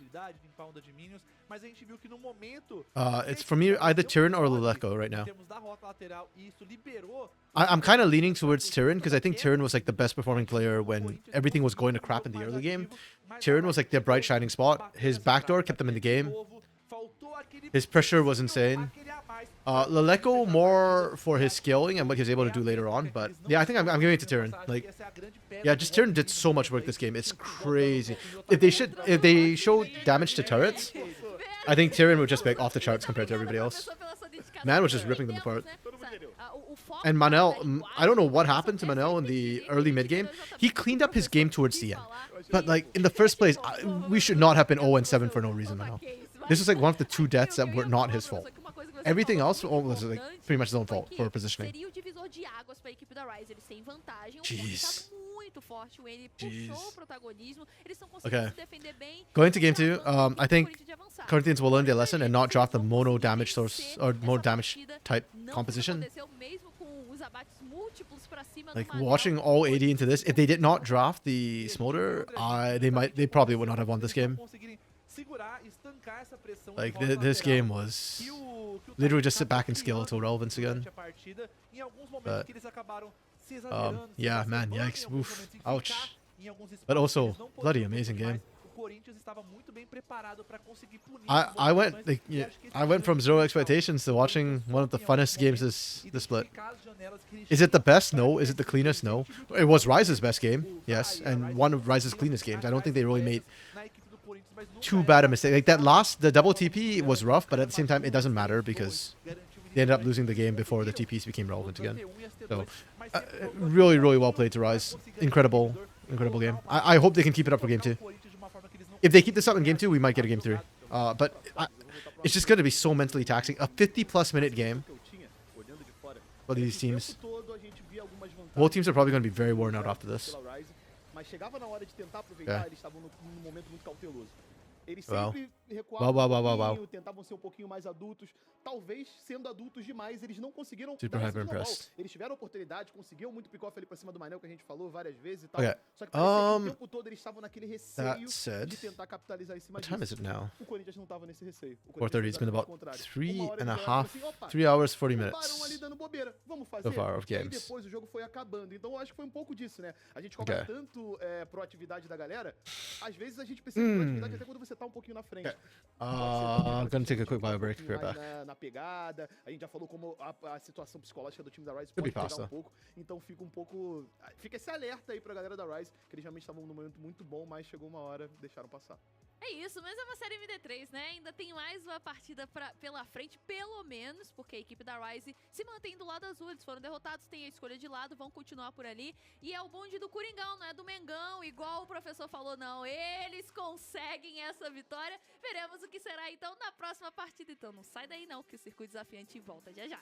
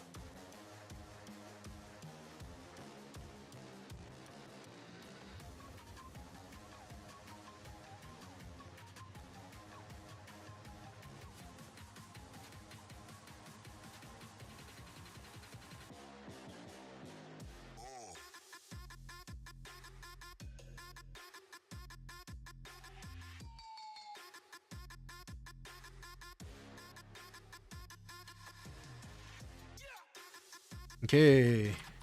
Said quick one. Game 2. Hello, Dark Knight. Welcome. Glad you could join us. The games have honestly gone way longer than I thought. You just missed an absolute banger, by the way. Like, actually insane series. So how was your day? Oh, man. I'm not even upset they're taking a longer break for this game because the game 1 of this series was a 50-minute game. So, yeah. It's absolutely nuts.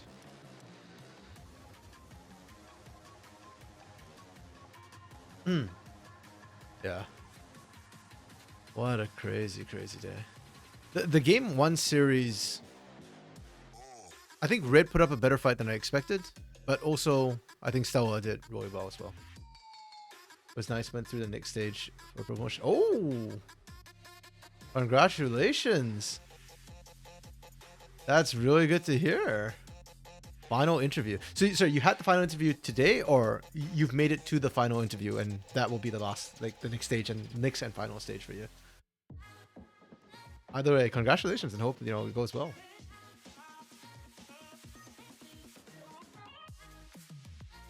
Oh yeah, this Rise Corinthians game, Rise truly rose up to the occasion in this case. Made it to the final interview. Okay, let's go. Truly is a good day. Good games, good news. What more can we hope for? When's your final interview?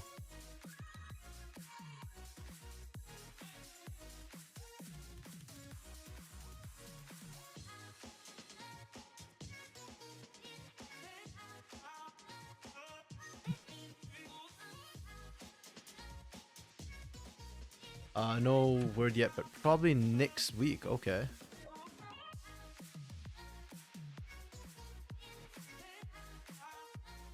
Okay, that's good to hear. Maybe we'll hear good news too next week when we watch the next set of CD games. But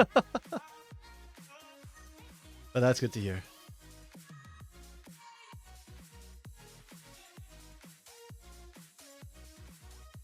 Oh man.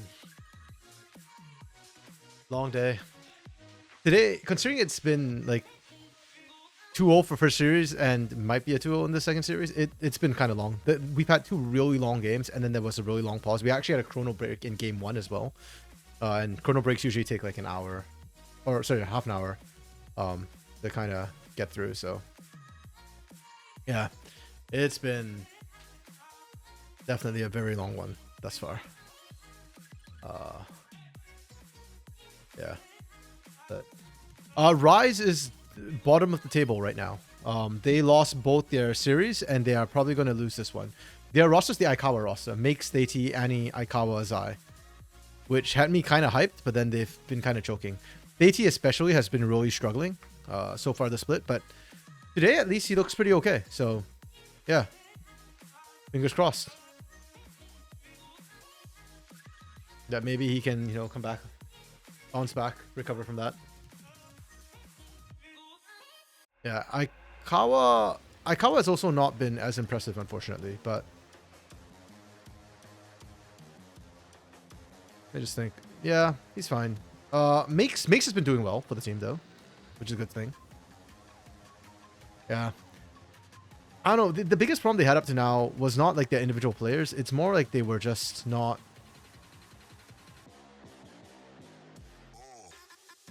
I don't know, they were just like weren't doing anything.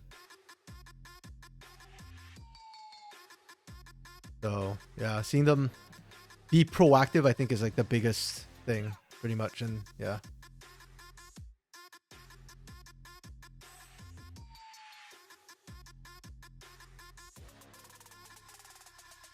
Yeah, but they were very proactive against Corinthians. They did stall out in the mid to late phase, but I don't know how much of that's them versus just the skilling that we're seeing come through. Yeah, at least it's, yeah, losing against Corinthians is nothing to be ashamed of, I think, right now. If anything, they've actually had the closest game against the Corinthians that we've seen so far. So yeah, they actually could have taken that game. Because I think have Corinthians even lost a game yet? Let me check. Corinthians score is 4-1. So they did lose a game. Okay. Oh, what's the Kaboom? What was that? No. Who did they lose the game to? Yeah, it was against the Kaboom. Okay. Yeah. That makes sense. I think Kaboom's Hassan, so it makes sense that Kaboom throws a punch or two that might catch him off guard.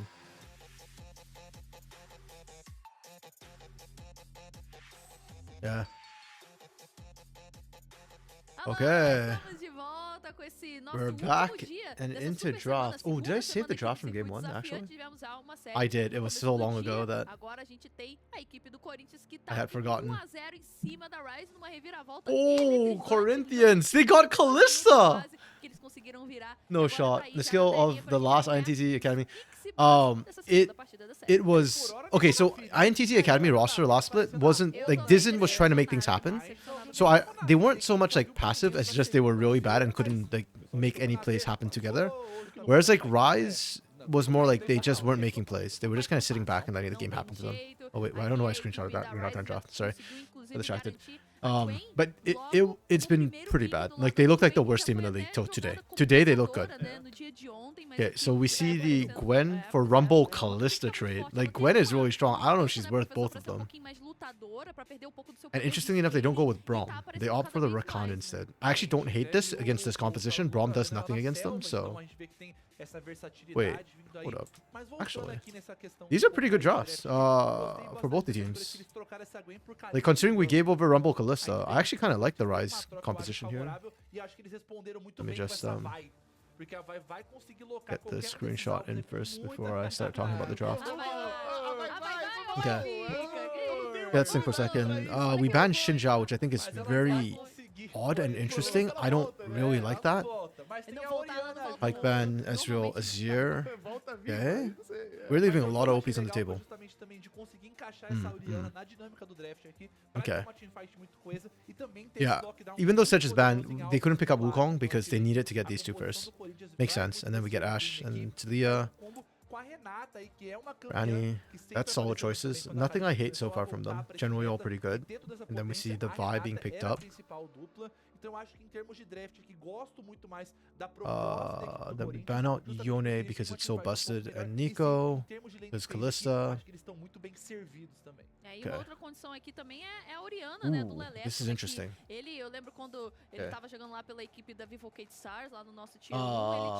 I don't know if Corinthians can stomp this, to be honest.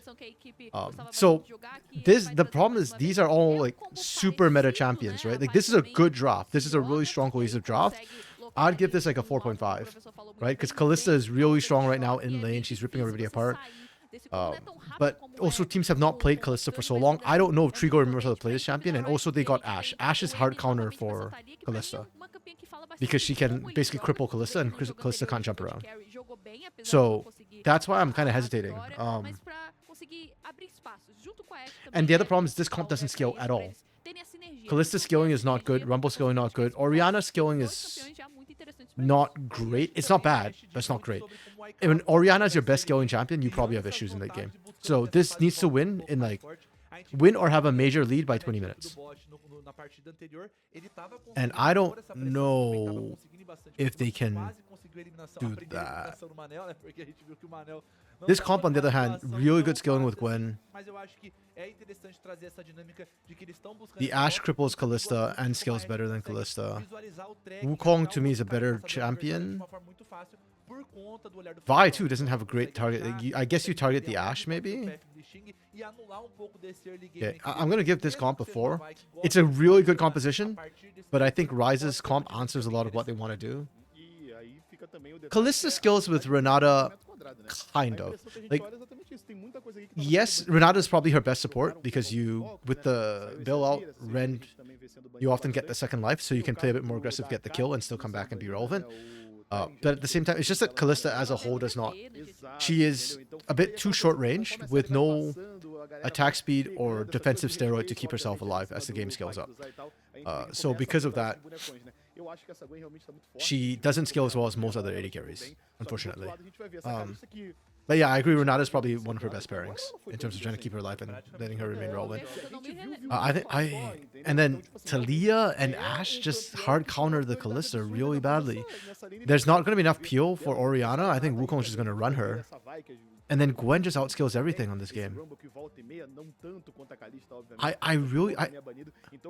This is okay, maybe I'm crazy, but despite getting Rumble Kalista, I think Rise have like a really good composition. The only reason I don't give them a 5 out of 5 is because their early game is really weak. Gwen will struggle into Rumble in the 1v1. Like Rakan Ashe will be fine into the Kalista, will still be good. But jungle pressure, Wukong needs to wait till 6. Vi can gank this lane, and if Vi ganks that lane and sets the Ashe behind, then Kalista can win. Orianna does well into Talia as well. So the early game favors Corinthians. Corinthians needs to stomp. They need to close out. Yeah. Yeah, exactly. There's just a lot of Kalista answers here. You don't even need to use all 3. I think Wukong is best served going after Orianna and just let these 2 handle the Kalista. Like, there's not much they can do. And it's very... If Rise can survive the first 20 minutes, they win the game.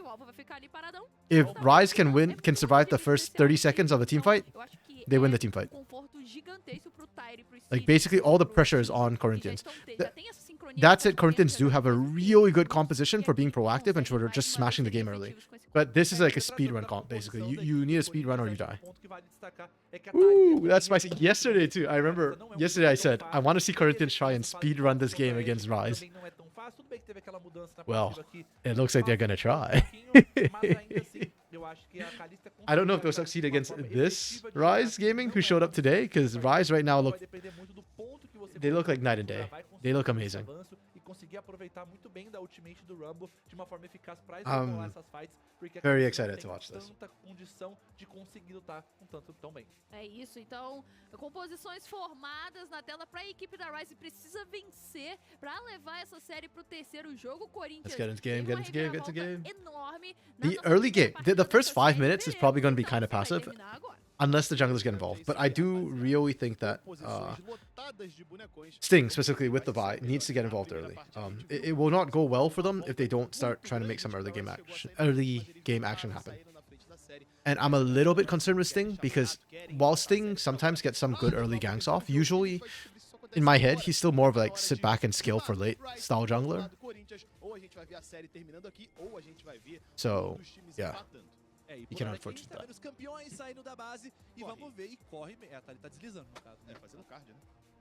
How ironic that I've said this multiple times, but it just I cannot believe how wrong my expectations were. I thought today would be like the worst day we've seen so far, but today's been actually one of the best games. The first game was not great though. The first game of the day was not great, but 2 out of 3 is really good.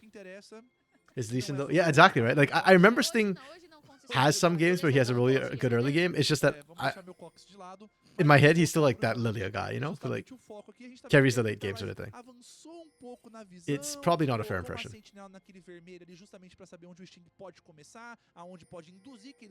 Does everybody just remember events in terms of like, oh, they beat Pain. They beat Pain before. They beat Pain on 3 different teams. Like, is that how people measure stuff? Like player stats in Brazil? Like, who was it? I think it was it Redbird who has a stat of like the only player to have beaten Pain on 3 different teams? And Loud's like claim to fame more than the 3-peat was the fact that they screwed Pain repeatedly how many times?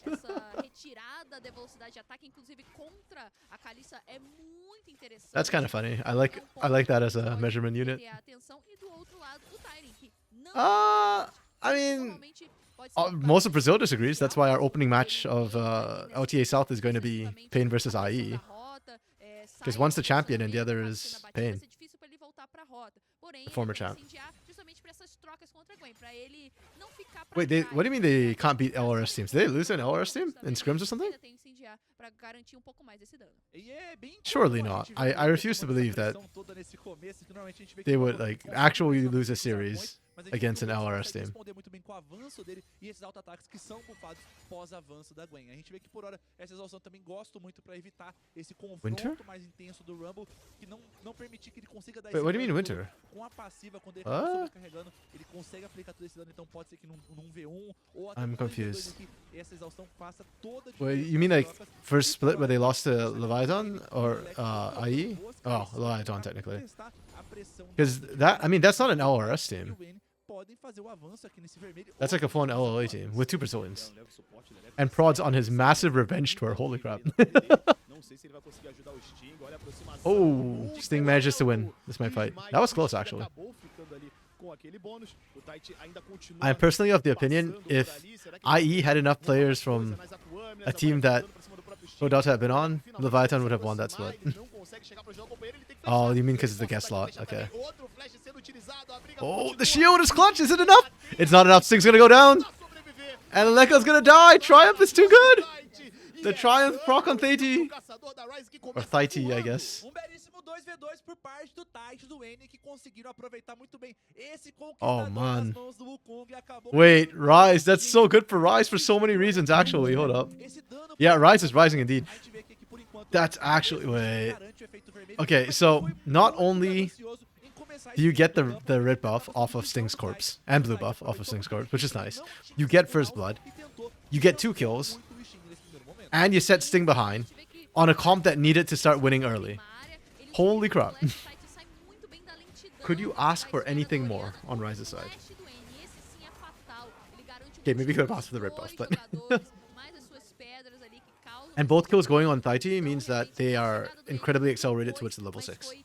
That's nuts. Dark Knight, I hope you didn't put your points on Corinthians, because... Or you didn't put all your points on Corinthians, because this is an ugly start. For Horizon.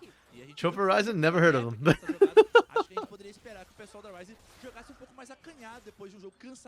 When they changed their name, they were dead to me. No, I'm kidding.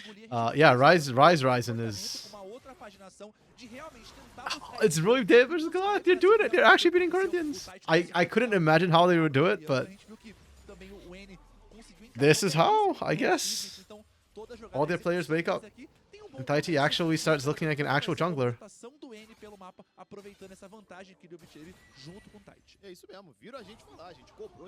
I'm actually a bit surprised that Makes is winning out this lane against the Rumble. I thought Rumble wins that lane, because you can't really dance around the Rumble effectively as a Gwen. And you actually play in his range for most of it, so... No, I haven't watched the TL promo video yet. The 20 coaches versus... Wait, that you know, are you talking about the 20 coaches, Reddit coaches versus Spawn video? I haven't seen that one. You said you put your points on Rise, but no Gambas and no points. Oh yeah, I don't have points. Do I even have points in this channel? I don't think I have points in this channel though. Oh, I do actually. Okay, yeah, I haven't watched it yet. I heard really good things about the video though, so I kind of wanted to watch it. But I just haven't had time to get around to that one. Oh, he's the first one. I know Hawk was saying that he actually found it really hard because he didn't really believe the take he gave. Like, he just gave it like for the content, basically. So, yeah. I know he said that. I don't know what his take is though, so... yeah, it is kind of scripted. I think the takes are their own, but yeah, Hawk's one was given for content more than anything else. So. I heard really good things about like how Spawn was very good at communicating his thoughts, and getting his point across. So. Some of the takes are hot takes, Dark Knight. Not everybody did it for the content. I mean, Hawk has always been a content guy, right? So. Oh, I didn't even see the exhaust that Makes is running. Okay, that's why Tyrion was losing the matchup.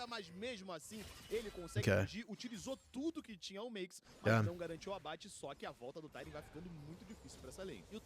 Yeah, actually really good summoner. And Tyrion took Ignite too, so he doesn't even have the option to get out of lane. He just has to play into a really tough lane. And the exhaust is really going to screw him, not just now, but in later team fights too.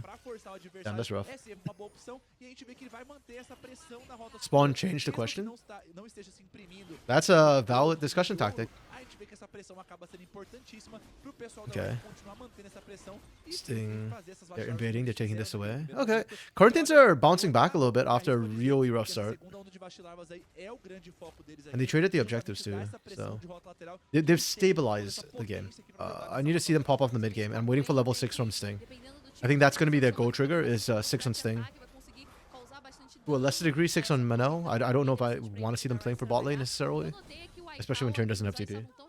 Que tiveram que utilizar o E da Ashe ali na sua própria selva para entender por onde a equipe do Corinthians estava andando, que de fato o Sting estava lá. Actually, how long is the video, Lunar? If it's not too long, maybe I play it after CD. Felt like a pro choice. I mean, it's valid to like. I think it's on whoever asked the question to call out spawn on changing the question, right? If he can change it well enough that nobody catches it at the moment, then I think it's a valid tactic. But for sure, if you're actually looking to have a productive, fruitful discussion, then changing the question is kind of not acting in good taste. Good faith, pardon me. But for content, sure, we take that. 20 minutes. Wait, so Hawk got like a quarter of the video? Nice. Okay, 20 minutes is a bit too long though. Okay. I will watch it probably tomorrow, probably, but yeah, I'll just watch on my own tomorrow, probably then. It was like kind of short. I don't mind just playing it. Probably could have played it during like in between games. I didn't think about it. We could have played during all the pauses, especially the first Chrono Break one. That was like half an hour. Oh, good flash from Tyrion, and he gets a Cyclone out of Theti as well as makes his ult.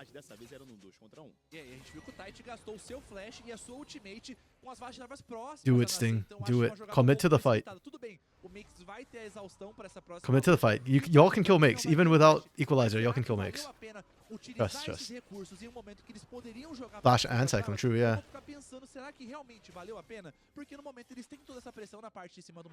Yeah. Okay. The gold gap was 1k. About 3 minutes ago. They have nullified the gold gap effect. They've shrunk the gold gap into basically half. That's good for Corinthians. But I'm still waiting for Sting to get his first ult off. He's level 7 already. And every single lane he can ult. Like every single lane is great for the buy. Oh no, please don't get caught, Sting. Okay. Ooh, Sting lives.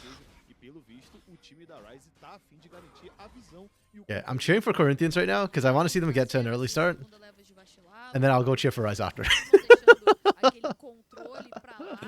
I just want to see a good game. And if Corinthians can't get started, this will be pretty one-sided, I think.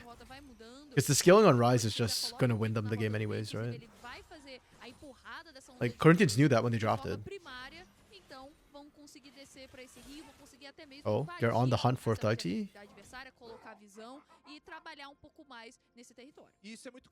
At this point, I think you just do drag. There's no point just dicking around for so long. Yeah, there we go. Just start it up. Oh, now you peel it off. You see the TP? Yep. Arrow through the uprights. Field goal.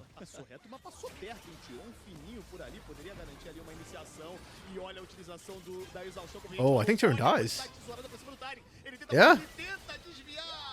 No, why did you equalize her? It's a waste. Okay, Makes on Gwen is starting to give me Makes on Darius vibes. Where's 4i4 to share Corinthians? 4i4 is busy, man. We were actually supposed to pass the stream off to his channel. Because I am going to have a lot of IRL work coming up. But he's been busy, so unfortunate. I told Lunar, but you can do it too, Dark Knight. Go bug 4i4. Tell me I'll miss him. Come back to tier 2. Yeah, his favorite Corinthians are playing. He's not even here.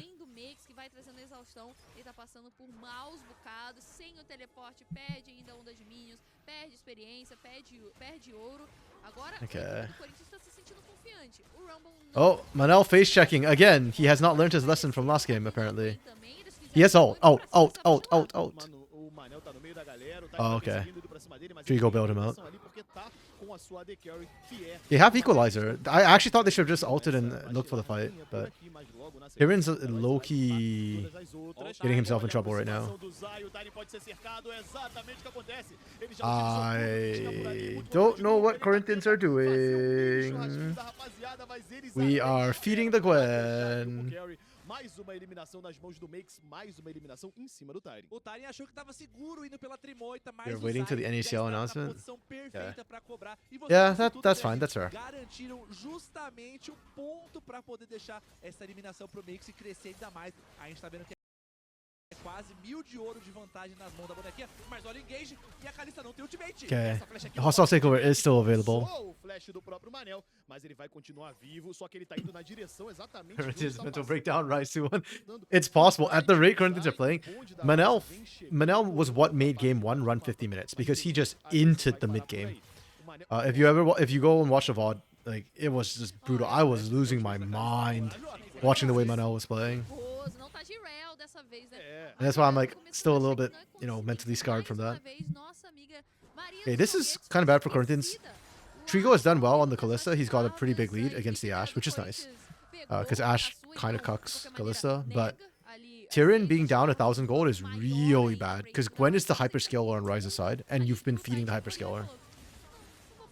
She's going to be the big reason that Corinthians can't play the mid to late game later. Minha cabeça é só porque ele queria ter tempo na frente do mapa e ele já garantiu, já que ele já sabia que ele não teria essa proeza de força mais adiantada, então acho que pode ser por esse motivo, também pode ser pelo motivo de ele querer tempo no mapa e tá um pouco mais adiantado, mas como ele fez 2 partidas seguidas. Yeah, and Sting has yet to throw his first gank, his first ult gank anywhere.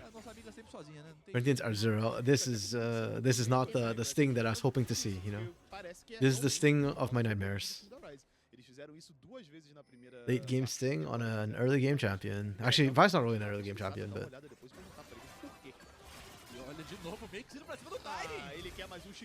damn, bro, she didn't even burn exhaust this time. Tyrion's just getting bodied.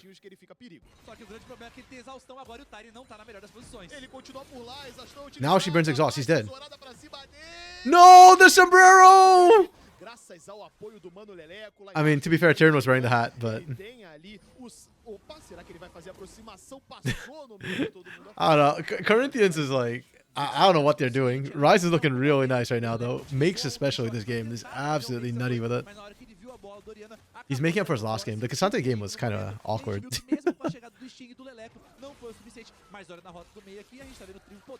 Okay. No?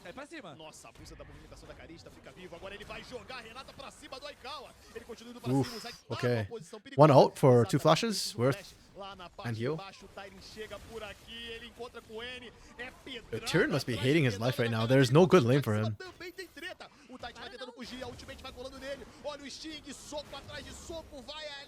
Oh, the solo from Sing. Solo bolo Corinthians, they're hulking out. It despawned. Yes. Okay, they deserve that though. Y'all left it so damn late. Zai almost took that. 18 health.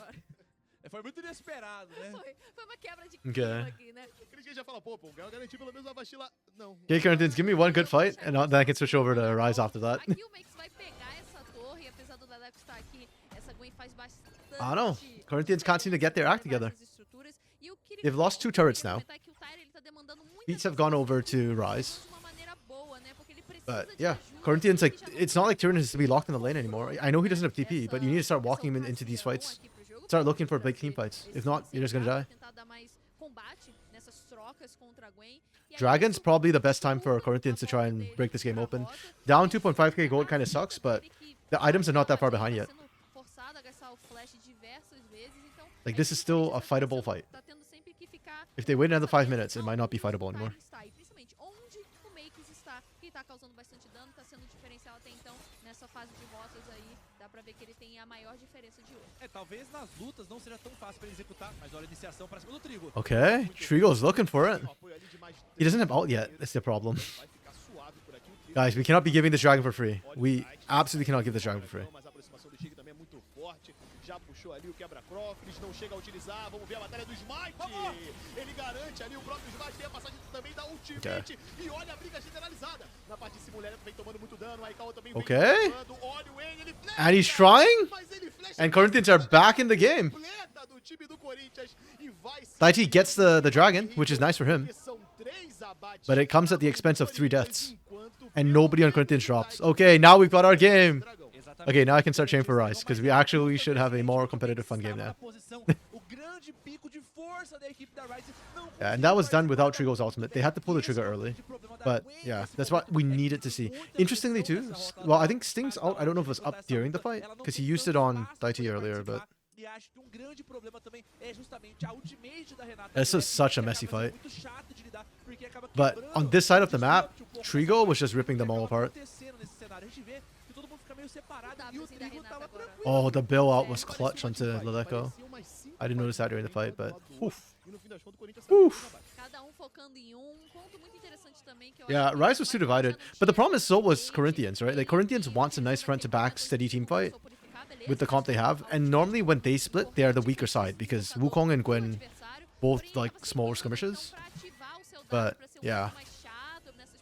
Just the way they split got really awkward for Rise.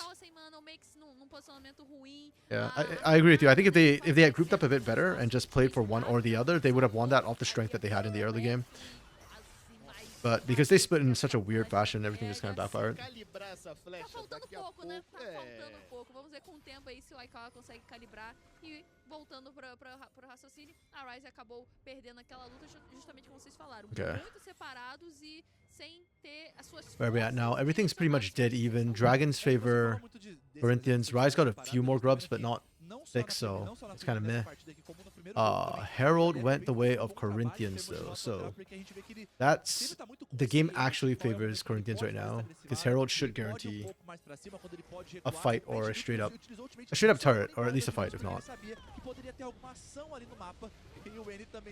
And he just disengaging.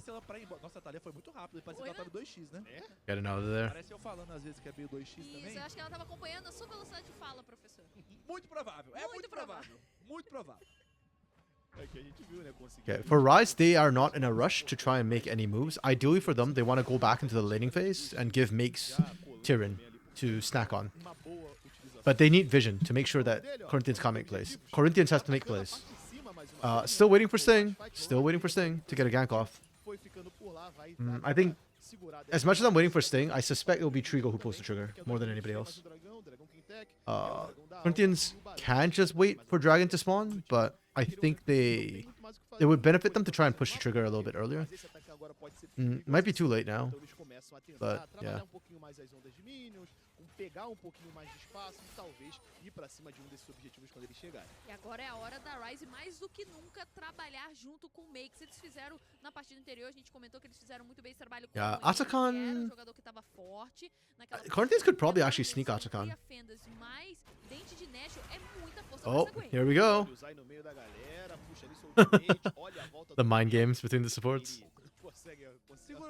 They trade 2 ults for 1. But the Enchanted Crystal are such a short cooldown. Oh, did they catch Trigo? They caught Trigo!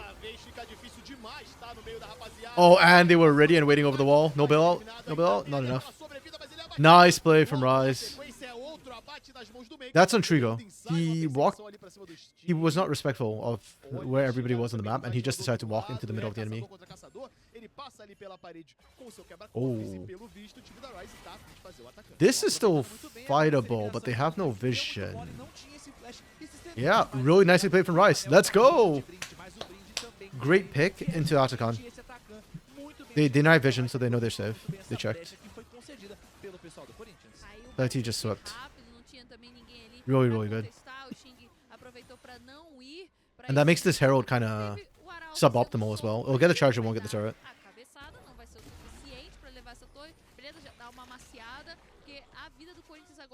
So no gold boost for Corinthians whatsoever. Just set up for a future turret take. Menos de cautela, né, que a gente achou que eles estavam bem cautelosos na partida anterior, agora eles já estão arriscando um pouco mais, e com esse buff, pra mim, é o buff da coragem, né, beleza, a gente pode arriscar, porque qualquer coisa a gente volta, apesar do nerf, né, depois no atacante agora... And Ryze can just kind of rinse and repeat. They just have to be very careful around this dragon fight. If they can get vision control, they're trying right now, they could do this. Yep, time is ticking. Ryze is indeed winning. And they also still have all the engage options, right? They've got the Enchanted Crystal Era. They've got Rakan. Corinthians have engage options. Theirs just takes longer is the only problem. So they need to be looking for it, actually.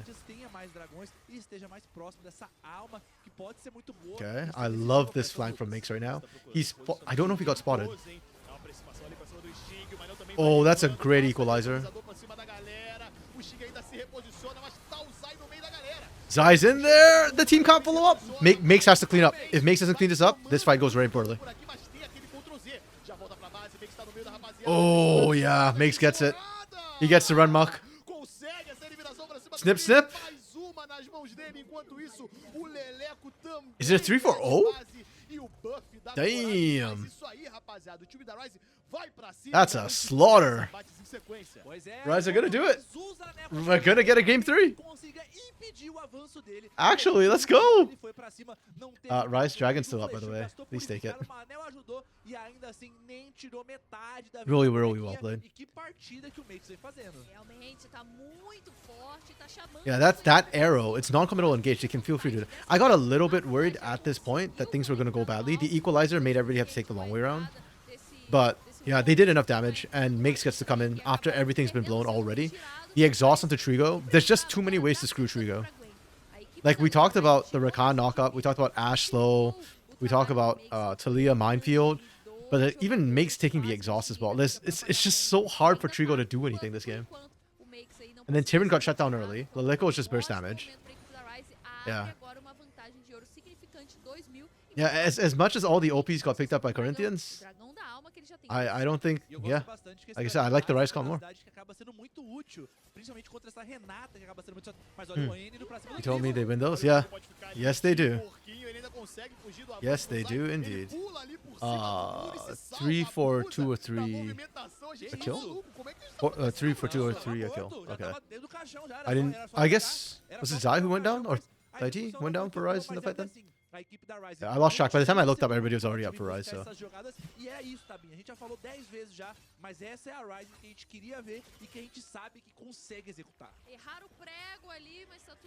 Okay. Pressure's on, Corinthians. What do you do? What miracle are you looking for? Are they looking for a Baron melt? They could kind of do it. Yeah. That's so risky, man. I mean, they do it quite decently fast, but... Oh, shoot. Makes got caught. Ooh. That's kind of bad. That's kind of bad. I mean, they can still fight this. It's still doable, but without Makes the threat's a lot lower.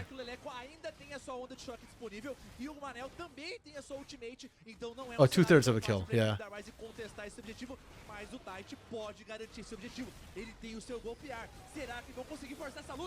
Yeah. Oh, the equalizer's good? The hostile takeover does Jack? Man, this is so hard for Corinthians.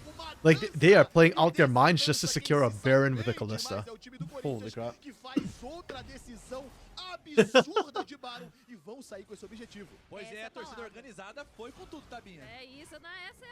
The wall is not up, though.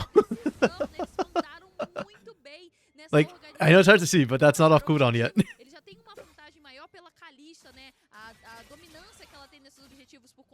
Yeah, with that, Corinthians just bought themselves a bit more time. It's still rough though. The skilling's still not matching up. The struggle to kill Makes was is looking a lot easier for some weird reason. Oh! Oh, 2v1 and Makes still finds the kill. Not gonna lie, I thought for a second that Tyrion was just gonna melt him, but yeah, no. Gwen's just doing Gwen things. You can't see. Oh, okay. Fair enough, right now. Yeah, even on my computer, it's like really hard to see. I wish the alt timers were bigger. They're a little bit hard to see sometimes when they're near coming up. But it doesn't matter. Rise are still pushing in. Rise are still strong. That's why I said like Corinthians just bought themselves a bit of time, but not enough, I don't think. Like even with Baron buff, Rise is matching the split push.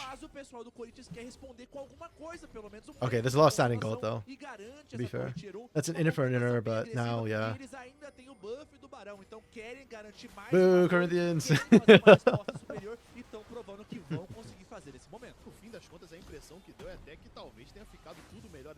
Okay. I think that's probably all the action we'll get for a bit. Then the teams are just going to reset right now. I don't think Corinthians can set up for another Baron push, but they got 3 turrets off the push, which was really good. Rise answered back with 1, because there was no other easy turrets for them to take, unfortunately. They're down 1k, but they're still in a really, really good position right now. Really solid position.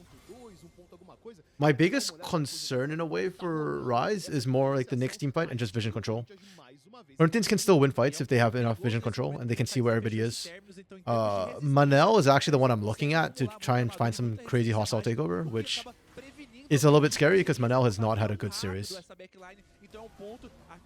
Oh, we are cycloning on a singular buy. It works. 2 ults for a kill. And Makes is about to clean house again. Ooh. Oh. It's a wipe. It's GG. Okay, well, it's not quite GG. They don't have the mini wave. It's too early, but still. Yeah, that right there in a nutshell is what Rise is going to do. The Corinthians.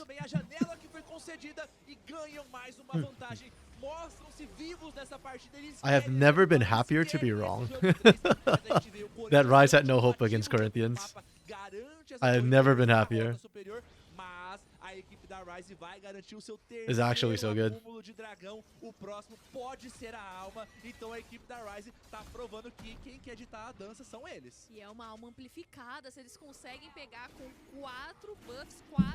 Man, with Chemtech as well, Makes is literally going to be unstoppable. Just going to ignore all the CC, just charge right through. Gwen is perma-immune. Não, peraí, o Corinthians está aqui avançado na minha rota do meio, com menos um jogador. Não, a gente vai pra cima. O Makes ainda nem tinha a sua exaustão, tá voltando agora como a gente consegue ver na telinha e foi pra cima, buscou o abate. 7 abates já nas mãos dele, tem o Rabadon, tem agora também a ampulheta de Zônias ali, né, a primeira parte desse grande item que já vai ganhar, vai garantir pra ele uma sobrevida, então é muito impactante essa presença do Makes no jogo e agora o Corinthians vai ter que suar pra conseguir parar essa Gwen. Exatamente, e acho que o grande ponto foi que quando eles conseguiram essa eliminação em cima do Makes, foi uma situação que o Makes estava exposto demais e acabaram conseguindo locar ele com todas as habilidades. E olha, não acho que seja fácil. Tyrion is very far away. Weaver's wall. Okay, they cut off Trigo and Manel, but no follow-up. Falou das Zônias vindo nas mãos dele. O Makes também tem a armaguarda da caçadora, então ele vai ter também o mesmo. I kind of wish they had just waited for the enchanted crystal arrow rather than burning that Weaver's wall there. It'll be up for the next big play, I think, but just, yeah. If you had saved the Weaver's wall, Makes can push up with more impunity, because he knows that he's got coverage, but yeah, it's fine. Yeah, games kind of just slow down a little bit because there's less objectives for teams to fight over, and neither team is... Like, just trying to push in head first is a bad idea for Rise. That's how they throw the game. So, they're just waiting for objectives, which I think is the right call.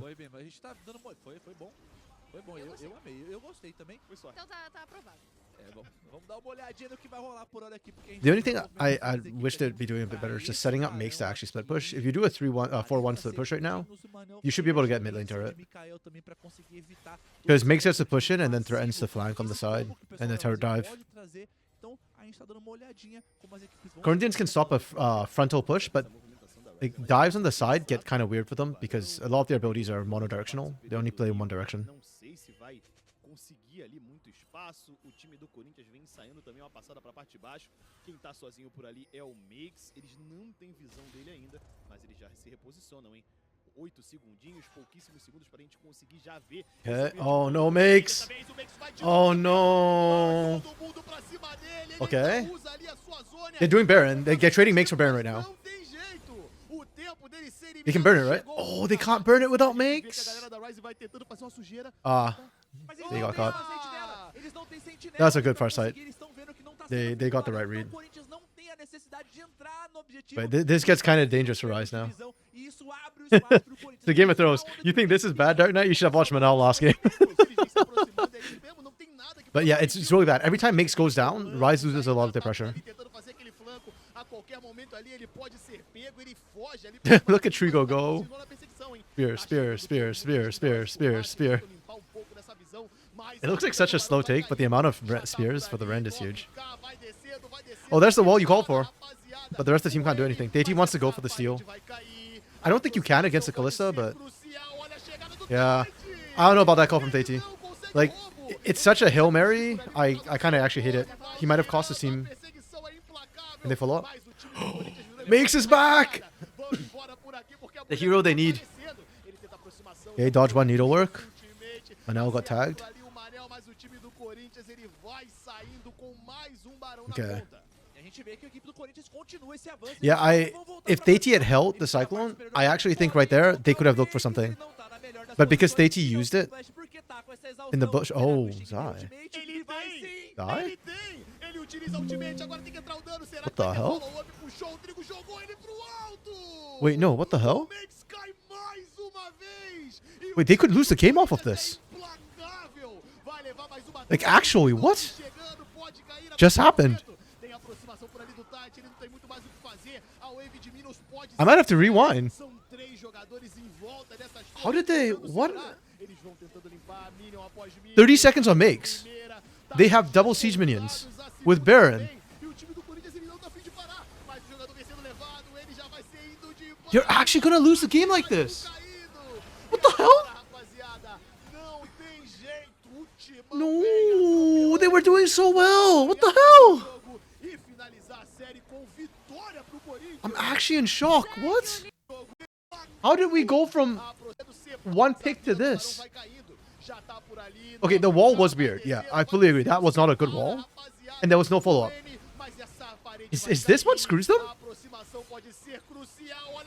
DT goes in, Cyclones when there's no chance of getting it. So they don't have that. Makes TPs in. How did Zai get caught as well?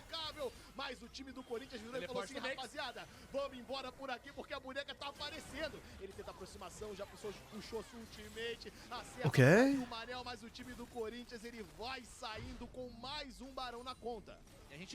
I swear, if Zai just dies because he cleared a ward... oh, make sure just run. Freaking Zai got caught too. Oh my goodness. I can't, dude. I can't. Like, what the hell is this? I'm sorry. I don't know, man. I can't believe this happened. Like, this is the expected outcome in the worst possible way. I'm glad you didn't gamble at it. Like, holy crap. Corinthians should not have won that game. Let's be fully honest. That they did is, I think, it just speaks to how good Corinthians is and why. Yeah, I just think Corinthians is they are the team to beat right now. They are the GOATs. Yeah, I don't know. Like, how do you? Like, that's actually crazy. Like, holy crap. I'm just in shock at the ending of that game. That's nutty. Like, okay. Who do we MVP for Corinthians? I mean, I don't even know. Like, this game was so weird. Who do they MVP? I'm actually really curious about who they MVP. Because I don't... Looks like a win Prime Loud. Actually, even game 1 looked like a Prime Loud win. Like, where they just stalled the game forever and ever and ever and ever. And then, like, just barely clutch it out at the last second. Like, from just outscaling. and team fighting. But this game, oh man, if you're a Rise, you're kicking yourself so hard right now. If you're a Rise fan, you're like broken down in the corner crying. Like if you're a Rise fan, at this point, you just like become a Pain fan, because holy crap. To lose like this is insane.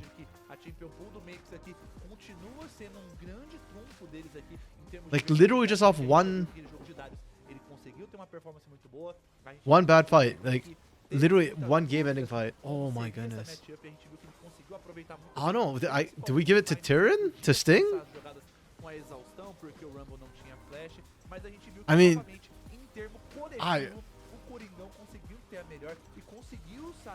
to Trigo? I mean, Trigo did a crap ton of work actually this series. This second game felt like it was Trigo or bust as a damage source. I'm just...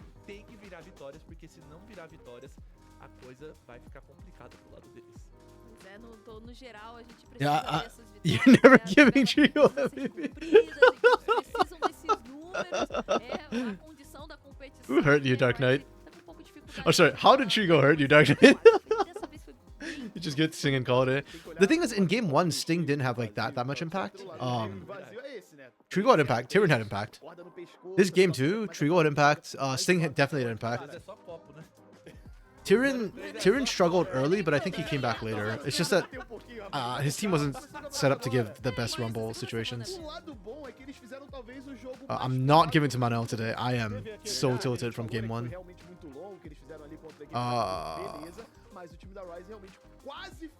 Yeah, who they give it to?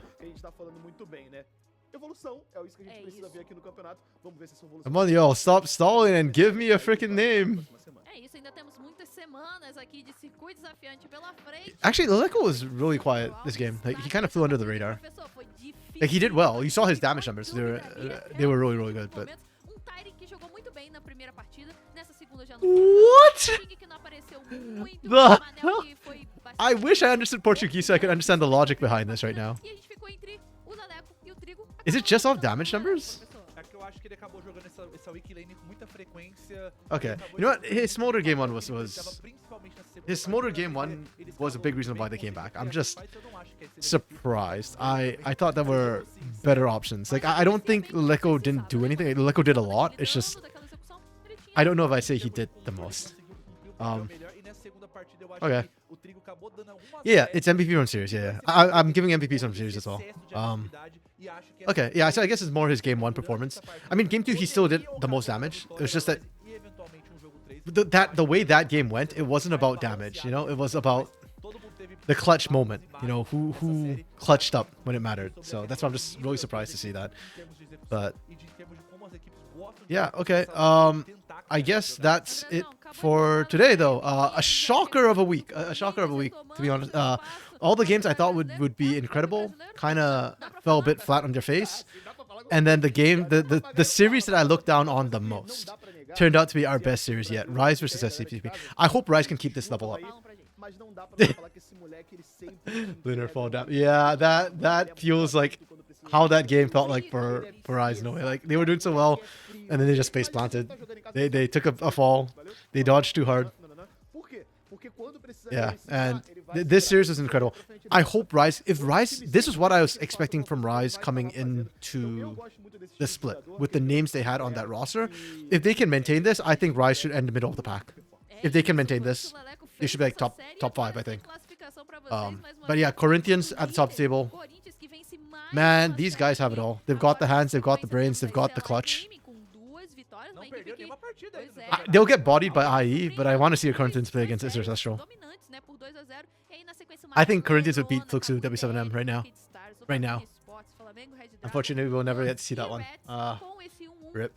Well, okay. Again, that's it for me today. I'll see you next week for more CD action. And then don't forget next week as well. Next weekend, LTA South starts back up. Very much excited and looking forward to that. We should also hopefully be recording a podcast next week. We'll see how that one goes. We're still waiting for more information. Schedule just dropped. Rosters have not been locked, but yeah. Okay. Well, no, IE's the guest spot. Not Leviathan. That's the disgusting part. So no matter how good the teams are here, they still have to play like the best team in the LTA South because somehow I use the guest spot, not Leviathan. I don't know why. It's stupid, but it's also kind of funny. Okay, peace out, y'all. Bye.